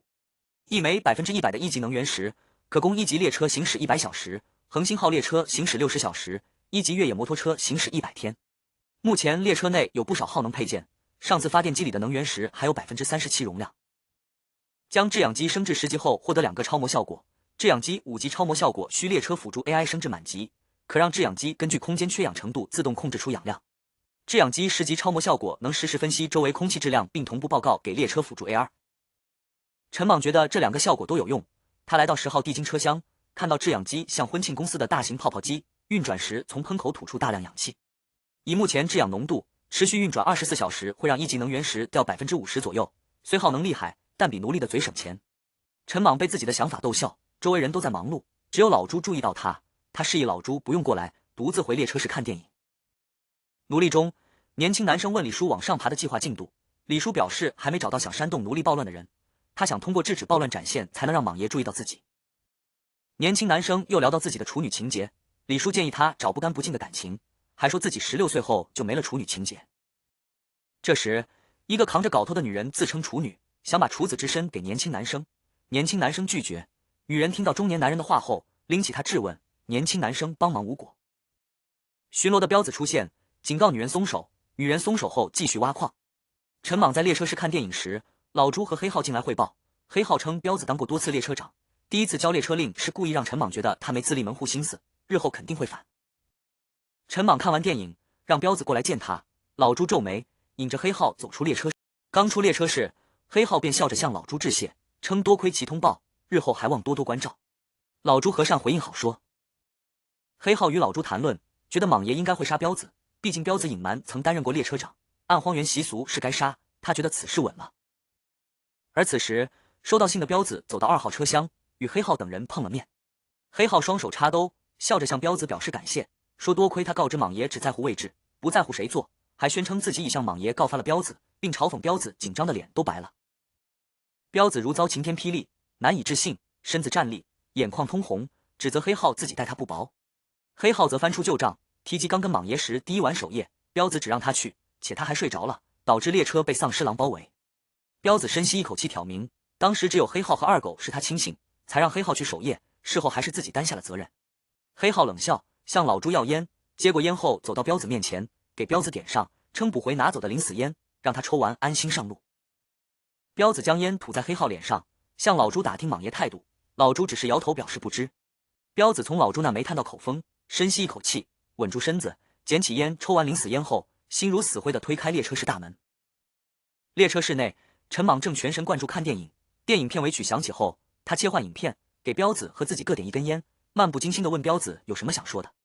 彪子当即跪倒在地，眼眶通红，沙哑着解释隐瞒列车长身份是怕陈莽觉得自己不甘心居于人下，还说自己因曾担任列车长失败过，深知其不易，真心把恒星号当自家，跟了陈莽后问心无愧，兢兢业业。他用村里俗语婊子上岸，最是专一，表明自己的决心，希望陈莽再给自己一次机会，若有不满，自己会自行了断。良久，陈莽语气平静地表示不喜欢黑浩，让彪子去处理。彪子磕了3个响头，称日后看他表现，然后退出列车室。列车室外，黑浩被2个打手控制着跪在地上，他惊恐挣扎，高呼搞错了，自己举报有功不能杀。老朱轻叹，之前已敲打黑浩，可他没听进去，自己把路走绝了。荒原上虽有潜规则，但列车长说了算。彪子拎着枪走到黑浩面前，提及他村里小名和外号，称是他咎由自取。黑浩绝望求饶，二狗表示他连自己人都告发，在村里名声会臭。彪子给黑浩点上临死烟，说要亲自送他上路。随后枪响，黑浩倒在血泊中。老朱调侃彪子杀兄弟手稳，彪子解释之前是被吓到瞎说。老朱让彪子调整心情，自己去埋黑浩。列车5号车厢内，季楚楚目睹这一幕后，几个小姑娘凑过来八卦他与莽爷单独见面的事。季楚楚称莽爷碰了他，但因自己如实说被多少人上过，莽爷没收他。小姑娘建议他谎称是楚，季楚楚觉得谎很难被信，还说就算被收也会远离他们。他认为靠容貌提供温柔慰藉就能在列车生活得好。列车室内，陈莽看完电影后靠在椅背上满足放松。这时列车电台滴滴作响，有人私聊他。此前他收到氧气机后去掉相关需求的话，并长期置顶，让列车辅助 AI 定时定点置顶新发言。看完2部电影后，终于又有人私聊他。有人向陈莽询问车头大灯配件蓝图的价格，陈莽直截了当的开价5000单位铁矿。对方觉得价格过高，认为白色配件的蓝图不值这个价。陈莽则指出对方在荒原列车排行榜上位列第1，不缺这点铁矿。起初对方同意交易，让陈莽发送列车坐标。在列车室内，陈莽眼睛微眯，手中把玩着一根带有褐色血迹的削尖树枝。这树枝是他刚穿越到这个世界第3天，为了自保而制造的简易工具，他曾用它杀死一个前来挑衅的男人。虽然凭借列车现在的威力，他已用不到这树枝，但它承载着他在那段缺乏安全感、充满危险的荒原日子里唯一的安全感。不过对方并未立刻执行交易，许久后回复称只能出1000单位铁矿。陈莽答应了，通过远程交易完成了此次购买。拿到配件蓝图后，陈莽马上将其拍在操控台上，蓝图化作白色光点融入其中，列车从而获得打造该配件的权限。他一直怀疑所有列车或许本身就具备打造所有配件的能力，蓝图只是解锁这些权限的钥匙，而非蓝图赋予列车制造配件的科技。尽管这如同先有鸡还是先有蛋的问题一样无实际意义，但他还是忍不住思考。车头大灯是个白色配件，不少列车都有，不算稀有，可放置在车头，也能安置在车厢外的各个区域。陈莽打造了3个，分别安装在车头、车身中间和最后一节车厢，还消耗4400单位铁矿将放置在车头的车头大灯提升至10级。升级未增加大灯明亮度，却减少了能源消耗。该配件可远光、可散光，效果较强，还获得2个超模效果。5级超模效果是消耗1枚能源时，可瞬间爆发出亮光，强度取决于能源石等级的强光。10级超模效果显示为无，这让陈莽意识到并非每个配件在对应等级都有超模效果。3个车头大灯都通过电路系统连接到发动机后，原本只有微弱光源的溶洞被照亮，强光驱散阴影，且消耗远低于制氧机。陈莽看到干活的奴隶，也看到在角落里拉屎的10几个奴隶，这让他意识到列车急需厕所。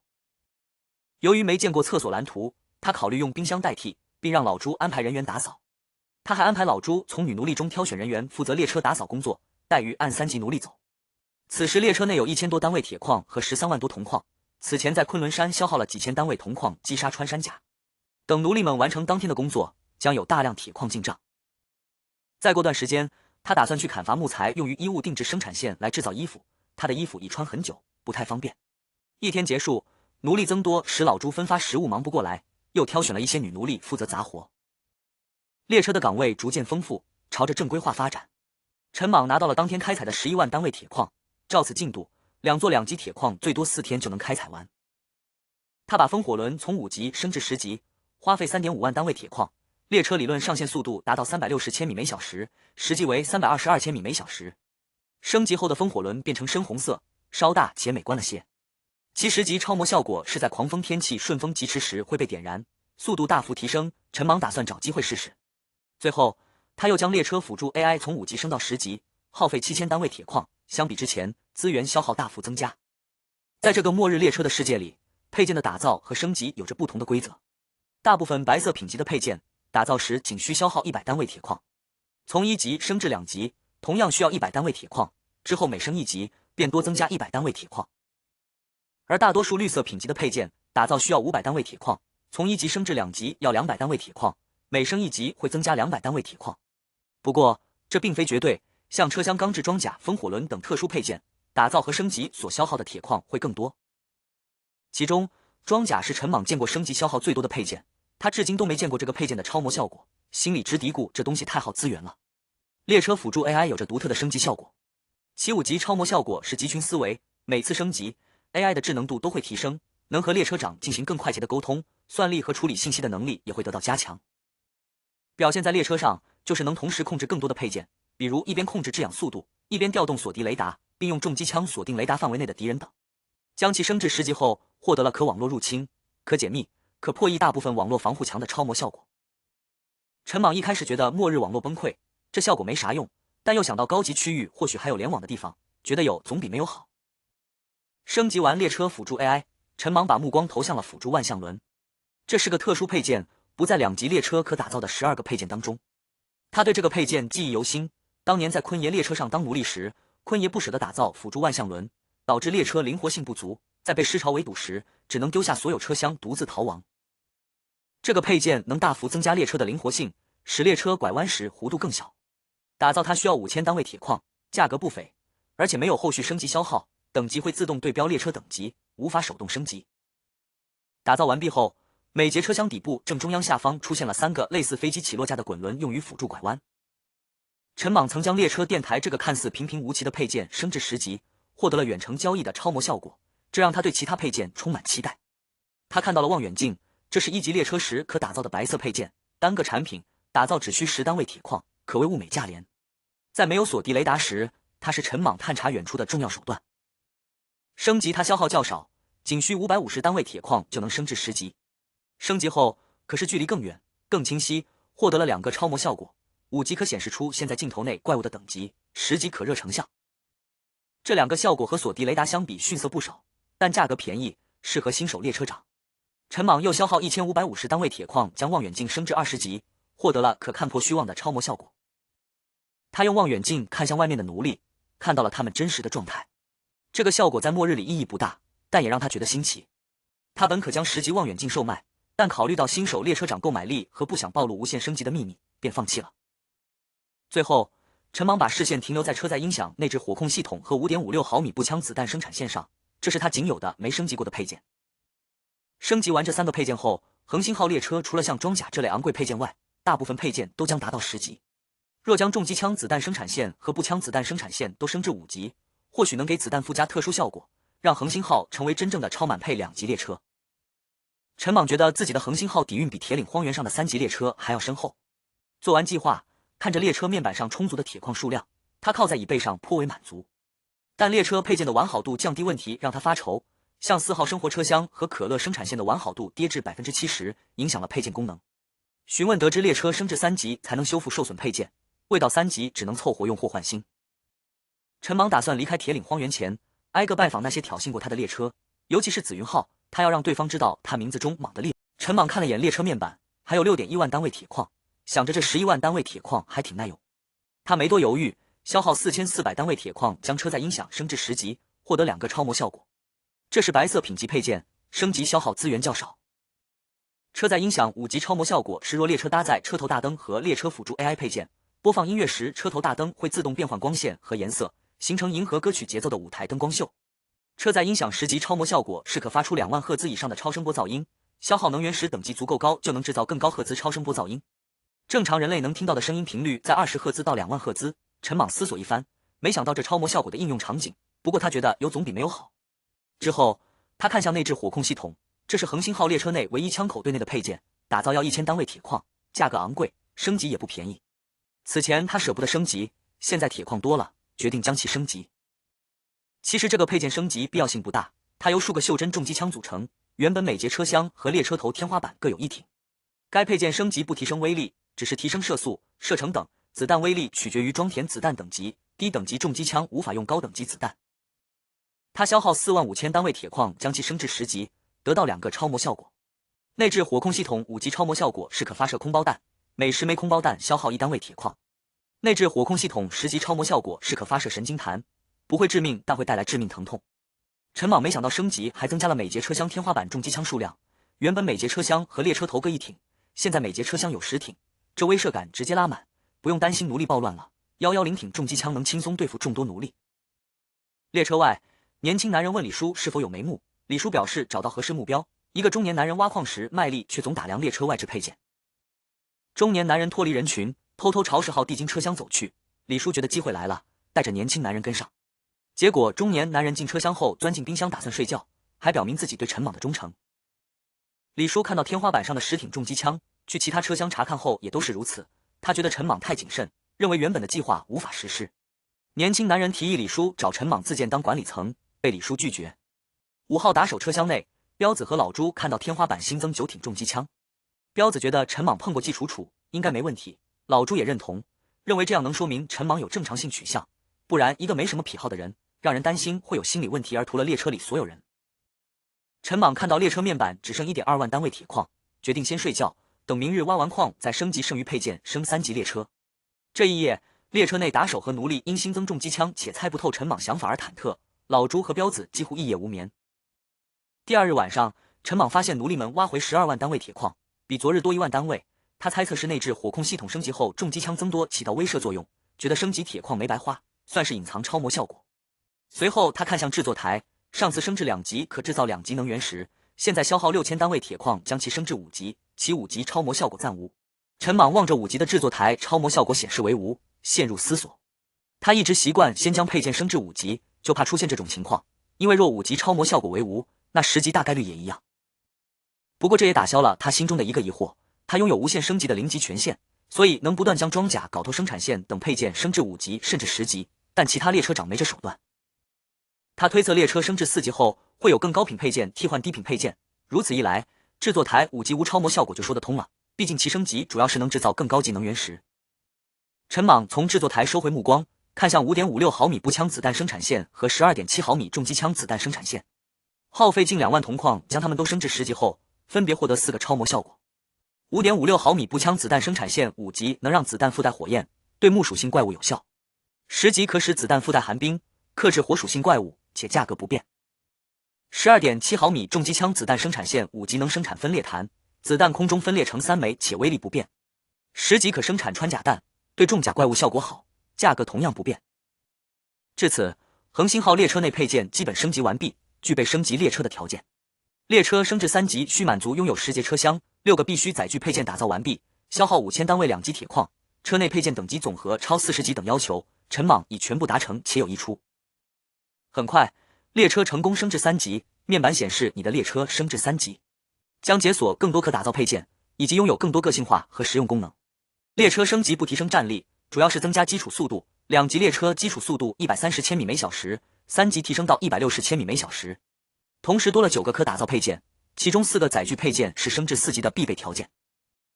列车面板新增传承值，获取途径有收留年龄小于12岁儿童，用末日结婚证举办末日婚礼等。但陈莽至今没见过符合条件的儿童，末日结婚证也暂无使用者，且传承值在高级区域才有作用，他短期内不打算前往。望向9个可打造载具配件，陈莽了解到修复损坏列车配件的办法。4个强制打造的配件中，机械纳米蜘蛛可修复损坏配件。战斗训练虚拟空间和单兵骨骼装甲生产线提升单兵作战能力，内置空间稳定仪能保证列车内空间水平稳定。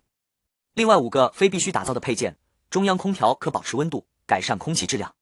储物箱能储存资源；永固避震可免疫怪物冲撞冲击力；医疗舱能治疗外伤。位置配件需列车完成转制后打造。值得一提的是，随着列车升级，可打造配件数量减少，一些细微变化藏在操控台和列车面板里。比如2级列车个性化定制车厢多了新功能，露天车厢可升级，价格合理。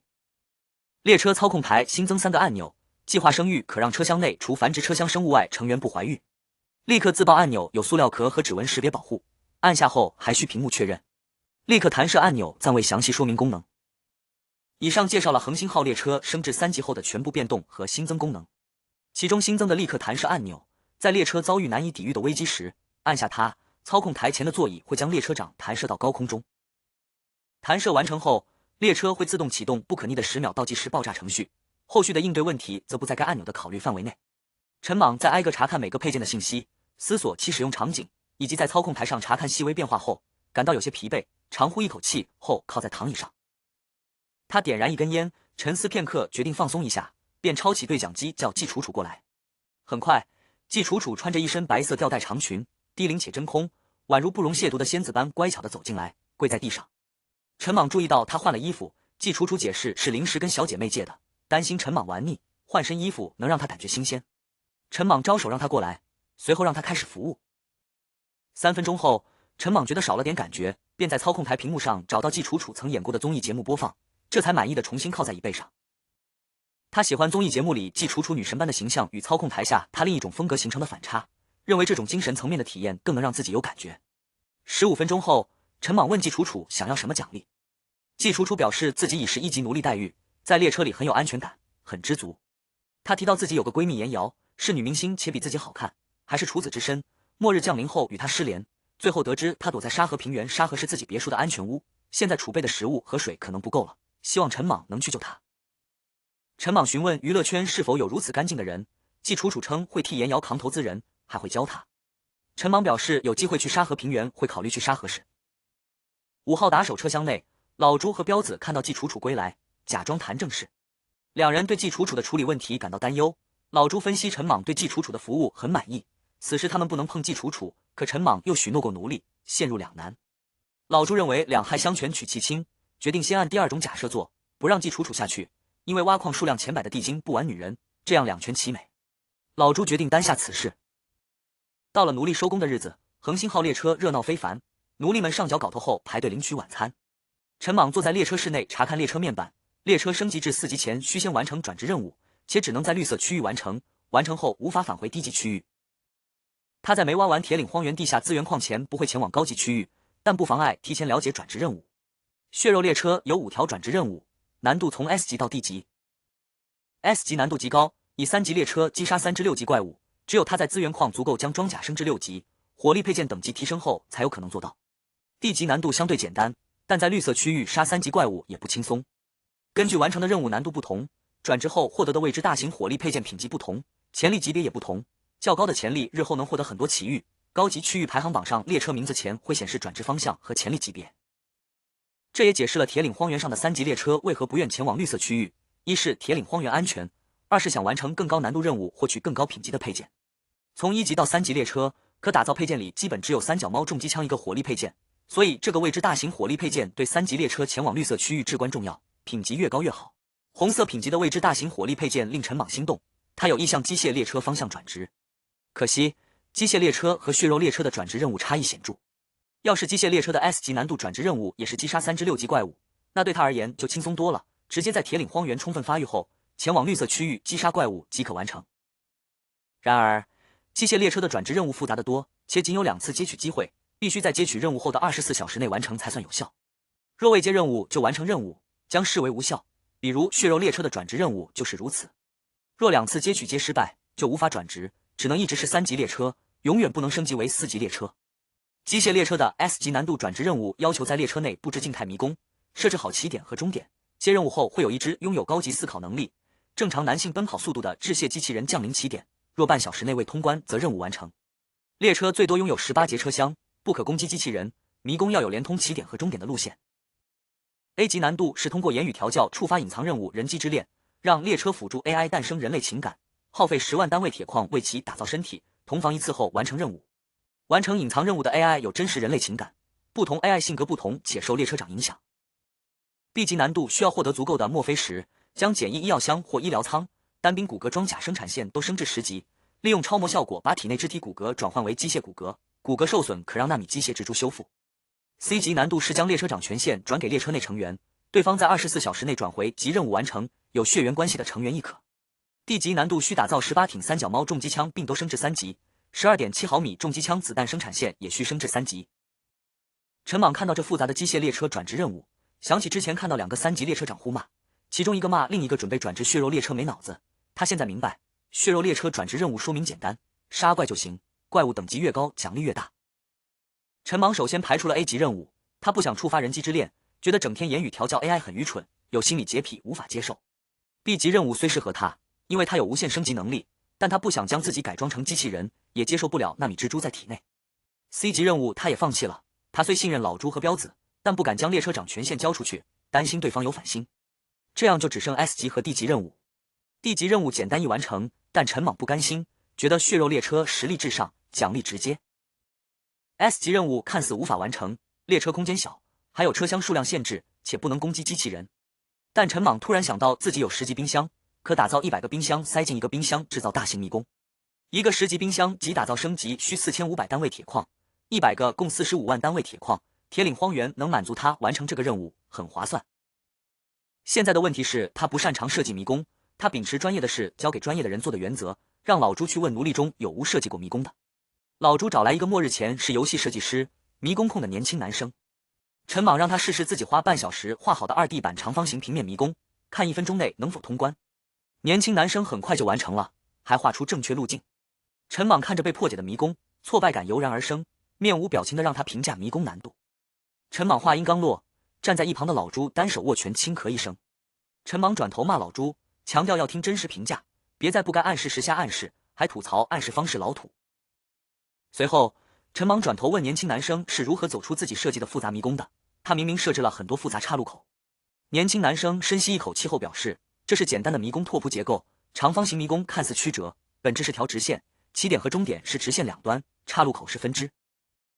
说着，他从怀里掏出尖锐石子，沿迷宫路线刻下，将迷宫从纸上剥离，捏住两端一拉，复杂迷宫变成了一条直线，岔路口如枝弹长在主干上。他称只需将迷宫无限拉长就能快速得到正确路线，自己因空间感强，在脑子里模拟过，这样展示是为更通俗易懂。陈莽注意到男生藏着尖锐石子，男生赶忙解释，有个1级奴隶每天抢他1单位铁矿拿去上缴，他不敢吭声，为了不再被抢，早日升至2级奴隶，才背了这东西打算鱼死网破。陈莽眉头微皱，偏头望向老朱，老朱虽心里骂娘，但还是急忙躬身表示会第一时间处理。陈莽点头让老朱打就行，别浪费奴隶，还让他拿抽屉里拟好的列车规则，明早开工前公布。处理完小插曲，陈莽再次闭眼靠在椅背上，尝试在脑海里将迷宫无限拉长。1分钟后睁开眼，掏出烟丢给男生，说需要设计一个能困住机器人的足够复杂的静态迷宫，机器人智慧和脚力都很强。男生接过烟，思索几秒后提出从6个步骤设计迷宫：一是将迷宫区域分割成不同区域，正确路线穿过每个区域的迷宫；二是每个节点至少3个方向，让死胡同占比达 60%、70%， 最好设置7层路径嵌套；三是 3D 立体结构设置至少3层垂直连接；四是利用声光效应视觉欺骗，让镜像区域占比到 15% 左右；五是让区域迷宫重复率达 40%， 造成鬼打墙效果；六是制造渐进式缩放的路径比例，产生距离错觉。陈莽打断男生陈述，为他点烟并拍肩感慨他是个人才，让老朱给男生1级奴隶待遇，让他打回被抢的场子，还询问男生名字，男生称自己叫李石基。陈莽让李石基用100个冰箱制造满足要求的迷宫，最多可用130个，今晚思考，明早汇报，办得漂亮有大赏。李石基激动致谢。列车外溶洞内，奴隶们吃完饭没回列车睡觉，而是围观看热闹。人群中间，一个奴隶跪在地上，满脸恐惧，不敢挣扎，周围有持枪打手维持秩序。李石基掂着警棍凑到该奴隶耳边表明身份，随后愤怒地抡圆胳膊，用比挖矿还大的力气一棍棍砸向奴隶，毫不留情。有年轻男生羡慕李石基出头，调侃李叔没出头，李叔恼羞成怒让他闭嘴。彪子认为李石基是故意告御状，老朱也觉得他贼精，但承认他有才华。老朱试了半天无法在脑海里将迷宫拉成直线，彪子称自己是武夫做不到。老朱问彪子什么情况需要困住机器人的迷宫，彪子表示不知道。彪子提醒老朱别让李石基把人打死，也别和他怄气。老朱上前制止李石基，让人带受伤奴隶去疗伤，让围观奴隶回列车睡觉，不困的去和多巴挖矿。奴隶们看到地精疯狂挖矿的样子，吓得一窝蜂朝车厢跑去。老朱感慨多巴体力强，彪子提到女巨人和地精杠上，非要比谁更能挖。绿色区域，昆仑山内，一辆车轮如云朵般的列车低空漂浮着，车内光头男人看着手中击杀绿龙 BOSS 后掉落的深海护照蓝图，满脸感慨。绿龙常随机刷新在绿色区域，踪迹难觅，他耗费数天才逮到并击杀，这才得到这张蓝色品级的载具配件蓝图。有了深海护照，列车就能潜入水底，再配上兔兔云朵这种特殊车轮，便可在水中前行。男人想着终于能回沙河平原一探海底迷宫奇遇。前些日子他碰到一辆凭猪足配件在近乎90度悬崖峭壁上畅行的2级列车，本以为有很多人和他抢绿龙，结果发现知道消息的人并不多，那辆2级列车之后也没再出现。昆仑山是个除了怪物啥资源都没有的地方，高等级怪物遍地，除了靠收集怪物血肉升级配件的血肉列车，没列车愿意来。男人摇摇头，剃掉头顶刚长的发茬，这是末日前的习惯。然后在操控台输入沙河平原的坐标，列车伴着发动机轰鸣声朝远处云层驶去。数小时后，男人抵达沙河平原，把列车开到湖边。随后，列车的云朵车轮被缓缓收进车厢，机械臂从车厢两侧伸出，在底部忙碌操作，很快螺旋桨伸出，1分钟就完成了车轮更换。这得益于黄色品级配件机械臂与列车辅助 AI 的搭配。以前换车轮得让随车机械人员下车操作，车厢越多耗时越久，现在方便多了。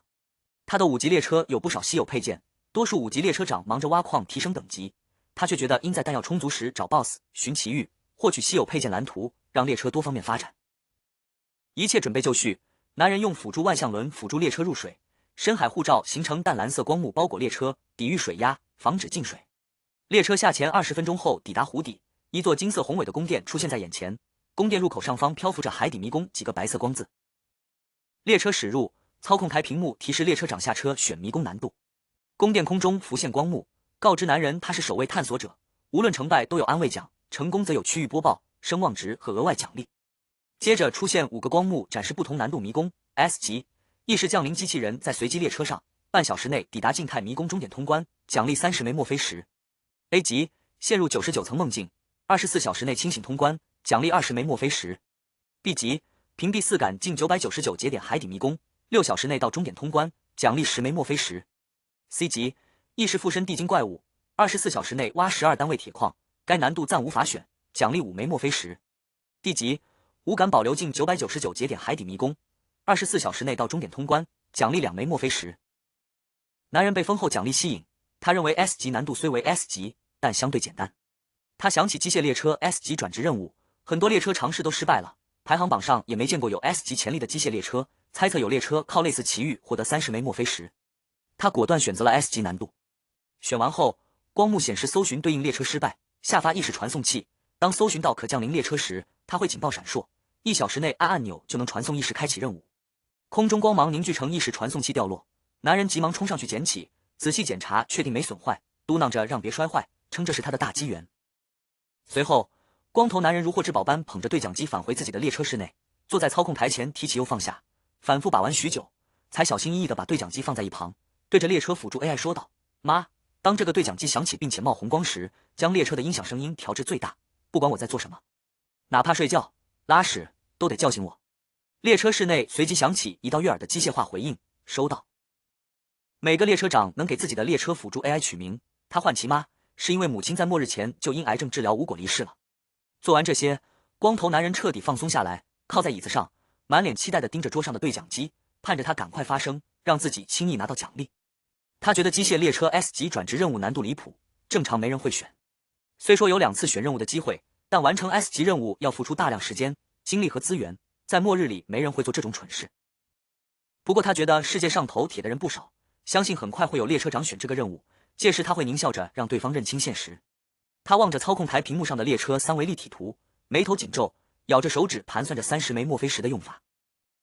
他想给3脚猫重机枪配2个，认为用在绿色品级的载具配件上最划算，但又觉一个5级重机枪作用不大，且重机枪子弹生产线也得再用2个墨菲石，很是纠结，便问妈的建议，妈让他等石头到手再想。次日，陈莽从睡梦中醒来，惬意地伸了个懒腰，看到窗外聚在一起的奴隶，满意的笑了。列车成功升至3级，还找到了完成 S 级难度转职任务的办法，他心情大好。他查看列车面板，加上昨日奴隶带回的铁矿，列车内共有 19.6万单位铁矿。他今日的任务就是打造和升级3级列车的配件，好好利用资源。2座铁矿快挖完了，资源探测雷达显示再往下5000米有一座3级赤星岩矿场，预计可开采1800单位。虽暂时用不上，但量少，1-2个小时就能挖完。他打算挖完铁矿后顺手开采，下午再去其他铁矿。这时，一个端着托盘的年轻女人小心翼翼地推门而入，将早餐放在操控台上，称以后会负责她的1日3餐。前几日，他让老朱挑选女人打扫列车卫生，这个女人负责打扫他的列车室。他觉得女人颜值不错，皮肤很嫩，就是衣服旧，感官不太好。他曾在列车电台想用铁矿换木材，但未能如愿。他需要大量木材供衣物定制生产线为1000多人生产2套衣服，明确阶级，还打算在衣服上加上列车臂章。他打算朝漠河丘陵方向行驶，一路挖掘地底铁矿，再去那里砍伐树木。吃过早饭，陈莽叫来李时基，看着他递来的图纸，虽不近视，却觉得有些散光。图纸上是一个用虚线和实线勾勒的巨大正方体，里面标记着1、2、3等，右下角有对应注释，4标注为脏话。他对此不解。李时基解释，闯关的机器人有高于常人的智慧，可能有人类情感，可以在迷宫墙面标记死路，写嘲讽标语来影响其精神。就算机器人没有人类情感，也没坏处。陈莽觉得有些离谱，一开始认为 S 级转职任务无法完成，有了10级冰箱后觉得有希望，听了李时基的想法又觉半小时限制太短。他决定过些日子给李时基打造1节新车厢和100个冰箱，让他搭建迷宫，这几天有新想法也可加进去。之后他准备开始打造列车配件。此时列车外，老朱站在车厢下，通过车载音响宣读恒星号列车的10大规则，涵盖强奸、抢夺、打架等行为的惩处。念完让奴隶们去挖矿，并让女人抄写4份规则贴到各奴隶车厢。有了这些规则，列车变得更正规，给大家带来了安全感。彪子见证了列车从1节车厢发展到如今的规模，很是满足。老朱告知他，莽爷准备对列车进行大改革，需要新增打手队伍，让他从奴隶中挑选人选。彪子询问女打手是否可行，老朱让他多找几个备选。在去矿区的路上，一个年轻奴隶对规则中不准强奸地精和男性表示感慨。李叔似乎想到了新计划，他从规则中透露的降待遇信息，猜到莽爷可能会对列车进行大改动，将待遇区间明确化，认为自己若找准机会，或许能在这次变动中获得提升。年轻男生见李叔走神，好奇地凑到面前询问。李叔面无表情地扫了他一眼，没好气地表示已想到新计划，让其耐心等待。李叔一开始看中这个年轻小伙，打算上位后让他当自己的心腹，可现在却时常怀疑自己选错了人，觉得他很烦人。年轻男生听后神情满意，竖起大拇指为李叔加油。与此同时，恒星号列车内，陈莽处理完所有琐事，独自坐在列车室内，看着19.6万单位的铁矿，开始打造配件。他先用4000单位铁矿打造出4个必须的配件，分别是机械纳米蜘蛛战斗训练虚拟空间内置空间稳定仪和单兵骨骼装甲生产线。其中，机械纳米蜘蛛形状像拳头大小的母蜘蛛，占地小，由钢铁制成，和列车辅助 AI 相连。AI 会检测配件受损程度，然后控制机械纳米蜘蛛生产纳米机械蜘蛛来进行修补。陈莽消耗4.5万单位铁矿，将机械纳米蜘蛛升至10级，升级后每次可修复更高等级的配件，还获得2个超模效果，5级可加快修复速度，10级可同时生产更多纳米蜘蛛。这2个效果在战斗中作用很大。陈莽看到列车内有受损配件，便让 AI 将其全部修复至100%完好状态。AI 告知需消耗3800单位铁矿，陈莽同意后，钢铁蜘蛛生产出纳米机械蜘蛛进行修复。3分钟后，所有配件修复完毕。陈莽觉得这个配件既好用又省钱，便把它放在操控台旁当摆件。他还发现列车升至3级后，个性化定制里可给操控台上的按钮加带指纹锁的塑料壳，他花100单位铁矿给立刻弹射按钮加上了。之后，陈莽来到5号打手车厢体验战斗训练虚拟空间。车厢里季楚楚和几个小明星正在打闹闲聊，看到陈莽进来，赶忙收起笑容，惶恐地站成一排。陈莽没理会他们，专注研究面前类似水疗舱的设备。躺进去后，他的意识被投影到一个绝对白色的空间。这里有面板弹窗介绍训练模式，包括单机训练和联机训练。单机训练有攀爬、匕首、拳脚等训练项目和任务训练模式，可勾选敌人数量、切换地图等。联机训练可与其他使用者对抗或组队，升至5级还能和其他列车使用者进行联机对抗排位赛，获得高排名可为列车增加声望值。陈莽选择单机训练任务模式，挑了城市废墟地图，敌人10人且手持枪械，任务是手持匕首击杀敌人。他第一次尝试刺杀失败，感受到子弹射入身体的疼痛，虽身体无损，但那种临死前的绝望感很真实。他又尝试从36层楼高的天台信仰之跃，成功击杀一名敌人，对刺杀有了新见解。他玩了多种地图玩法，觉得很过瘾，还想试试联机玩法。这时，老朱让彪子去5号打手车厢，说莽爷要和他切磋。彪子惶恐不安，担心是自己赤手空拳和手持腾龙突击步枪的莽爷切磋。进入车厢后，陈莽指着2台战斗训练虚拟空间，邀请彪子一起联机战斗，称打赢让他做1队队长，打输去2队。彪子听后严肃起来，擂台上倒计时结束，2人同时朝对方冲去。下一刻，陈莽与彪子激烈碰撞在擂台上，没有丝毫武学章法，只有纯粹战斗杀戮欲望，你刺我一下，我刺你一下，极为纯粹。30秒后，浑身伤口的陈莽把沾满粘稠血液的手指从彪子眼眶抽出，踉跄起身，嘴角抽痛咧嘴，艰难笑道：“不行啊！”白光闪过，陈莽伤势恢复，和彪子出现在白色空间。彪子称差一点就赢，想再试，还询问能否扣陈莽眼睛，陈莽应允。倒计时结束，两人又冲在一起，擂台上响起撕心裂肺的惨叫。随后，彪子手持匕首刺向自己脖颈，数秒后化作白光消失。白色空间里，彪子清除痛楚和幻痛后，恐惧的表示不比了。陈莽有些意犹未尽，拍了拍彪子的肩膀，让他继续担任一队队长，再挑选20个打手，自己会打造8个战斗训练虚拟空间，安排2队打手巡视监督，另一队留在车厢训练。离开虚拟空间，陈莽消耗4500单位铁矿制造了一个10级冰箱，将2个战斗训练虚拟空间装进冰箱，又打造8个放进去。虽此空间不能增加体能，但可增加实战经验、耐痛程度、不同地形作战经验和团队协作能力等。他还消耗4.5万单位铁矿，将其中一个升至10级，获得2个超模效果。战斗训练虚拟空间5级超模效果是可和其他同等级列车的使用者联机对抗，参加排位赛，获取榜单排名，为所属列车增加声望值。不过声望值在4级列车才会显现。战斗训练虚拟空间10级超模效果是在虚拟空间里的训练会增强现实中的体能，这将大幅增加打手单兵作战能力。黄色品级配件最高升到5级，都有机会获得第1个超模效果。第2个超模效果虚莫非实，且并非所有配件都有超模效果，效果也有强弱之分。接着，陈莽又消耗4.5万单位铁矿，将内置空间稳定仪升至10级。该配件类似袖珍水平仪，能让列车在异常状态下车厢保持水平。升至10级后，获得2个特殊超模效果。内置空间稳定仪5级超模效果是在急速攀升或急速坠落时，可使列车成员不受影响。内置空间稳定仪10级超模效果是列车处于真空时，内部所有物品和成员不受影响，但这些效果短时间内用不到。陈莽留下4.4万单位铁矿处理突发意外情况。2小时后，奴隶带回3万单位铁矿，2座2级铁矿开采完毕，恒星号列车直奔3级赤星岩矿场。又过2小时，矿场被挖空，带回1800单位3级赤星岩矿，相当于18万单位1级矿。列车前往漠河丘陵，陈莽感慨3级矿回报高，希望找到3级铁矿。20分钟里，资源探测雷达未检测到高级资源矿，仅遇一个地底800米深的1级铁矿，他未停车。他停车点燃3根烟插在地上，祈求老天爷保佑找到3级铁矿，还想起要给坤爷上香，决定以后再说。半小时后，资源探测雷达响起，地底300米深的溶洞内有一座2级铁矿，预估可开采15万单位。列车钻进溶洞，奴隶开始干活。陈莽用补充的铁矿将单兵骨骼装甲生产线升至10级，放在专门放置生产线的2号车厢。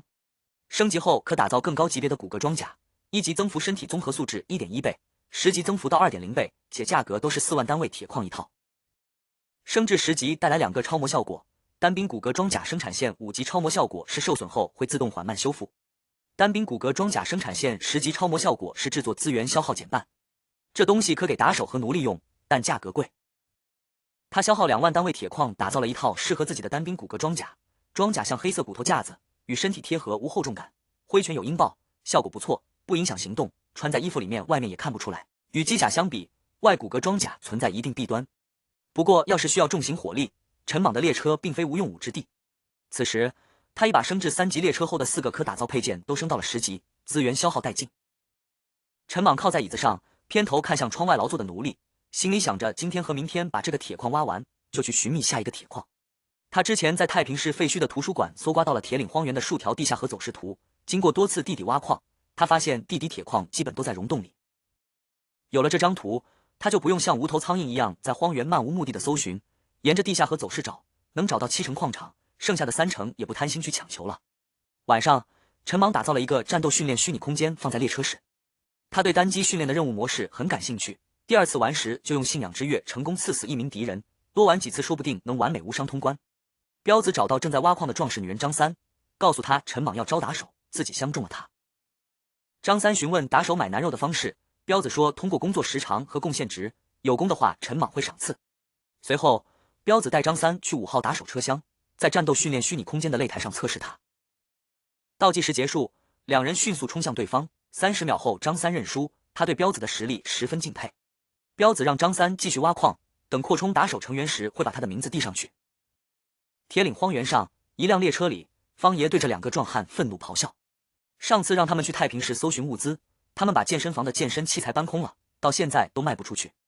这次又带回1台跑步机，壮汉解释说没找到幸存者、食物和烟酒，想着不能空手而归，就带回来了。方爷气得差点喘不上气，但2兄弟对他极其听话，他也只能要求他们下次别再搬跑步机。入夜，恒星号列车内，陈莽统计铁矿数量，加上下午挖的，共有 4.8 万单位。明天这座2级铁矿就能挖完。他消耗3000单位铁矿，打造了中央空调、永固避震和医疗舱，这3个都是黄色品级的载具配件，但因铁矿不够，暂时没升级。储物箱需要木材打造，他目前没有木材，所以暂时打造不了。他又消耗1000单位铁矿，打造了一台战斗训练虚拟空间，放在列车室，然后钻了进去。在虚拟空间里，营养液不粘稠，从里面出来皮肤还很干净。他再次来到白色空间，手持匕首站在写字楼天台上，准备玩信仰之跃。时间来到第2天晚上，这座铁矿被彻底挖空，列车里的铁矿单位达到 14.7 万。列车沿着地下河脉络在荒原上疾驰，在距离漠河丘陵大约半小时路程时，雷达响了，地下8000米有3座2级铁矿和1座2级铜矿。陈莽决定列车原地休整，明天再下去开采。虽然在地底通过氧气机也有充足氧气，但呼吸荒原上的空气更舒服，有自由的感觉。他觉得在铁岭荒原没人能招惹他，要是有3级 BOSS 或3级列车来袭，说不定还能得到图纸。他也想见识下3级列车和自己的列车相比如何。太阳升起，恒星号列车出现在地下8000米深的溶洞，奴隶们排队领食物，准备干活。车头大灯和制氧机都已开启。陈莽望着远处相连的3座2级铁矿，笑容满面。有了这批铁矿，他可以把升至3级列车剩余的配件都升级完毕，将装甲升至6级，制造100个冰箱。挖完这批矿后，去漠河丘陵找几个2级牧场，列车就什么都不缺了。之后再去昆仑山区域，把那里的怪物一个一个屠戮干净，完成转职任务，让列车升至4级。一切都在朝着美好的方向发展。地下河旁的溶洞中，极具厚重感的恒星号列车停靠，车头大灯将溶洞照亮，嗡嗡响的制氧机消耗能源维持洞内氧气充足。洗漱且吃过早饭的陈莽躺进列车室的战斗训练虚拟空间，开启单人任务训练。这是他的新玩具，他刚花 4.5 万单位把它升级到10级，获得2个特殊超模效果，其中10级效果是虚拟训练能增加现实体能，虽不能训练成超人，但达成跑酷高手、匕首精通等目标不算难。3小时后，玩腻的陈莽退出虚拟空间，朝2号车厢走去，这里有镐头生产线。挖赤星岩前，他将其升至3级，现又消耗4100单位铁矿将其升至10级，可生产挖掘10级矿场的10级镐头，不过价格高达10亿铁矿单位。他曾尝试用钻头挖矿，把镐头绑车轮做成自动挖矿机，都失败了。原来镐头只有在奴隶手中才有开采效果。10日过后，溶洞旁3座2级铁矿和1座2级铜矿开采完毕，列车面板显示有 68.4 万单位铁矿和 23.1 万单位铜矿。陈莽觉得不够，操控列车前往漠河丘陵。半小时后到达，路况起伏如固定波浪，他切换猪足车轮，消耗4400单位铁矿将斧头生产线升至10级，能生产10级斧头，价格同样高昂。消耗1万单位铁矿生产1000柄斧头后，资源探测雷达在漠河丘陵深处找到2座挨在一起的牧场，奴隶拎着斧头进入森林砍伐。2日后，2座牧场砍伐一空，换来23万单位木材，足够使用。列车继续沿地下河在荒原行驶。行驶中，列车不断探测到资源矿，陈莽下令开挖。37天过去，陈莽在铁岭荒原沿着地下河脉络挖了很多矿，奴隶全程未休息。此时列车内资源丰富，有 365.4 万单位铁矿、71万单位铜矿和23万单位木材。他询问负责列车室卫生的姑娘小芳情况，得知她末日前是小学老师，对她颇为满意。消耗4400单位木材将衣物定制生产线升至10级，有2个超模效果。陈莽给自己打造高精衣服，准备明日列车正式驶向正轨时亮相，因为列车长穿着影响下面人。列车今日没矿可挖，停在荒原休整，奴隶放假。李时基抱着臂章 logo 图纸进来，陈莽选定一份。陈莽让李时基打造1节普通车厢和100个冰箱用于迷宫，李时基提出增加普通冰箱的想法，陈莽又给200台。他计划消耗掉 365.4 万单位铁矿，先消耗48万单位打造1节普通车厢和300台冰箱，将100台升至10级。列车目前有11节车厢，他额外打造2节高级人手硬卧车厢，男女分开，插在4号和5号车厢之间。列车内格局如下：列车头陈莽1人，2号车厢存放工业生产线，如镐头生产线等；3号车厢储备子弹和资源，有10级冰箱；4号车厢是生活类生产线，老朱等人制造奴隶食物在此；5号车厢是女性高级人才硬卧车厢；6号车厢是男性高级人才硬卧车厢；7号车厢是打手硬卧车厢，有训练场地和单人床；8号、9号车厢安置人类奴隶；10号、11号车厢安置地精奴隶和新加入奴隶。12号、13号车厢是火力车厢，有远程火力装备。在较长时间里，恒星号列车结构基本稳定，除非有人口增长才会变动。陈莽先消耗 3.2 万单位铁矿，给新增的2节车厢打造出3级装甲，随后看向将3级装甲升至4级装甲所需的花费。原来1节车厢从3级升至4级装甲要3万单位铁矿，恒星号列车加上列车头共14节，全都升至4级便需42万单位铁矿。陈莽看到这个数字，虽早就知晓价格，但真正要升级时还是心痛不已。不过这笔铁矿开支是必须的。很快，14节车厢的装甲都升至4级，而从4级装甲升至5级装甲，每节车厢需5万单位铁矿，也就是共要70万单位。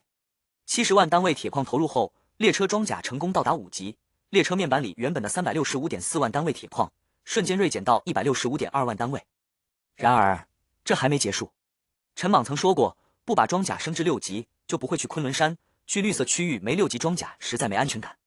1节车厢的5级装甲升至6级需要10万单位铁矿，140万单位投入后，铁矿余额只剩25.2万单位，近乎一夜之间回到贫困状态。陈莽走出列车室，望着被厚重装甲覆盖的列车，满是自豪。6级装甲带来的安全感无可替代，有了它，在绿色区域也能畅行无阻。而且车厢钢制装甲升至6级后，有了第一个5级超模效果，免疫液体、雾气、沼泽等腐蚀，这能避免之前被毒液腐蚀列车能源的问题。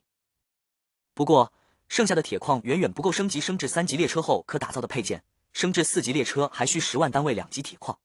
但这也无妨，有了6级装甲就能去绿色区域挖高级矿，列车里还储备了71万单位铜矿。他的40管樱花落火箭炮还未开火，三脚猫重机枪已升至5级。陈莽查看区域排行榜，恒星号列车作为3级列车，势力值5412排第一，远超第2名的求生号。其评分高主要是因为配件等级总和达313级，大幅溢出升至4级列车要求的80级。列车电台对此讨论热烈，混蛋号列车质疑评分不合理，认为配件等级上限大多是3级，黄色品级配件就算全打造且升满级也达不到这么高分数，也不可能是靠奴隶加分。紫云号列车起初态度转变，从嚣张变得认可恒星号列车长有勇有谋。陈莽记得紫云号之前的嚣张言语，现在看到他的变化，笑着摇了摇头。他准备看丧尸片时，索迪雷达显示左侧7000米有小型尸潮路过，便让彪子带人去逮丧尸。半小时后，彪子带着绑在摩托车车尾冰箱里的4、5头1级丧尸归来，并将丧尸固定在列车头车窗上。列车室内，陈莽正准备看电影，窗外突然出现丧尸恐怖的脸，吓得他面色大变，蜷缩在椅子上。但他还是播放了丧尸片，享受着独特的观影代入感。1个半小时后，彪子等到结束命令，又收到莽爷让留着丧尸下次再用的指令。他尝试喂丧尸面包片，发现丧尸吃得香，虽不明白莽爷养丧尸的用途，但相信莽爷有安排。第2日清晨，阴云笼罩，昨夜刚下过小雨，奴隶们忐忑不安地站在荒原上。这时身穿西装的陈莽从列车后方走上车厢顶部，拄着手杖俯瞰众人。众人看到他气质不凡，颇有末日王者的威严。张三觉得他很帅，李叔也感慨他与其他列车长不同，没有小人得志的气质。年轻男生鼓励李叔有一天能像彪哥、朱车长一样站在列车下方。李叔一开始误会，得知意思后松了口气。下一刻，陈莽的声音通过列车外在音响，直截了当地宣告恒星号列车将进行全面改革。他表示，从今日起，列车不再有奴隶和打手的称呼，奴隶成为列车居民，打手成为守卫。在我这里，你们不是没有人权的奴隶，只要努力干活，就能在末日实现价值。陈莽说道，居民将拥有结婚、生子的权利，甚至能组建3口之家。列车不会容忍零价值的蛀虫，也不会辜负有功之人。职务和待遇分开，待遇分6种，不同职务享受不同待遇。最低的3级居民待遇，每日有10片面包、2瓶矿泉水，居住在冰箱里。2级居民待遇，每日20片面包、4瓶矿泉水，住车厢。1级居民待遇，食物供应不变，根据每日挖矿数量决定买肉券数量，每时单位资源矿获1张，多余可累积。3级高级人才待遇，食物管饱，日获2张买肉券。2级高级人才待遇，日获3张。1级高级人才待遇，日获5张。居民通过挖矿数量晋升，若无特殊才能，最高到1级居民待遇。卖肉居民享3级居民待遇，可凭买肉券晋升。彪子、老朱享1级高级人才待遇，其余8名守卫享2级高级人才待遇，新招20名守卫享3级高级人才待遇。买肉券用途广泛，可买香烟、零食、日用品等，还能买100瓶冰箱做婚房、列车令、提升待遇等。立功会奖赏不同数量的买肉券，且待遇会随列车发展提升，剩下细节由老朱讲解。陈莽回到列车室，长舒一口气，他和老朱此前一直在商量这个改革制度。原列车规划存在问题，奴隶升至1级待遇后上升空间受限，干活积极性会降低，且列车赏赐方式单一，赏无可赏。于是买肉券应运而生。将其作为货币后，卖肉居民和列车起到锚定物作用。奴隶虽最高只能到1级居民待遇，但可赚买肉券换大房子和晋升待遇，卖肉居民也在市场经济下有更多自由交易权。老朱讲完后，奴隶们围看贴在车厢外的商品价格。一个1级居民算出自己200天就能升为3级高级人才待遇，回本后每年能有600张买肉券。旁边的奴隶提醒他现在是居民，他还有些不习惯。列车室内，陈莽让老朱盯紧制度实践，查漏补缺。老朱询问季楚楚、小明星和李时基的待遇，陈莽决定季楚楚和李时基给3级高级人才待遇，小明星给3级居民待遇。老朱还提到季楚楚奖励给表现好的奴隶一事，因表现好的多是地精不玩女人，陈莽让季楚楚过来一趟。当天奴隶休息，一对小情侣中，女生希望男生挖矿买售价1000买肉券的冰箱，男生虽不情愿，但还是答应。陈莽看到这一幕，摇头笑着认为男生会更卖命挖矿。他让季楚楚换上挂着的低胸礼服晚裙，投影他演过的综艺，换好后觉得他够骚。人群中，中年男人因妻子又提买房而怒吼，甚至提出离婚。他表示末日前奋斗20年还清房贷，现在自己40多了，挖不动更多矿了。而陈莽接下来准备前往绿色区域沙河平原完成 S 级难度的转职任务。在生活的琐碎中，一对中年夫妻因买房问题起了争执，女人满脸怒意，提出离婚，还扬言分开后去卖肉攒买肉券来买房，让男人接受他卖肉的事。男人原本愤怒的神情瞬间凝固，嘴巴张合却无言以对。旁边一个看热闹的男人调侃会去捧场，被男人怒骂。男人深吸一口气，压下情绪，挤出笑脸表示会买房，还承诺以后挖矿多挖点，女人才消了气。与此同时，小女明星们也在讨论生计问题。一个小女明星询问给自己标价多少合适，另一个打算给自己标一张买肉券。她认为自己作为明星质量更高，低价能抢生意，短时间攒够50张买肉券去买高精衣服，之后走高端路线赚更多钱，这让询问的小女明星感叹他们有生意头脑。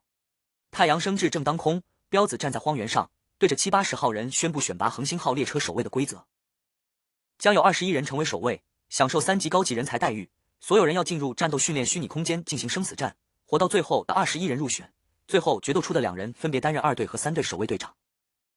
山猫子凑过来，弱弱表示不想当队长，想留在1队，彪子一脸诧异，明确表示没打算让他当队长。随后，彪子下令所有人依次进入车厢。天色渐渐暗下来，在第14节临时打造的车厢里，李时基顶着黑眼圈，兴奋又疲惫地向莽爷汇报迷宫已布置好。入口清晰，终点室里面有终点字样的冰箱，但里面还有7个人被困。老朱尴尬地解释，是找人辅助打造迷宫时有人迷路了。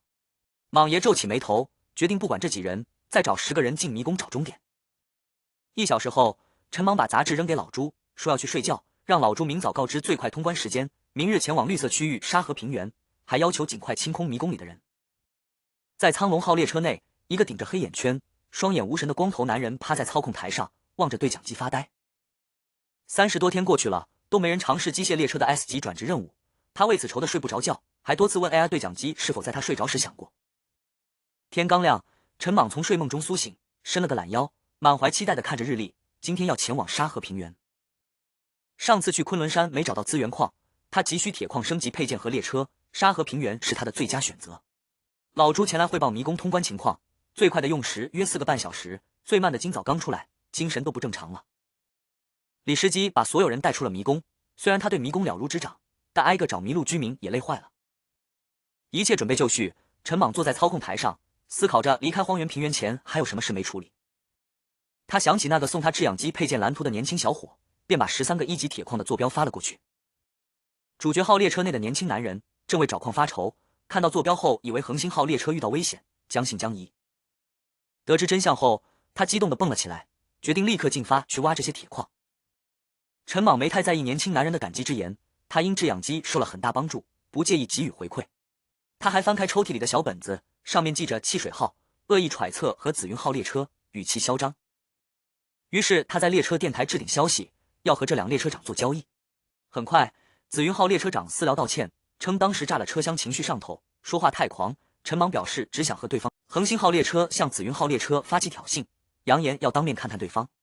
紫云号列车连连求饶，陈莽还收到了汽水号列车的求饶私聊，他觉得无趣，关闭了列车电台。其实陈莽内心渴望开着列车与其他列车碰撞较量一番，可对方都已服软，他也就没了继续调侃的兴致。他坐在座位上思索片刻，确认铁岭荒原已无让他留念之物后，深吸一口气，缓缓推动操控杆，目标直指沙河平原。他回想起上次去高级区域被撵回来的经历，暗自发誓这次完成 S 级难度的转职任务后，定要冲到昆仑山区域，将岩蛇和霸王龙消灭干净。就在这时，天空乌云密布，一道闪电划过，紧接着响雷在天边炸开，狂风呼啸而起。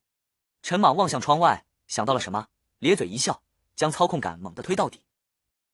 瞬间，恒星号列车如长龙般在狂风暴雨中加速，风火轮被浓郁橘红的火焰包裹，速度大幅提升。从远处看，就像从地狱火海闯出来的地狱列车，带着极致的狂暴反差感。2小时后，恒星号列车来到了铁岭荒原和沙河平原的交界处，巨大的光幕上写着沙河平原4个光字，操控台屏幕也显示前方是绿色区域，最高可存在6级怪物，当前列车等级为3级，危险系数较高。陈莽看到屏幕提示，想起上次去昆仑山区域时屏幕显示建议立刻远去，如今变为请谨慎前往，他自信自己已经足够谨慎，毕竟他将装甲升级至6级才来。于是他再次推动操控杆，列车顺利进入沙河平原。进入后，映入眼帘的是一片枯黄的草地，资源探测雷达和锁地雷达显示周围只有零散的3级怪物，连4级怪物都不见踪影，1万米内绝对安全。这让陈莽心中有了一个猜想，并非所有绿色区域都像昆仑山区域那样恶劣，否则3级列车刚进入绿色区域根本无法生存。他没有继续深入，而是望向机械列车转职面板，紧张地接取了 S 级难度的转职任务。任务提示1小时内将有1名机器人降临列车迷宫的起点。在沙河平原另一侧，苍龙号列车内，一个光头男人兴奋不已，他双手叉腰，顶着黑眼圈，看着闪烁红光的对讲机，认为终于等到了机会。他向 AI 母亲表达了自己的决心，按下对讲机按钮后，意识脱离身体。恒星号列车上，刺耳的声音响起，一个巨大的无人机飞来，操控台屏幕疯狂闪红，提示这是任务目标，攻击即为任务失败。无人机下方吊着的铁箱落在地面，散开后露出一个机器人。机器人落地后，立刻朝第14节临时打造车厢里的迷宫入口跑去，计时开始。陈莽紧张地看着操控台屏幕上的半小时倒计时和机器人视角的迷宫实时画面。机器人进入迷宫，看到100平米的空间和10台冰箱，十分懵逼，发现空间竟在冰箱里。准备打开左边第一个冰箱时，看到门上纸条提示右边第一个是正确路线，打开后仍是巨大空间和冰箱。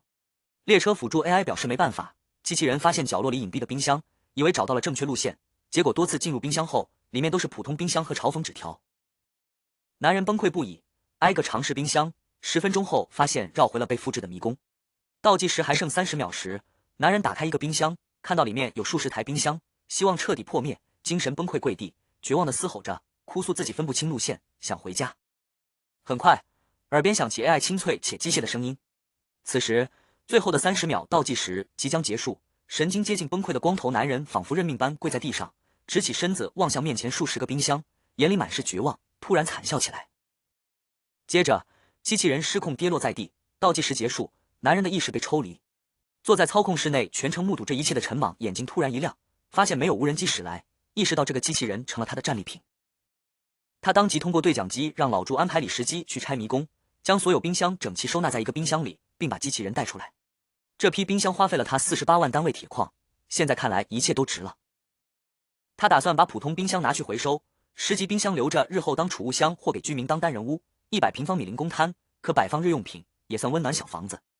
意识回到苍龙号的光头男人双眼无神地靠在椅子上，许久才缓过神，望向屏幕上显示的闯关失败。不过鉴于他是第一个来到海底迷宫奇遇的列车长，可获得一份安慰奖。他看到操控台面板上类似胸章的东西，眼里渐渐有了光彩，拿起胸章苦笑着说至少还有安慰奖。然而拿起胸章后，面前浮现面板显示这是勇者胸章，佩戴能在绝境时抚平恐惧，充满勇气。光头男人却觉得这道具毫无用处，将其扔在桌面上。他偏头看到列车室角落里的冰箱，想到冰箱升级所需的墨菲石。墨菲石是能突破等级上限的特殊道具，在绿色区域极其稀有，所以沙河平原超模效果数量排行榜竞争激烈。他回忆起在昆仑山区域见过一辆能在悬崖峭壁行走的2级列车，怀疑对方用大量墨菲石升级配件。对比后，他确定不是同一列车。根据迷宫和列车情况，他对列车长有了第一印象，极度缺乏安全感，对奴隶暴政，拥有大量墨菲石，喜欢嘲讽他人，心机缜密。他捡起胸章别在胸口，可惜不知对方所属区域。若对方来自沙河平原旁的白色区域，完成机械转至 S 级难度任务后进入沙河平原，将成为首个拥有 S 级潜力的机械列车。但他意识到自己虽为5级列车，也未必能战胜对方，毕竟对方完成任务后可能有红色品质的大型杀伤武器。车厢里 AI 告知他，墨菲石只会在部分奇遇或击杀稀有 BOSS 时有概率获得，不会形成矿场。列车内正在收拾迷宫的李时基望着跪在地上的机器人惋惜长叹。他打开一个冰箱，一张 A4 纸飘出，上面写着3句假信息，若机器人看到可能会崩溃，但他实力不足，很多布置未触发。李时基因规则和道具限制，很多计划无法实现。恒星号列车室内，陈莽看到虚拟面板提示列车成功完成 S 级难度的转职任务，转职为机械列车，他成为沙河平原首个完成此任务的列车长，还抽取到红色品级载具配件地爆导弹。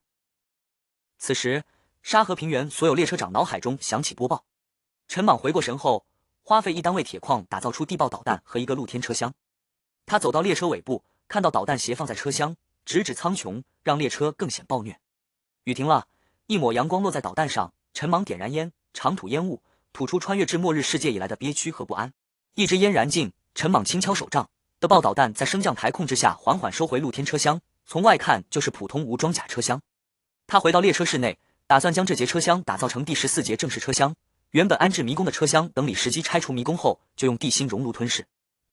坐在列车室内，陈莽查看屏幕上的爆导弹的数据，目前为1级。在这个末日世界，等级被碾压便无法对2级怪物造成伤害，若升至6级，扔到昆仑山区域效果未知。所有火力配件等级决定能否对高等级怪物破防，威力则取决于品级和等级，同等级下高品级火力配件威力更大。比如车刃、连发床弩等。三角猫重机枪虽本身升级只提升射速和射程，但对应的子弹生产线升级后能生产高等级子弹。的爆导弹是的对导弹，知晓敌人坐标可远程精准打击，击打范围是锁敌雷达的20倍。陈莽锁敌雷达范围1万米，最远能将导弹送至20万米外。他因转职任务福利，消耗1单位铁矿打造出这枚导弹。正常生产1级的爆导弹需1万单位铜矿，升至2级要消耗5万单位铁矿。相比同为红色品级的车轮更换器和地心熔炉，前期升级价格贵很多。李时基已清理完迷宫，那节车厢暂挂列车。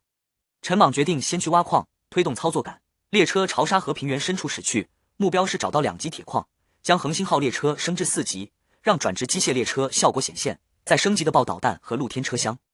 他现有25万出头铁矿，铜矿71万。半小时内，陈莽脸色渐难看，绿色区域的3座2级铁矿都有主，不少人因前往昆仑山区域找穿山甲获得钻头配件，地底挖掘也热闹起来。又行驶20分钟，他在前方地底5000米处看到2座挨在一起的2级铁矿。升级4级列车需10万单位铁矿，他不敢用现有储量，要留作备用，如应对食物需求、突发战斗配件受损制造机械纳米蜘蛛、制造能源石等。他让巨大钻头从列车头伸出高速旋转，钻出隧道，列车朝铁矿驶去。此时，索敌雷达显示9000多米外一辆4级列车也驶向铁矿，速度比他慢很多。他查看对方列车详细配件等级信息，面无表情，再次推动操作杆，加速前进。几分钟后，他率先抵达铁矿。这时，列车电台收到附近列车强制私聊信息，滚！他再次推动操作杆，朝对方列车驶去。4级列车内，男人认为陈莽一个3级列车敢跟他碰是自寻死路，开启淡蓝色光幕能量盾，6架5级地狱机炮枪口开始旋转预热。2辆列车碰撞，男人的钻头瞬间碎裂，能量盾布满裂纹。地狱机炮攻击后，陈莽的列车毫无防损，穿过硝烟撞向对方，男人死亡。陈莽让彪子带人去处理对方列车，带回400个幸存者和物资，幸存者暂时关押在冰箱审核。陈莽花费 1.1 万单位铁矿将地心熔炉升级至4级并激活，吞噬战损列车，收获7万单位铁矿。他再次操控列车驶向2座2级铁矿并停下。陈莽等人发现一辆列车吞噬其获得7万单位铁矿，相当于半座2级铁矿。4级列车的收获比当初吞噬昆爷列车头多得多。地心熔炉吞噬不同配件获得的铁矿数量有别，吞噬陈莽自己的普通车厢能获50单位铁矿，相当于返还一半，而吞噬废墟车厢等配件则少很多，但总归是白得的，已算不错。这辆列车内堆积着丰富资源，有12万单位铁矿、4万单位铜矿、3700单位木材，还有12万单位蛛丝，一个特殊道具，2张蓝图，若干步枪及子弹，甚至有16条香烟、2瓶白酒、3条腊排骨，冰箱里还冻着1头几百斤重的肥猪，以及从城市废墟搜集来的日用品。陈莽感慨杀人越货是发财的好办法，虽铁矿和铜矿数量不算多，但资源种类丰富，连蛛丝都有12万单位，这足够让他升级猪族配件。他把步枪和子弹扔进地心熔炉，特殊道具和蓝图放在列车室准备查看。陈莽吩咐老朱留下猪，过段时间去沙河市找粉条白菜，给大家炖猪肉炖粉条，当做列车福利，人人有份。他还提到曾许诺给大家炖鸡汤，因舍不得杀下蛋的鸡，所以选择吃猪。同时，陈莽认为买肉券充当列车货币概念后，名字不合适，将其改为恒星券，并让老朱挑选日用品摆在商店。老朱认真记录并表示会安排。陈莽准备查看特殊道具和蓝图，将列车升级至4级。老朱和彪子听到猪肉炖粉条，馋得口水直流。彪子还力夫爱要去沙河市找白菜粉条。李一曾是企业高管，有丰富管理经验。末日来临后，被数辆列车捕去当奴隶，在坤爷的奴隶车厢里浑浑噩噩，对未来绝望，只有挖矿时能找到一点存在的意义。他看到一个气质独特的男人，男人眼里带着凶光，毫无末日的绝望感，仅用数十秒就杀了挑衅者。后来坤爷的列车灭亡，男人建立了恒星号列车，李一成为首批加入者。他亲眼见证列车从襁褓中诞生，快速成长，车厢增多，火力配件增加，奴隶数量增多，待遇也越来越好。从每天2片发霉面包到20片酥软夹心面包，列车还从1级升至3级，来到高级区域沙河平原。李一想成为列车中层管理员，尝试了很多办法，如镇压暴乱奴隶，在改革大会上出头等，但都失败了，还常被身旁小子施压。没想到最终因那小子的计划，他成为了恒星号列车的中层管理人员。站在溶洞地面的李叔近距离接触陈莽和老朱，陈莽让李叔和那小子负责统计工作，给予3级高级人才待遇。老朱调侃他们挖矿时间乱跑，但表示现在需要他们。李叔的统计方式得到老朱认可，他们被安排住在6号男性高级人才车厢，不用再挖矿。年轻男生享受着高级人才车厢的待遇，兴奋不已，而李叔面色复杂，觉得结果虽和预想一致，但过程出乎意料。男生则认为只要结果对，不用管过程。可李叔转身望向身后正躺在床榻上不断翻滚的男生，欲言又止，半晌后喃喃问：可你怎么敢去拦下莽爷啊？男生表示觉得统计众多人员每日数据麻烦，李叔精通此道，列车又缺人，所以去毛遂自荐。李叔认为流程不对，成功没这么简单，还质疑他若有自荐本事，以前为何1个月只赚几千块。他觉得才华得展露出来，别人才看得见，而男生的方式更简单粗暴。男生称自己是3无小镇青年没本事，推荐的是李叔。最后计划成功，男生称自己和李叔负责居民每日铁矿和恒星券等数据统计核准工作，是3级高级人才待遇。这时6号高级人才车厢门被推开，李时基拿着2个热乎的肉夹馍走进来。他表示上次听到2人商量镇压奴隶暴乱，知道他们计划出头很久，现在成功了。他还分享肉夹馍，邀请2人去11号车厢的商店看看，他买单。原来朱车长把商店放在冰箱里，放在11号车厢，他们作为3级高级人才，每天能领2张恒星券。李叔询问5号车厢情况，李时基说5号车厢目前就寄楚1人，老朱弄了床帘，路过无妨。他还拿出1包烟给2人，这是用莽爷赏的100张恒星券买的，花4张买了2包，给他们1包。李叔问他不攒钱买冰箱吗？李时基觉得车厢住的舒服，商店有好东西。列车室内，陈莽看着面前的机器人和一个松松垮垮的铁箱子，这是当时无人机扔下箱子，机器人从里面钻出来，走时带走了箱子。箱子虽无特殊之处，但因是 S 级难度转职过程中的东西，他收集起来放列车室的10级冰箱里，冰箱里还有冰镇可乐和他收集的其他东西。机器人是特殊道具生活机器人，可当列车辅助 AI 的身体，完成轻体力工作。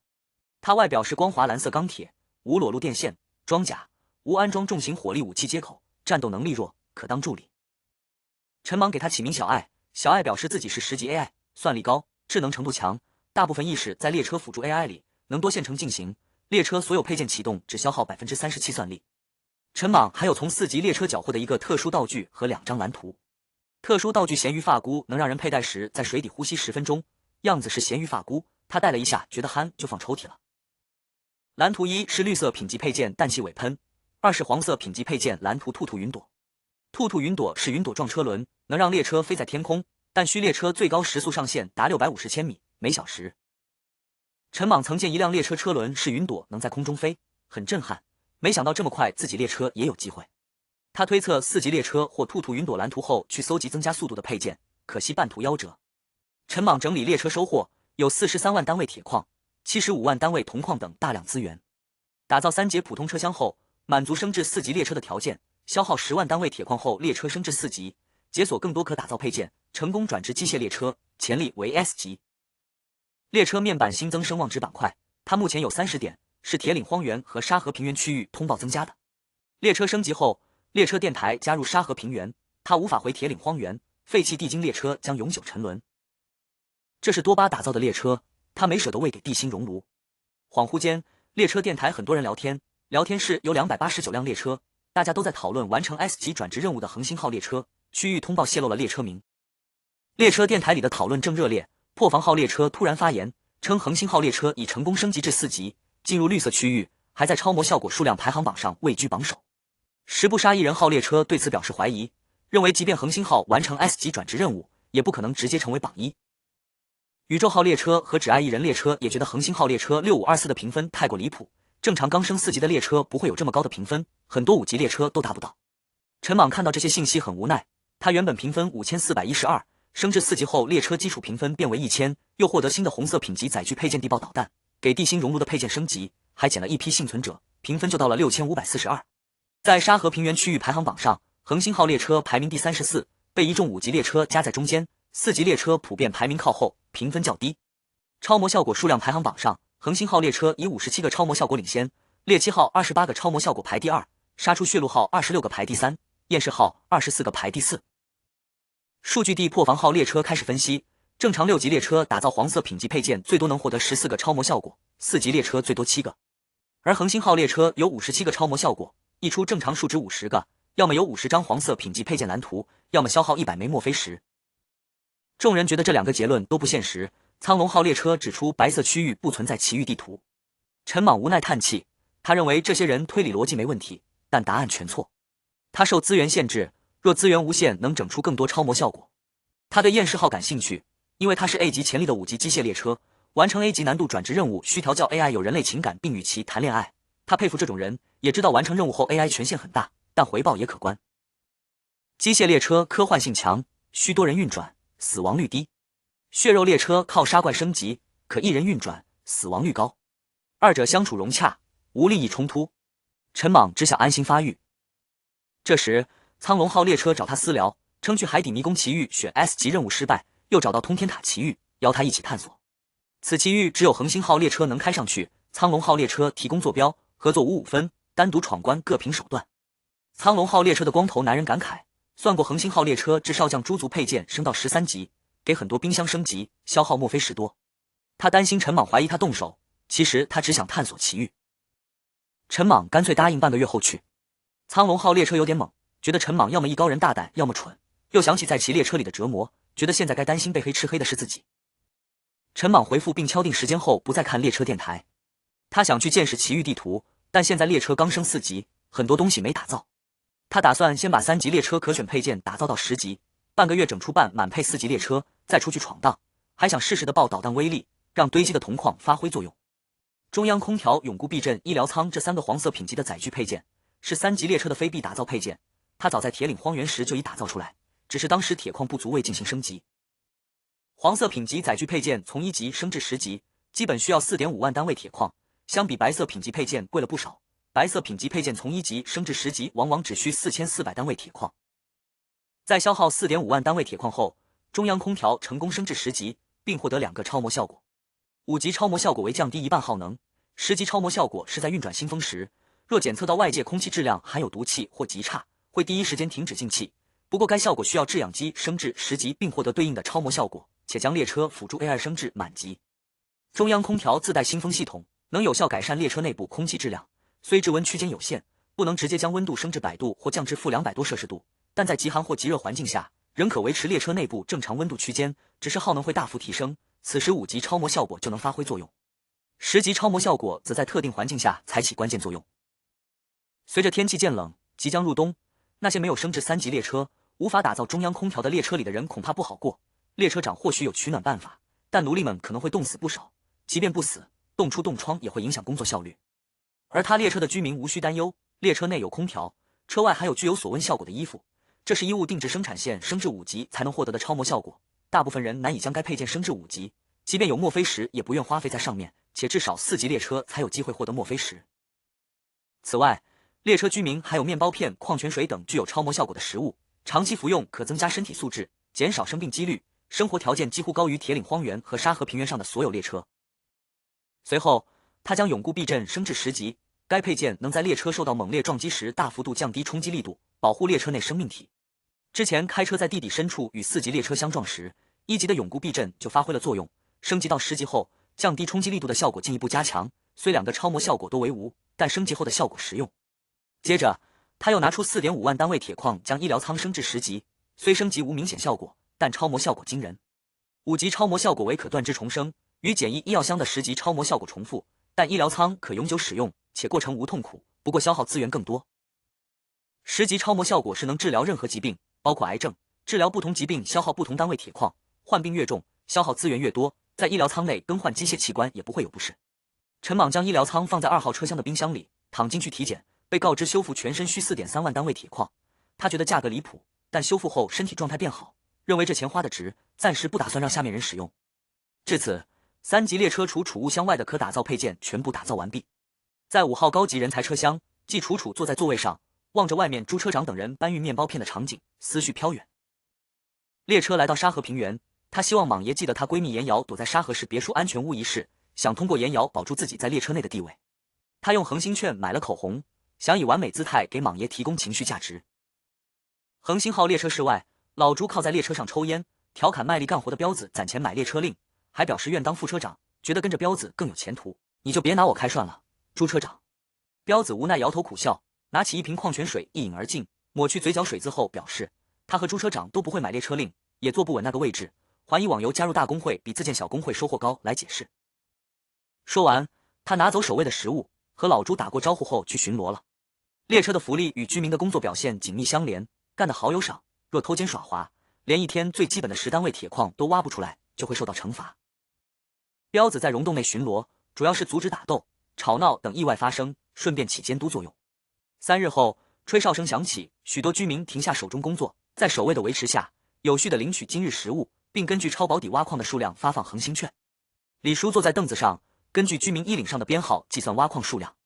编号117的居民前几日超保底7枚铁矿，加上今日的3枚，刚好够10枚，换得1张恒星券。恒星券由矿泉水瓶盖经列车碾压制成，这是一种防伪手段，在现阶段列车条件简陋的情况下，这种方式还算够用。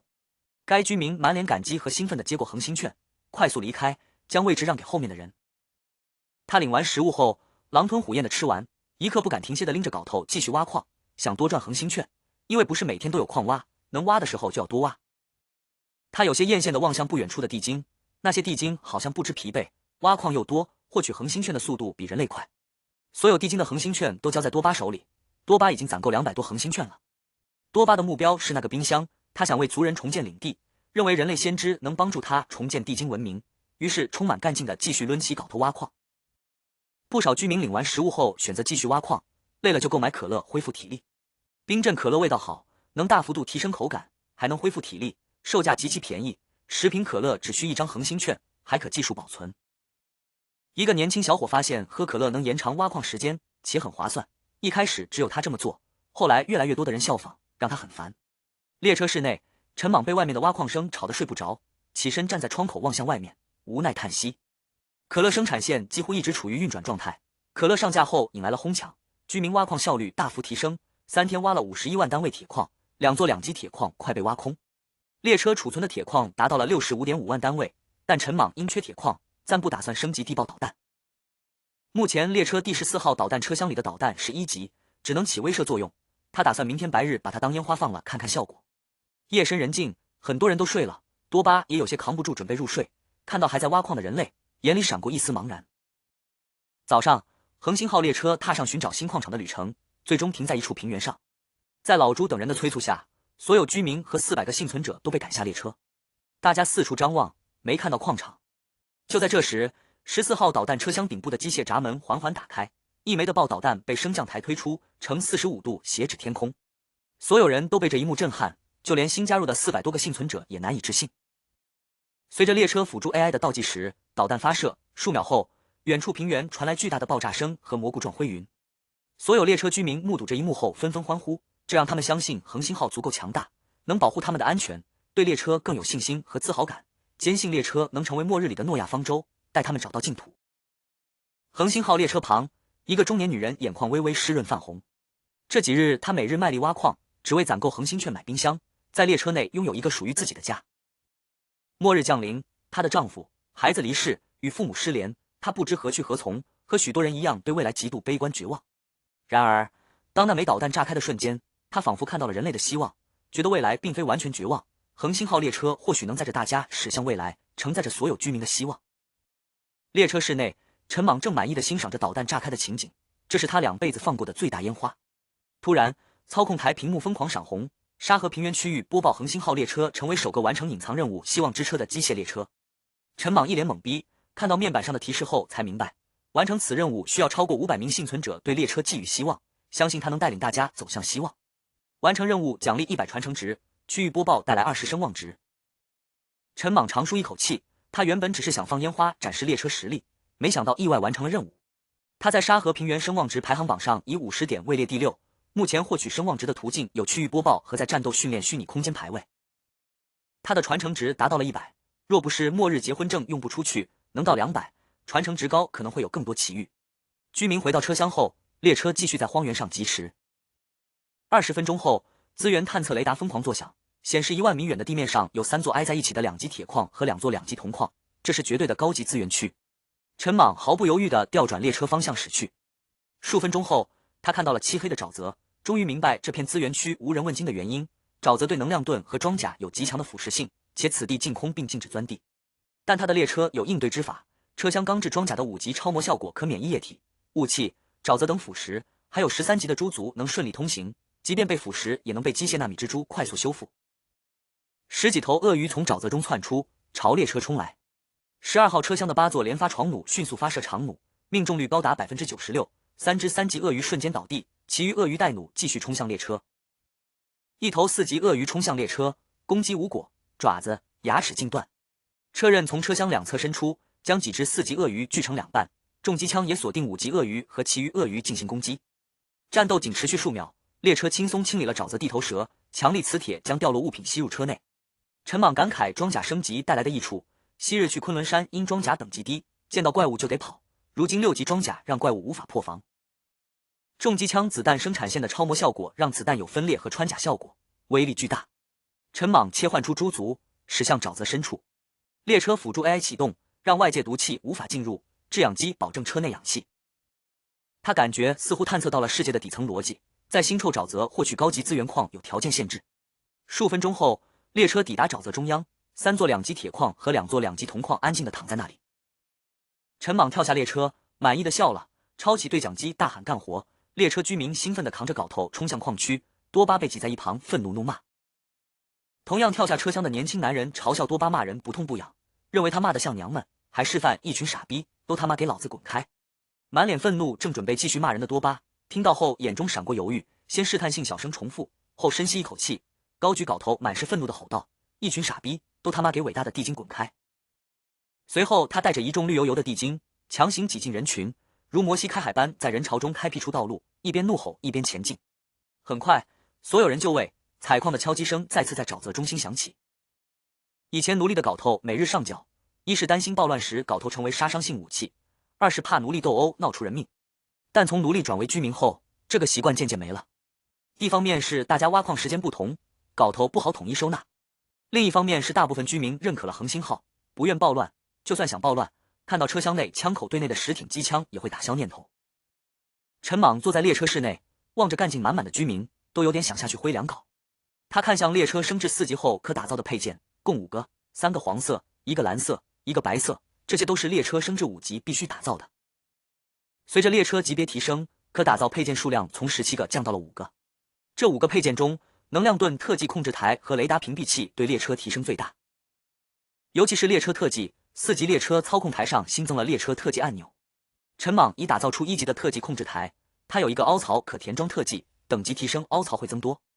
他的机械列车是 S 级潜力，可从3个列车特技中选一个，没有时间限制。这3个特技分别是无限子弹，10分钟内列车内消耗子弹的火力配件无限子弹，但30日内需补齐消耗子弹对应的铜矿数量。末日狂奔，10分钟内列车最大极限速暴增2倍，期间列车配件完好度降至 0% 也正常运转。死亡旋转，列车高速行驶且有钻头配件时激活，列车会短暂悬浮并快速旋转冲撞敌人，钻头等级越高威力越大，建议内置空间稳定仪至少升至5级。陈莽通过列车电台得知列车特技，通关奇遇地图或击杀稀有 BOSS 有几率掉落，是3角装令牌，插入特技控制台可使用，装入后不能拆下，强制拆会碎裂。特技控制台最多升至5级，每个列车长最多拥有5个列车特技，但沙河平原上大部分列车长一个都没有。陈莽对3个特技都想用，想找办法一起选，但没成功，最后选了死亡旋转。此时机器人发出笑声，陈莽警告他，原来 AI 常操控机器人溜达，尝试挖矿。陈莽觉得他智能程度渐高，偶尔会路破绽。他让机器人去制作衣服，得知其若有性别为男性后，轰走了他。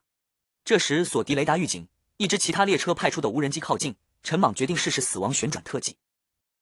他推动操控杆让列车加速冲进沼泽，快接触时按下按钮，列车弹射到低空高速旋转，钻头也高速旋转，撞碎了无人机。列车落在沼泽里，陈莽脑袋有点晕，但觉得这个特技不错，面对大型怪物会很有用。重机枪、子弹等对大型怪物效果不佳，有了这个特技可尝试应对。陈莽脑海中灵光一闪，设想在启动列车特技死亡旋转时激活车刃，列车会如巨大且高速旋转的弩箭，威力将大幅加强。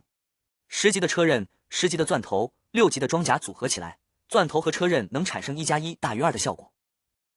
他点头认可此理论可行，但不确定实际效果，打算找机会找个体型大的怪物测试。此时他注意到空地上身子僵硬的居民，心生疑惑。老朱被香烟烫到手后惊醒，和彪子交流，他们对恒星号列车转起来的场景感到震撼，猜测这或许是4级列车特有的功能，但又觉得就算是4级列车，也很难做到像陈莽这样。老朱随后高吼让居民们干活，并警告400多个新来的3级居民，不好好干活就会被卖给其他列车。居民们收回震撼的目光，更加卖力的干活，因为列车威力越大，他们的生命保障就越强。尤其是新加入的400多人，见识了恒星号的好待遇后，不想被卖，只想赶紧挖矿晋升到1级居民待遇，获得额外的恒星券。原来在恒星号里，他们不再是奴隶，而是居民。这里一天能吃20片夹心带馅的面包管饱，还有晋升机制，能拥有更好的待遇和自己的屋子，能买烟、买肉等，这与他们以前当奴隶的苦日子形成鲜明对比。老朱故意将这400人打乱分散到人群中，引导群众思维。大家在挖矿时聊天，聊到这批人以前的惨状和来到恒星号后的好日子，让恒星号原本的居民对列车的认同感和自豪感更强，群众凝聚力也增强，干活积极性更高。恒星号列车的待遇在世界上能排进前30%，与其他列车相比，面包是夹心的，还有明确的晋升机制和可兑换的东西。在沙河平原上，一辆列车内的中年男人在找矿时，索迪雷达显示前面有列车在沼泽地挖矿。这片沼泽装甲腐蚀度高，有毒气，很少有人进入。他一开始以为是血肉列车，但血肉列车不需要铁矿，且索迪雷达上红点数量太多，所以判断不是血肉列车。之前有机械列车和血肉列车合作，让奴隶进沼泽挖矿，但奴隶全部死亡，此事最后不了了之。中年男人派出无人机侦查，确定是一辆机械列车在挖矿，且奴隶数量至少有1000多个。接着他看到列车转起来摧毁了无人机，他觉得为个小无人机用列车特技没必要，推测这是列车特技。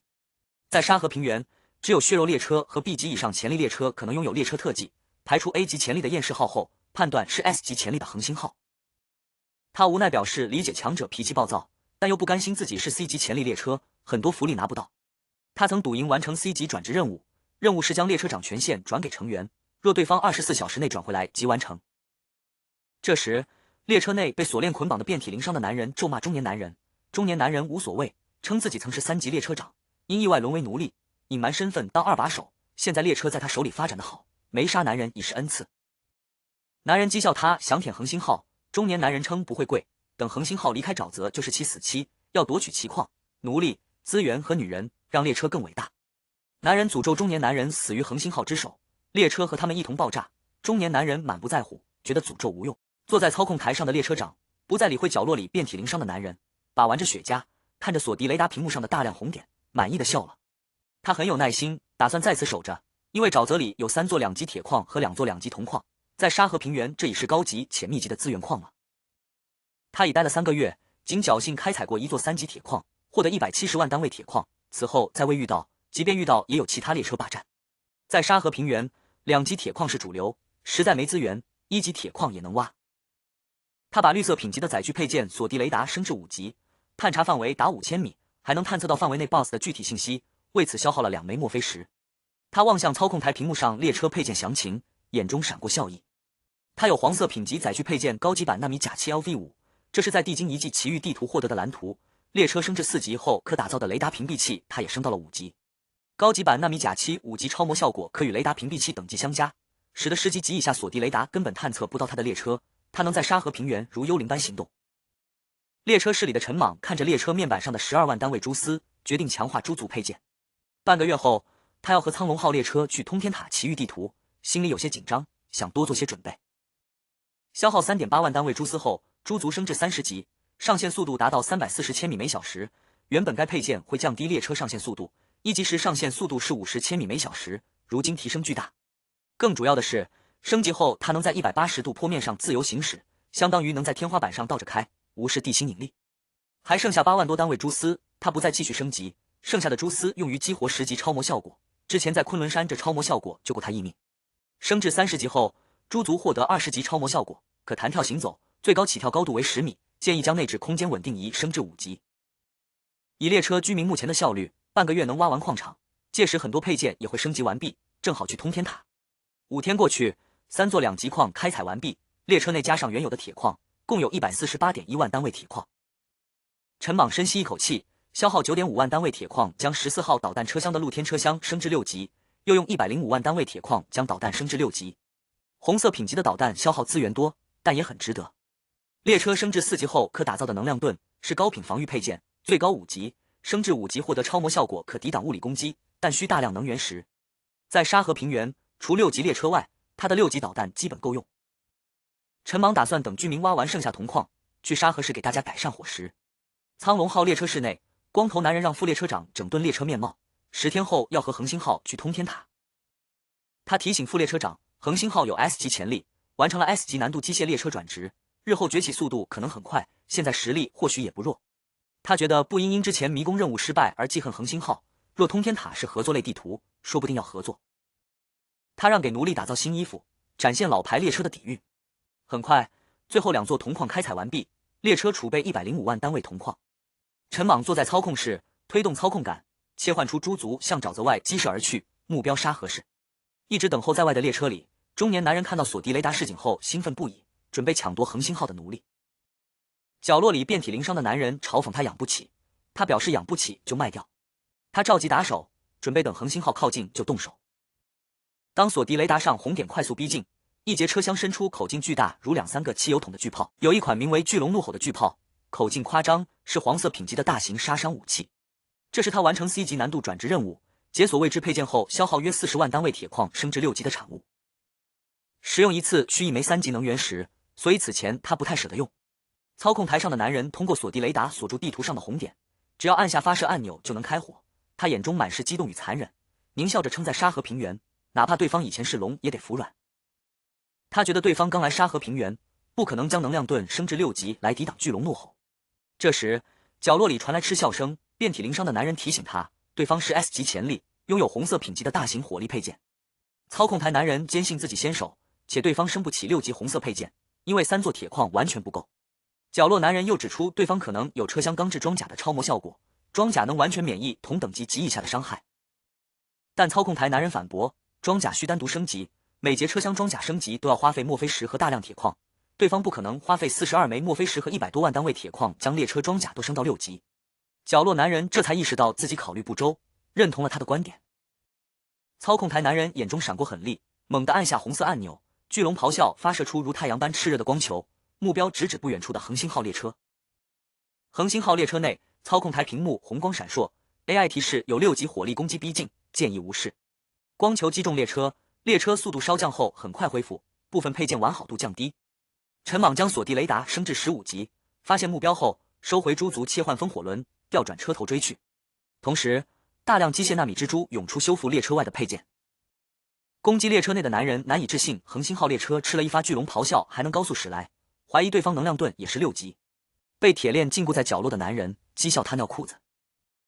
操控台男人深吸一口气，将巨龙咆哮收回露天车厢，冲到列车电台前给恒星号列车发私聊信息，称认错人。陈莽随意看了眼信息，此时已能看到逃窜的列车。他将操纵杆推到底，列车跃至半空高速旋转，钻头和车刃伸出并旋转，追上列车后如烧红的钢筋般贯穿。恒星号列车停下，身后一片狼藉，列车残骸散落，到处是残肢碎肉。彪子等人骑越野摩托车下车，清理有生力量并收集物资，列车上所有人死亡。彪子回忆末日初临的惨状，认为眼前不算惨烈。几十分钟后，物资收集完毕，彪子插烟悼念，感慨奴隶的不幸。陈莽发现死亡旋转列车特技威力大，但耗能，刚打造的2级能源石消耗一空，又打造一枚维持列车运转。该特技冷却时间48小时，将是他主要攻击手段。他打算提升钻头和车刃等级。之后，他前往沙河市搜寻物资。2小时后，恒星号列车停靠在一座废弃城市旁。他问了苍龙号列车长沙河市坐标。这座城市已沦为废墟。陈莽操控列车驶向深处，目标是生活物资等。半小时后，列车停在医院楼顶天台，彪子等人在1楼开始搜寻。陈莽对幸存者并无强烈渴望，若遇到身体素质佳或有专业技术的人，带上也可以。那些躲得深的，就让他们继续躲着。列车里的居民数量已经足够，当下生产效率已然超标，主要是矿场的铁矿供应不足，等以后都是3级矿，生产率会更加超标。陈莽独自走出列车室，站在天台边缘，面无表情地俯瞰着沦为废墟、毫无生机的城市，空气中弥漫着腐朽的枪毙味道。这座曾经代表人类文明辉煌的城市，如今已破烂不堪。这时，小爱也走出列车室，站在天台边缘，机器人扩音装置传来他机械冰冷的声音，称这座城市很美。陈莽皱眉询问，小爱以冰镇可乐、情人节鲜花、燃烧的话为例，说明美好产物都是一瞬间的，还表示2小时前听到另一位 AI 的哀嚎后，觉得生命终结那一刻最美。陈莽问谁教给他这些，小爱称是自己思考出来的。陈莽作为列车长，命令小爱无论何种情况都不要有自毁情绪，认为人在毫无希望的末日中顽强活着才是美。小爱收到命令并写入底层程序。陈莽又问，若重新打造并升级列车辅助 AI， 是否还是小爱？小爱摇头称会是全新的 AI， 还希望陈莽在自己死后立刻上香。小爱表示虽理解死亡一词，却难以理解其定义，也不知自己如何诞生。陈莽让小爱回车厢叫季楚楚出来，小爱提醒他别和季楚楚靠太近。季楚楚走下列车，站在距离陈莽3米远的地方。陈莽询问其闺蜜别墅方向，季楚楚回忆后指向西边，称安全屋里有足够食物和水，若闺蜜没乱跑，应该还在那里。陈莽让季楚楚回去后，坐在天台边缘，双腿搭在空中晃动，双臂撑在两侧，望向远处的黄昏，思绪飘远。小爱提醒他行为危险，陈莽不耐烦，还称在战斗训练模拟空间练过无数遍，这点高度没感觉，甚至能倒立，还用信仰之跃暗杀过很多敌人。陈莽设置小爱讲闲话频率为 0%， 之后又调回 50%， 并询问末日成因，小爱表示不知道。黄昏逝去，夜幕笼罩城市，陈莽未收到彪子火力援助请求，索迪雷达上也难见幸存者身影。此时彪子等人返回，他们把越野摩托车塞进冰箱，背着冰箱爬楼梯回来。他们找到了制烟厂和制酒厂，但里面已被洗劫一空，带回了烟叶种子和粮食种子，还带回了桌椅板凳、投影仪等生活物资，最重要的是带回了一群家畜，有鸡、鸭、猪、牛等。这些家畜躲在一个像大号阿莫西林的铁罐里，铁罐也被带回。陈莽让彪子钻进罐子里，发现索地雷达探测不到它，推测铁罐有高级屏蔽雷达探测能力，或许是开启末日的钥匙，怪物也不敢靠近。陈莽决定打造繁殖车厢，让大家搬冰箱进去，辅助喂养家畜和培育种子。今晚列车热闹非凡，陈莽下令做猪肉白菜炖粉条赏给居民。因条件有限，用胡萝卜、土豆代替白菜，粉条多放，每人只能吃几块肉。陈莽打造一节普通车厢当锅，用列车尾部的氮气尾喷提供火源，虽调料可能不够，味道难保证，但至少能让大家吃上热乎饭。为解决普通车厢易被烧穿的问题，将大锅升级至3级装甲，随后一个造型怪异、满是废土气息的大锅灶打造完成。10几个女人手持车刃碎片快速切肉、洗菜，一位曾是5星饭店主厨的人，在壮小伙帮扶下，用桌子腿捆绑成的巨大锅勺在车厢里不断搅动。老朱看到这烟火气十足的场景，不禁笑了起来，眼中满是感慨。他虽很久没饿过肚子，每天能吃有肉酱和辣酱馅的馒头，但那是速食产品。此刻的场景让他恍惚觉得仿佛身处文明社会，希望恒星号列车能一直这样发展。2小时后，没有白菜的猪肉白菜炖粉条做好了，上次冻在冰箱里的猪全都剁碎入锅。接着开始分饭，今晚馒头管饱，肉量按居民等级分配，3级居民待遇也能保证碗里有一块肉。一个刚加入列车享受3级居民待遇的男人，激动地抱着粉条和馒头跑到角落，他小心翼翼地咬了一口肉，眼眶泛红，随后把咬了半块的肉塞到碗底，用馒头蘸着烩菜汁水大口吃起来。吃完后，他深吸一口气，不舍得把最后半块肉送进嘴里。夜风吹过，泪水滑落，他很久没用过碗筷吃饭，感觉自己又像个人了。加入恒星号列车后，他开始有空悲伤，想念死去的家人。这时，一个衣领上是1级居民待遇的中年男人走来，坐在他身边安慰他，说家人死光没了念想，免得天天担心。还说恒星号是他见过待遇最好、实力最强的列车，让他好好干，以后拿恒星券换烟，被人看到眼眶泛红就说是被烟熏的。中年男人还建议他找个姑娘组个家庭，在末日里有个帮扶。男人重重点头，两人对视一笑，互相拍了拍肩膀。在末日里，恒星号列车正诞生着微弱的希望。列车室内，陈莽看到居民们因吃大锅饭感动得痛哭流涕，无奈地轻叹了一口气。他只是稍微对居民好了一点，花1.5万单位铁矿和一些物资做了这顿饭，用完还能用地心熔炉回本一点。他让一直负责他饮食起居的小芳把桌上那碗堆满排骨的猪肉炖粉条拿去吃。小芳激动得口水直流，端着碗跑到2号车厢和3号车厢的缝隙处，找到季楚楚分享。季楚楚一开始说吃饱了吃不下，在小芳的坚持下，还是决定尝一根排骨。小芳还说莽爷凶了他一下，因为他下意识推脱了一下。季楚楚告诉他，莽爷给东西就大大方方拿着。陈莽尝了一口排骨，觉得难吃，肉腥味重，感慨好日子过了几天嘴就刁了。他看向列车操控台屏幕上的氮气尾喷，这是个绿色品级的配件，他消耗2.5万单位铁矿将其升至10级。升至10级后，速度从原来的加速30千米每小时提升到120千米每小时，使用风火轮时列车最大上限速度可达462千米每小时，但仍达不到650千米每小时的起飞条件。氮气尾喷升至10级后获得2个超模效果，消耗能源减半，还能合为一体使速度暴增。列车发电机和车头的能源石都换成了2级能源石，用氮气尾喷做饭消耗了发电机里2级能源石的1%，不算太耗能。氮气尾喷是整体配件，升级一个全车升级。对于升至4级后的其他配件，特技操控台和列车车票他升级过。地狱机炮暂时不用，不浪费资源。能量盾不如装甲，暂不考虑。雷达屏蔽器有用，但缺铁矿，先搁置。列车车票升级至10级，因为便宜，消耗的铁矿还不够一顿猪肉白菜炖粉条的。陈莽想起当奴隶时坤爷给的食物，越想越……陈莽摇了摇头，抛开脑中杂乱想法，望向操控台屏幕上显示的列车车票配件。虽是白色品级，但在4级列车可打造的配件里，实用性较强。他意识到，随着列车等级提升，仅靠快速升级难以与其他列车拉开差距，还需从奇遇地图或击杀 BOSS 处获取稀有蓝图。该配件能生产车票，出外勤的守卫撕烂车票可瞬间传送回列车绑定地点，初始传送距离1000米，升至10级后为1万米，能有效保障外勤人员安全，减少列车火力支援不到位时的伤亡。其超模效果方面，5级时若传送失败，会将使用者临死前最后1分钟的第一视角画面传回列车。10级无效果。陈莽曾幻想配件等级足够高时能有复活效果，让外勤人员死亡后复活在列车内，但此想法过于玄幻，连医疗舱都无法复活死人，看来不太可能实现。有了这个道具，他能在以列车为中心的1万米范围内活动，遇危险可用地狱手杖远程操控列车，或用车票传送回列车。一夜过去，恒星号列车再次启程，朝西边市中心驶去，准备搜救岩窑。索迪雷达显示，一路上幸存者寥寥，可能已被其他列车搜刮或葬身怪物之口。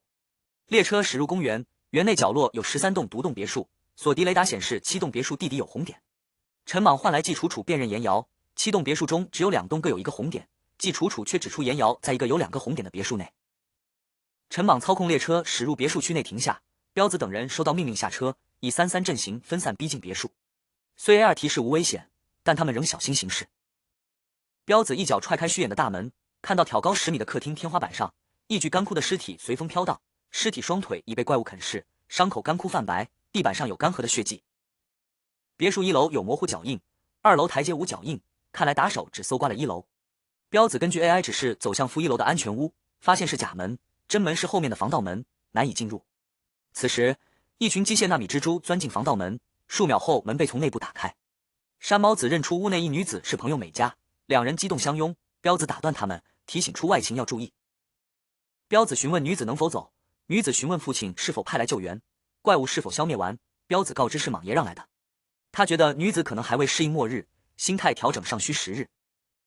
在恒星号列车室，陈莽对小爱操控机械纳米蜘蛛开门感到惊讶。小爱解释最近才琢磨明白，只能开简单锁，且控制蜘蛛时无法控制其他配件。陈莽看到有人在窗户观察，还因山猫子的女朋友收获100传承值，加上之前的，共有200传承值。这时，列车电台收到苍龙号列车长的信息，通天塔奇遇地图明日开放，有列车电梯，该地图不允许6级列车前往，需明天上午碰头一起前往，坐标为3918192分。陈莽觉得对方故意提3个参数，他有兔兔云朵，打算搞到加速度载具配件后也能飞，定坐标39181925000分。他认为可借此机会与其他列车交流，学习发育经验。物资收集完毕，陈莽没在沙河市久留，操控列车驶出后停靠在一片平原。中途遇到一辆列车，对方远远看见便绕路而行。在这个世界，大部分列车以和平发育为主，即便探测到矿场已有列车挖掘，也会另寻新矿场。因为列车间摩擦危险远高于收益，不过若能无风险拿下，收益也颇为可观。比如那辆在沼泽外蹲守他的列车，陈莽搜集其物资后，列车面板里铁矿资源达到57万单位，足够他闯荡通天塔，即便在里面耗上10几天，也无需担忧能源和食物。此时他还有115万单位铜矿，可打造3个6级导弹或5个5级导弹，他觉得发育的差不多，准备去闯荡一番。入夜，列车停靠在沙河平原，距离目的地坐标还有2-3个小时路程，陈莽打算明早出发。在列车内，他整理这几日收获。沼泽击杀的几只鳄鱼掉落的鳄肉类似尸肉，没什么用，可能用于血肉列车升级或做特殊配件材料。蹲守列车除了铁矿，还有10万单位铜矿，让他的总铜矿数量达到115万。此外还有一些日用品和杂物，没找到蓝图和特殊道具，只有地精遗迹奇遇地图吸引了他的注意。这是类似卡片的东西，漆黑且有4个白色描金边大字地精遗迹，有设计感和质感。他把卡片插入列车辅助 AI 后，屏幕上出现坐标，位于沙河平原最西边角落与昆仑山区域交接处，距离他大概5小时路程。陈莽对其很感兴趣，打算从通天塔出来后去看看。这个世界的星球比他上个世界大，列车能避开他的锁敌雷达，或许与地精遗迹有关。做完这一切，陈莽上床休息。苍龙号列车里，光头男人认真检查列车内各个配件的完好度和储备资源。凡是奇遇地图都有危险，他要提前做好准备。他的5级能量盾和3级装甲完好度100%，火力配件也基本满状态。列车内储备着17万单位铁矿和35万单位铜矿，作为底蕴丰厚的5级列车，他对通天塔之行自信满满。他知道一种将能量盾和装甲等级相加获得更高防御等级的邪门方法，但觉得不是正道没采用。他相约陈莽告知通天塔消息，一方面是想交好拥有 S 级潜力、68个超模效果的恒星号列车，另一方面则是想暗搓搓报在 S 级迷宫精神崩溃之仇。恒星号列车内，彪子看到山猫子和女友亲密的样子，很是羡慕。山猫子女友脸上有雀斑，是个小家碧玉型的美女。山猫子打算和女友一起挖矿赚恒星券买房。女友患有渐冻症，末日前因这病不辞而别，在末日混乱中晕倒后醒来就在岩窑安全屋。彪子让女友今晚和山猫子挤床睡，并提醒山猫子给女友讲清楚末日和恒星号的规矩。在5号女性高级人才车厢，岩窑不满季楚楚称列车是末日最好待遇。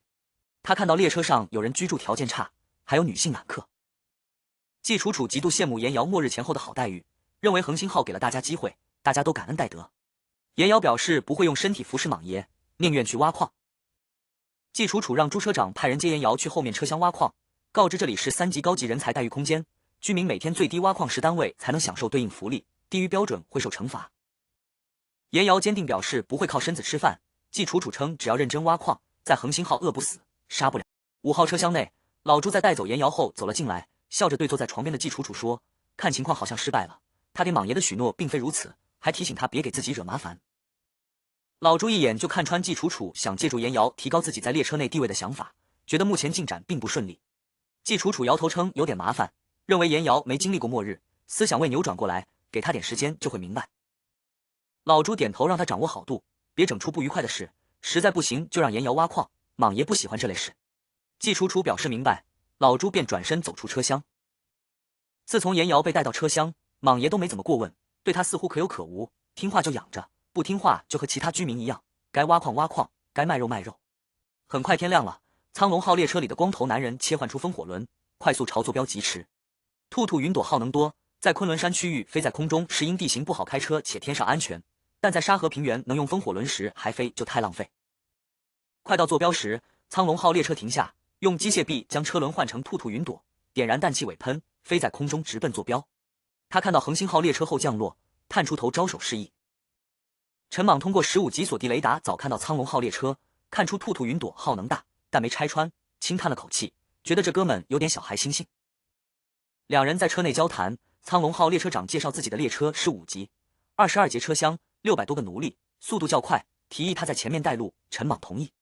两辆列车在沙河平原朝东行驶，约3小时后，苍龙号列车在一座通天塔前停下。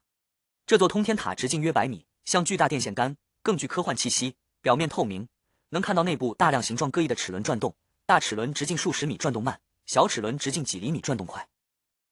越往上塔直径越短，顶端只有10米宽，有个巨大平台，整体像夸张的金针菇。塔前有光幕，显示奇遇地图。通天塔开启倒计时，最多容纳8辆5级及以下列车登顶参与，黄色等候区域内列车和成员无法攻击。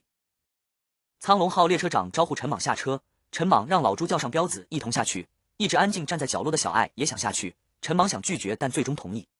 光头男人带着手下迎上来，称与陈莽神交已久，佩服他的迷宫设计，还询问他的称呼。看到陈莽的衣服和手杖后，他涌起自卑感。陈莽介绍自己，调侃光头男人头亮。两人约定合作类就联手55分收益，各自闯关类就各凭本事。光头男人让 AI 妈制作冰啤酒请众人喝，称这是配件生产的，能改善生活质量。AI 端来啤酒，众人坐下畅饮。二蛋表示要送陈莽几千瓶啤酒，还炫耀自己的女人。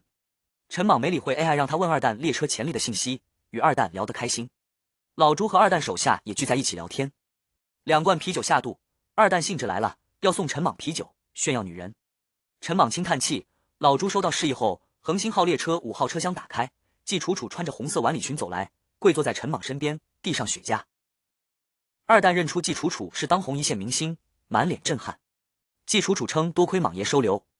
二蛋对比自己的女人，尴尬地说陈莽吃挺好。陈莽搂着季楚楚，忍不住笑出声来，望向二蛋旁边那个身着超短裙的女子，打趣二蛋说：“兄弟你也吃挺饱。”接着他询问之前说好的啤酒能否兑现。二蛋面色认真且严肃地回应说：“给，怎么不给？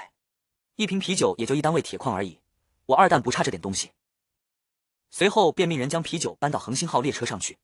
很快，苍龙号列车车厢门被拉开，数十个奴隶从车上跳下，搬着一箱箱啤酒朝着恒星号走去。与此同时，恒星号的列车车厢也打开了，一众列车居民在彪子的指挥下，纷纷跳下列车，接过那些啤酒并朝列车上扔去。二蛋看着恒星号上的奴隶，眼中闪过一丝震撼，喃喃问道：“兄弟，你这些奴隶怎么看起来一个个气色都这么好？”陈莽咂了咂舌，解释说可能是自己给他们吃的多。二蛋又接连询问挖矿是否死人，有无人生病，陈莽的回答均是否定，这让二蛋十分惊讶，直呼你们这些奴隶都是铁人吗？此时，一名苍龙号列车的奴隶搬着啤酒递给恒星号列车的男人时，发现对方竟然光明正大的抽烟，不由面色微变，提醒他私藏香烟会被打手严惩。男人却满不在乎的长吐一口烟，笑着解释自己是1级居民待遇，烟是用恒星券换来的。他还向苍龙号奴隶介绍，在恒星号挖矿能获得恒星券，可用其购买香烟、房子等物品，但房子属于机密，不能多说。对于干活是否需要人催、累不累等问题，男人表示干活不用催，自己身体素质越来越好，力气用不完，还有可乐喝，可这些都是列车机密。苍龙号奴隶听后十分羡慕，小心翼翼地看了眼自家列车长，低声急切地询问能否加入恒星号列车。男人思索片刻后表示不行，会引发战乱，且自己没决定权。苍龙号奴隶又提出，若开战，他们愿在内部配合暴乱，冲到2号车厢引爆子弹。男人将此消息汇报给彪哥，彪哥又告知陈莽，陈莽面无表情地摆了摆手，示意否决。二蛋从震撼中回过神来，询问陈莽列车是否变革制度，陈莽给予肯定答复。半小时后，二蛋眉头紧皱，思考后苦笑着摇头，称陈莽的制度超模效果太多，自己用不了，但受到了一些启发，打算回去研究激励制度。就在这时，5号车厢门打开，身穿吊带裙的严瑶面带笑容地走了下来，走到陈莽身边跪坐下来，羞涩地喊了声莽爷。二蛋再次震惊，季楚楚则满脸茫然，很快反应过来，暗骂严瑶心机婊，因为严瑶穿了他的衣服，还用过他的口红。陈莽上下打量了严瑶，觉得她的美貌与季楚楚不同，一个清冷，一个令人怜惜。他看了眼光幕上的倒计时，称看来这次只有他们2辆列车，随后起身和二蛋告别，拄着手杖和小爱朝列车室走去，其他人也各自回到车厢。在5号车厢内，季楚楚双手叉腰，难以置信地高声质问严瑶。严瑶不好意思地低下头，解释是因为冰箱里人都没睡好，下来是为了让莽爷有面子，还得知是季楚楚求莽爷救他，十分感激。严瑶询问是否要找莽爷报道，莽爷是否喜欢他，莽爷有什么癖好等问题。季楚楚告知莽爷喜欢看综艺。倒计时归零，通天塔里的齿轮先停止转动，发出清脆的咔声，停顿3秒后又疯狂转动起来。通天塔顶端平台上，8座被钢索牵引的巨大吊板缓缓落下。陈莽和二蛋互相对视一眼，各自操控列车驶向面前的吊板。吊板很长，可以容纳30多节车厢的列车。列车停稳后，吊板底部伸出卡扣固定住列车车轮。3分钟后，吊板开始缓缓上升。陈莽望向窗外，内心既期待又忐忑。约莫5分钟后，吊板升至5000米高的平台上，与平台融为一体，卡扣也缓缓收回。他们来到了通天塔顶部的奇遇地图。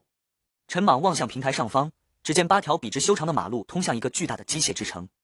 这座城市由各式机械配件、齿轮组成，看起来废弃已久，不见一丝人烟，给人第一印象是荒凉，第二印象是强大。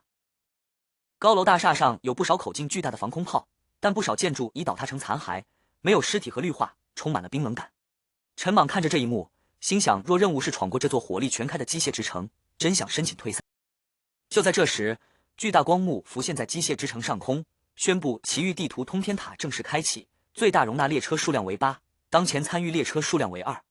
该地图共设5关，难度依次递增，从 D、C、B、A 到 S， 每通关1关都能获得相应奖励。第1关为地级难度的末日狂奔。下一刻，马路旁红绿灯闪烁，绿灯常亮后，原本雾蒙蒙的机械之城瞬间灯火辉煌，被霓虹灯所笼罩。在苍龙号和恒星号列车身后，平台缓缓升起2个升降台，上面是身高足有10米、手持重剑的机甲，极具震撼力。陈莽毫不犹豫地将操控杆推到底，列车轰鸣着加速，沿着柏油马路朝机械之城猛冲而去。操控台屏幕上快速闪过机甲信息，显示该机甲型号为恒星号3代机甲，手持重剑可破7级防御，自身机甲也是7级防御，同时要求列车在10分钟内抵达终点方可通关，还给出了规划好的路线。小爱急促地让选择第3条路线，陈莽果断操控列车驶入最右边路线，进入机械之城内部。列车行驶过程中虽有万向轮辅助，但因速度过快，车厢后半段还是不时撞在墙壁上，不过有装甲保护列车未受损，永固避震也让车内居民免受颠簸之苦。小爱解释第3条路线有50米宽的悬崖，列车可通过蛛丝跨越，是最优解。陈莽表示相信他。随后，陈莽按下按钮，12号车厢的8座连发床弩推出，弩箭射向机甲，却未造成任何损伤。陈莽不满床弩威力。前方出现天坑，列车射出蛛丝顺利通过，而机甲轻松一跳也跟了上来。陈莽不禁感叹其跳跃能力。又遇岔路口，陈莽按小爱提示选第2条路线，却遭遇大量1、2级丧尸堵满街道。列车车刃和钻头高速转动，冲进尸潮，丧尸肢体横飞，血液糊满窗户。陈莽爬上列车顶操控，机甲依旧紧追不舍。前方又出现150多米宽的天坑，蛛丝距离不够，列车车轮换成猪足起跳飞过。3秒后，列车抵达终点广场，苍龙号早已等候在此。操控台屏幕显示第1关成功通过，奖励1万单位铁矿。10分钟后开始第2关。10分钟转瞬即逝，黄色光圈消散，光幕显示第2关为 C 级难度的机械迷宫，需在10分钟内抵达终点，有1分钟时间记迷宫平面构造，1分钟后正式开启。广场高楼出现2个黑洞洞的入口 ，AI 大声呼唤李时基回列车室。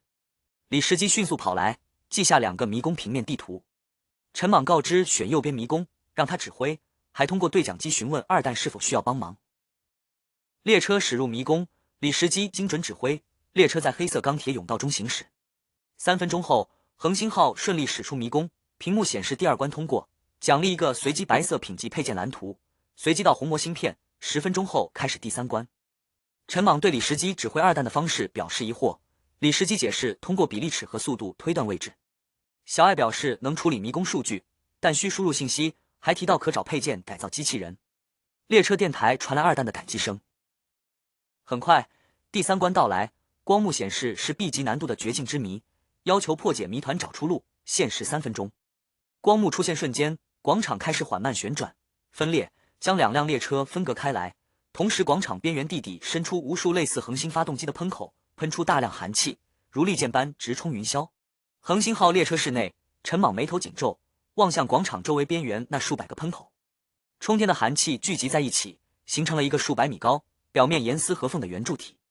在数百米的高空处，有一个面积小很多的广场，那便是此关的终点。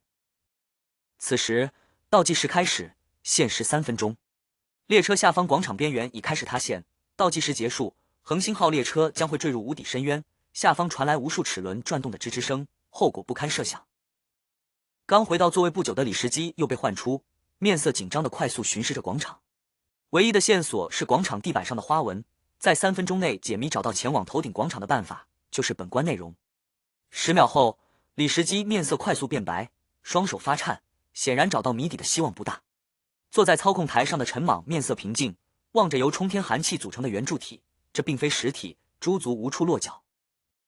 小艾表示自己没什么学习资料，没有模拟空间，需要列车长找资料让他学习。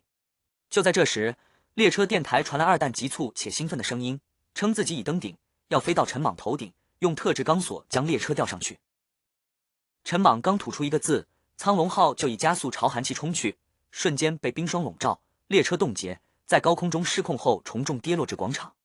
陈莽询问二蛋是否死亡，二蛋回复还没死，但很冷，已退至观众席，并提醒只剩1分钟，掉下去可能会死。接着，无数机械臂从广场四周伸出，夹起被冻成冰块的苍龙列车进行解冻。李时基仍未给出答案，陈莽轻叹了一口气，消耗5万单位铁矿制造出一个3级能源石，放入发电机。随后，恒星号列车切回猪足，几节车厢蹦起，最终14节车厢笔直矗立在广场中央，宛如一个准备发射的火箭。已被淘汰至观众席的二蛋原本满脸焦急地看着操控台屏幕上的恒星号列车，看到列车矗立后，又看到列车两侧的氮气尾喷开始喷射蓝色火焰，但列车毫无离地迹象。他深知氮气尾喷就算升至10级，推力也不够让列车起飞，焦急地提醒陈莽想办法。然而，令他终生难忘的一幕出现了，数十个氮气尾喷突然变大，首尾相连，眨眼间融为一体，形成2个镶嵌在列车两侧，贯穿整个列车的巨大氮气尾喷。二蛋难以置信，声音发颤地质问陈莽，陈莽则轻笑回应。此时，广场已塌陷至只剩中心一小片。恒星号列车两侧的巨大氮气尾喷猛烈颤动，2股巨大的蓝色火焰直喷地面。在巨大的推力下，列车如火箭般缓缓腾空，加速冲向数百米高的寒气囚笼顶端，随后稳稳落在高空的终点广场，成功通关。本关奖励一个随机绿色品级配件蓝图，因上一关奖励是红魔芯片蓝图，获得配套蓝图机械之眼。10分钟后开始第4关。陈莽靠在椅子上轻呼一口气，看到3级能源石只消耗了 17%， 虽消耗比兔兔云朵高，但这种飞起来是组装拼凑的。他利用猪足和氮气尾喷的超模效果让列车起飞，虽有消耗大、无法控制方向的弊端，但震撼效果远超兔兔云朵。苍龙号里的二蛋久久回不过神，无奈苦笑摇头。他本想出口气，却被全面碾压，感慨 S 级潜力或陈莽的恐怖。他提醒下一关是 A 级难度，让陈莽加油通关，还说会送啤酒。5号车厢内，严瑶满眼震撼，询问恒星号为何能飞。季楚楚解释是陈莽厉害，很多人因恒星号强大才感恩，跟着他能有光明未来。7号守卫车厢内，彪子和老朱对刚才的一幕感慨不已。老朱遗憾居民车厢没窗户看不到，还抱怨中午有人吹嘘会飞，认为还是陈莽厉害。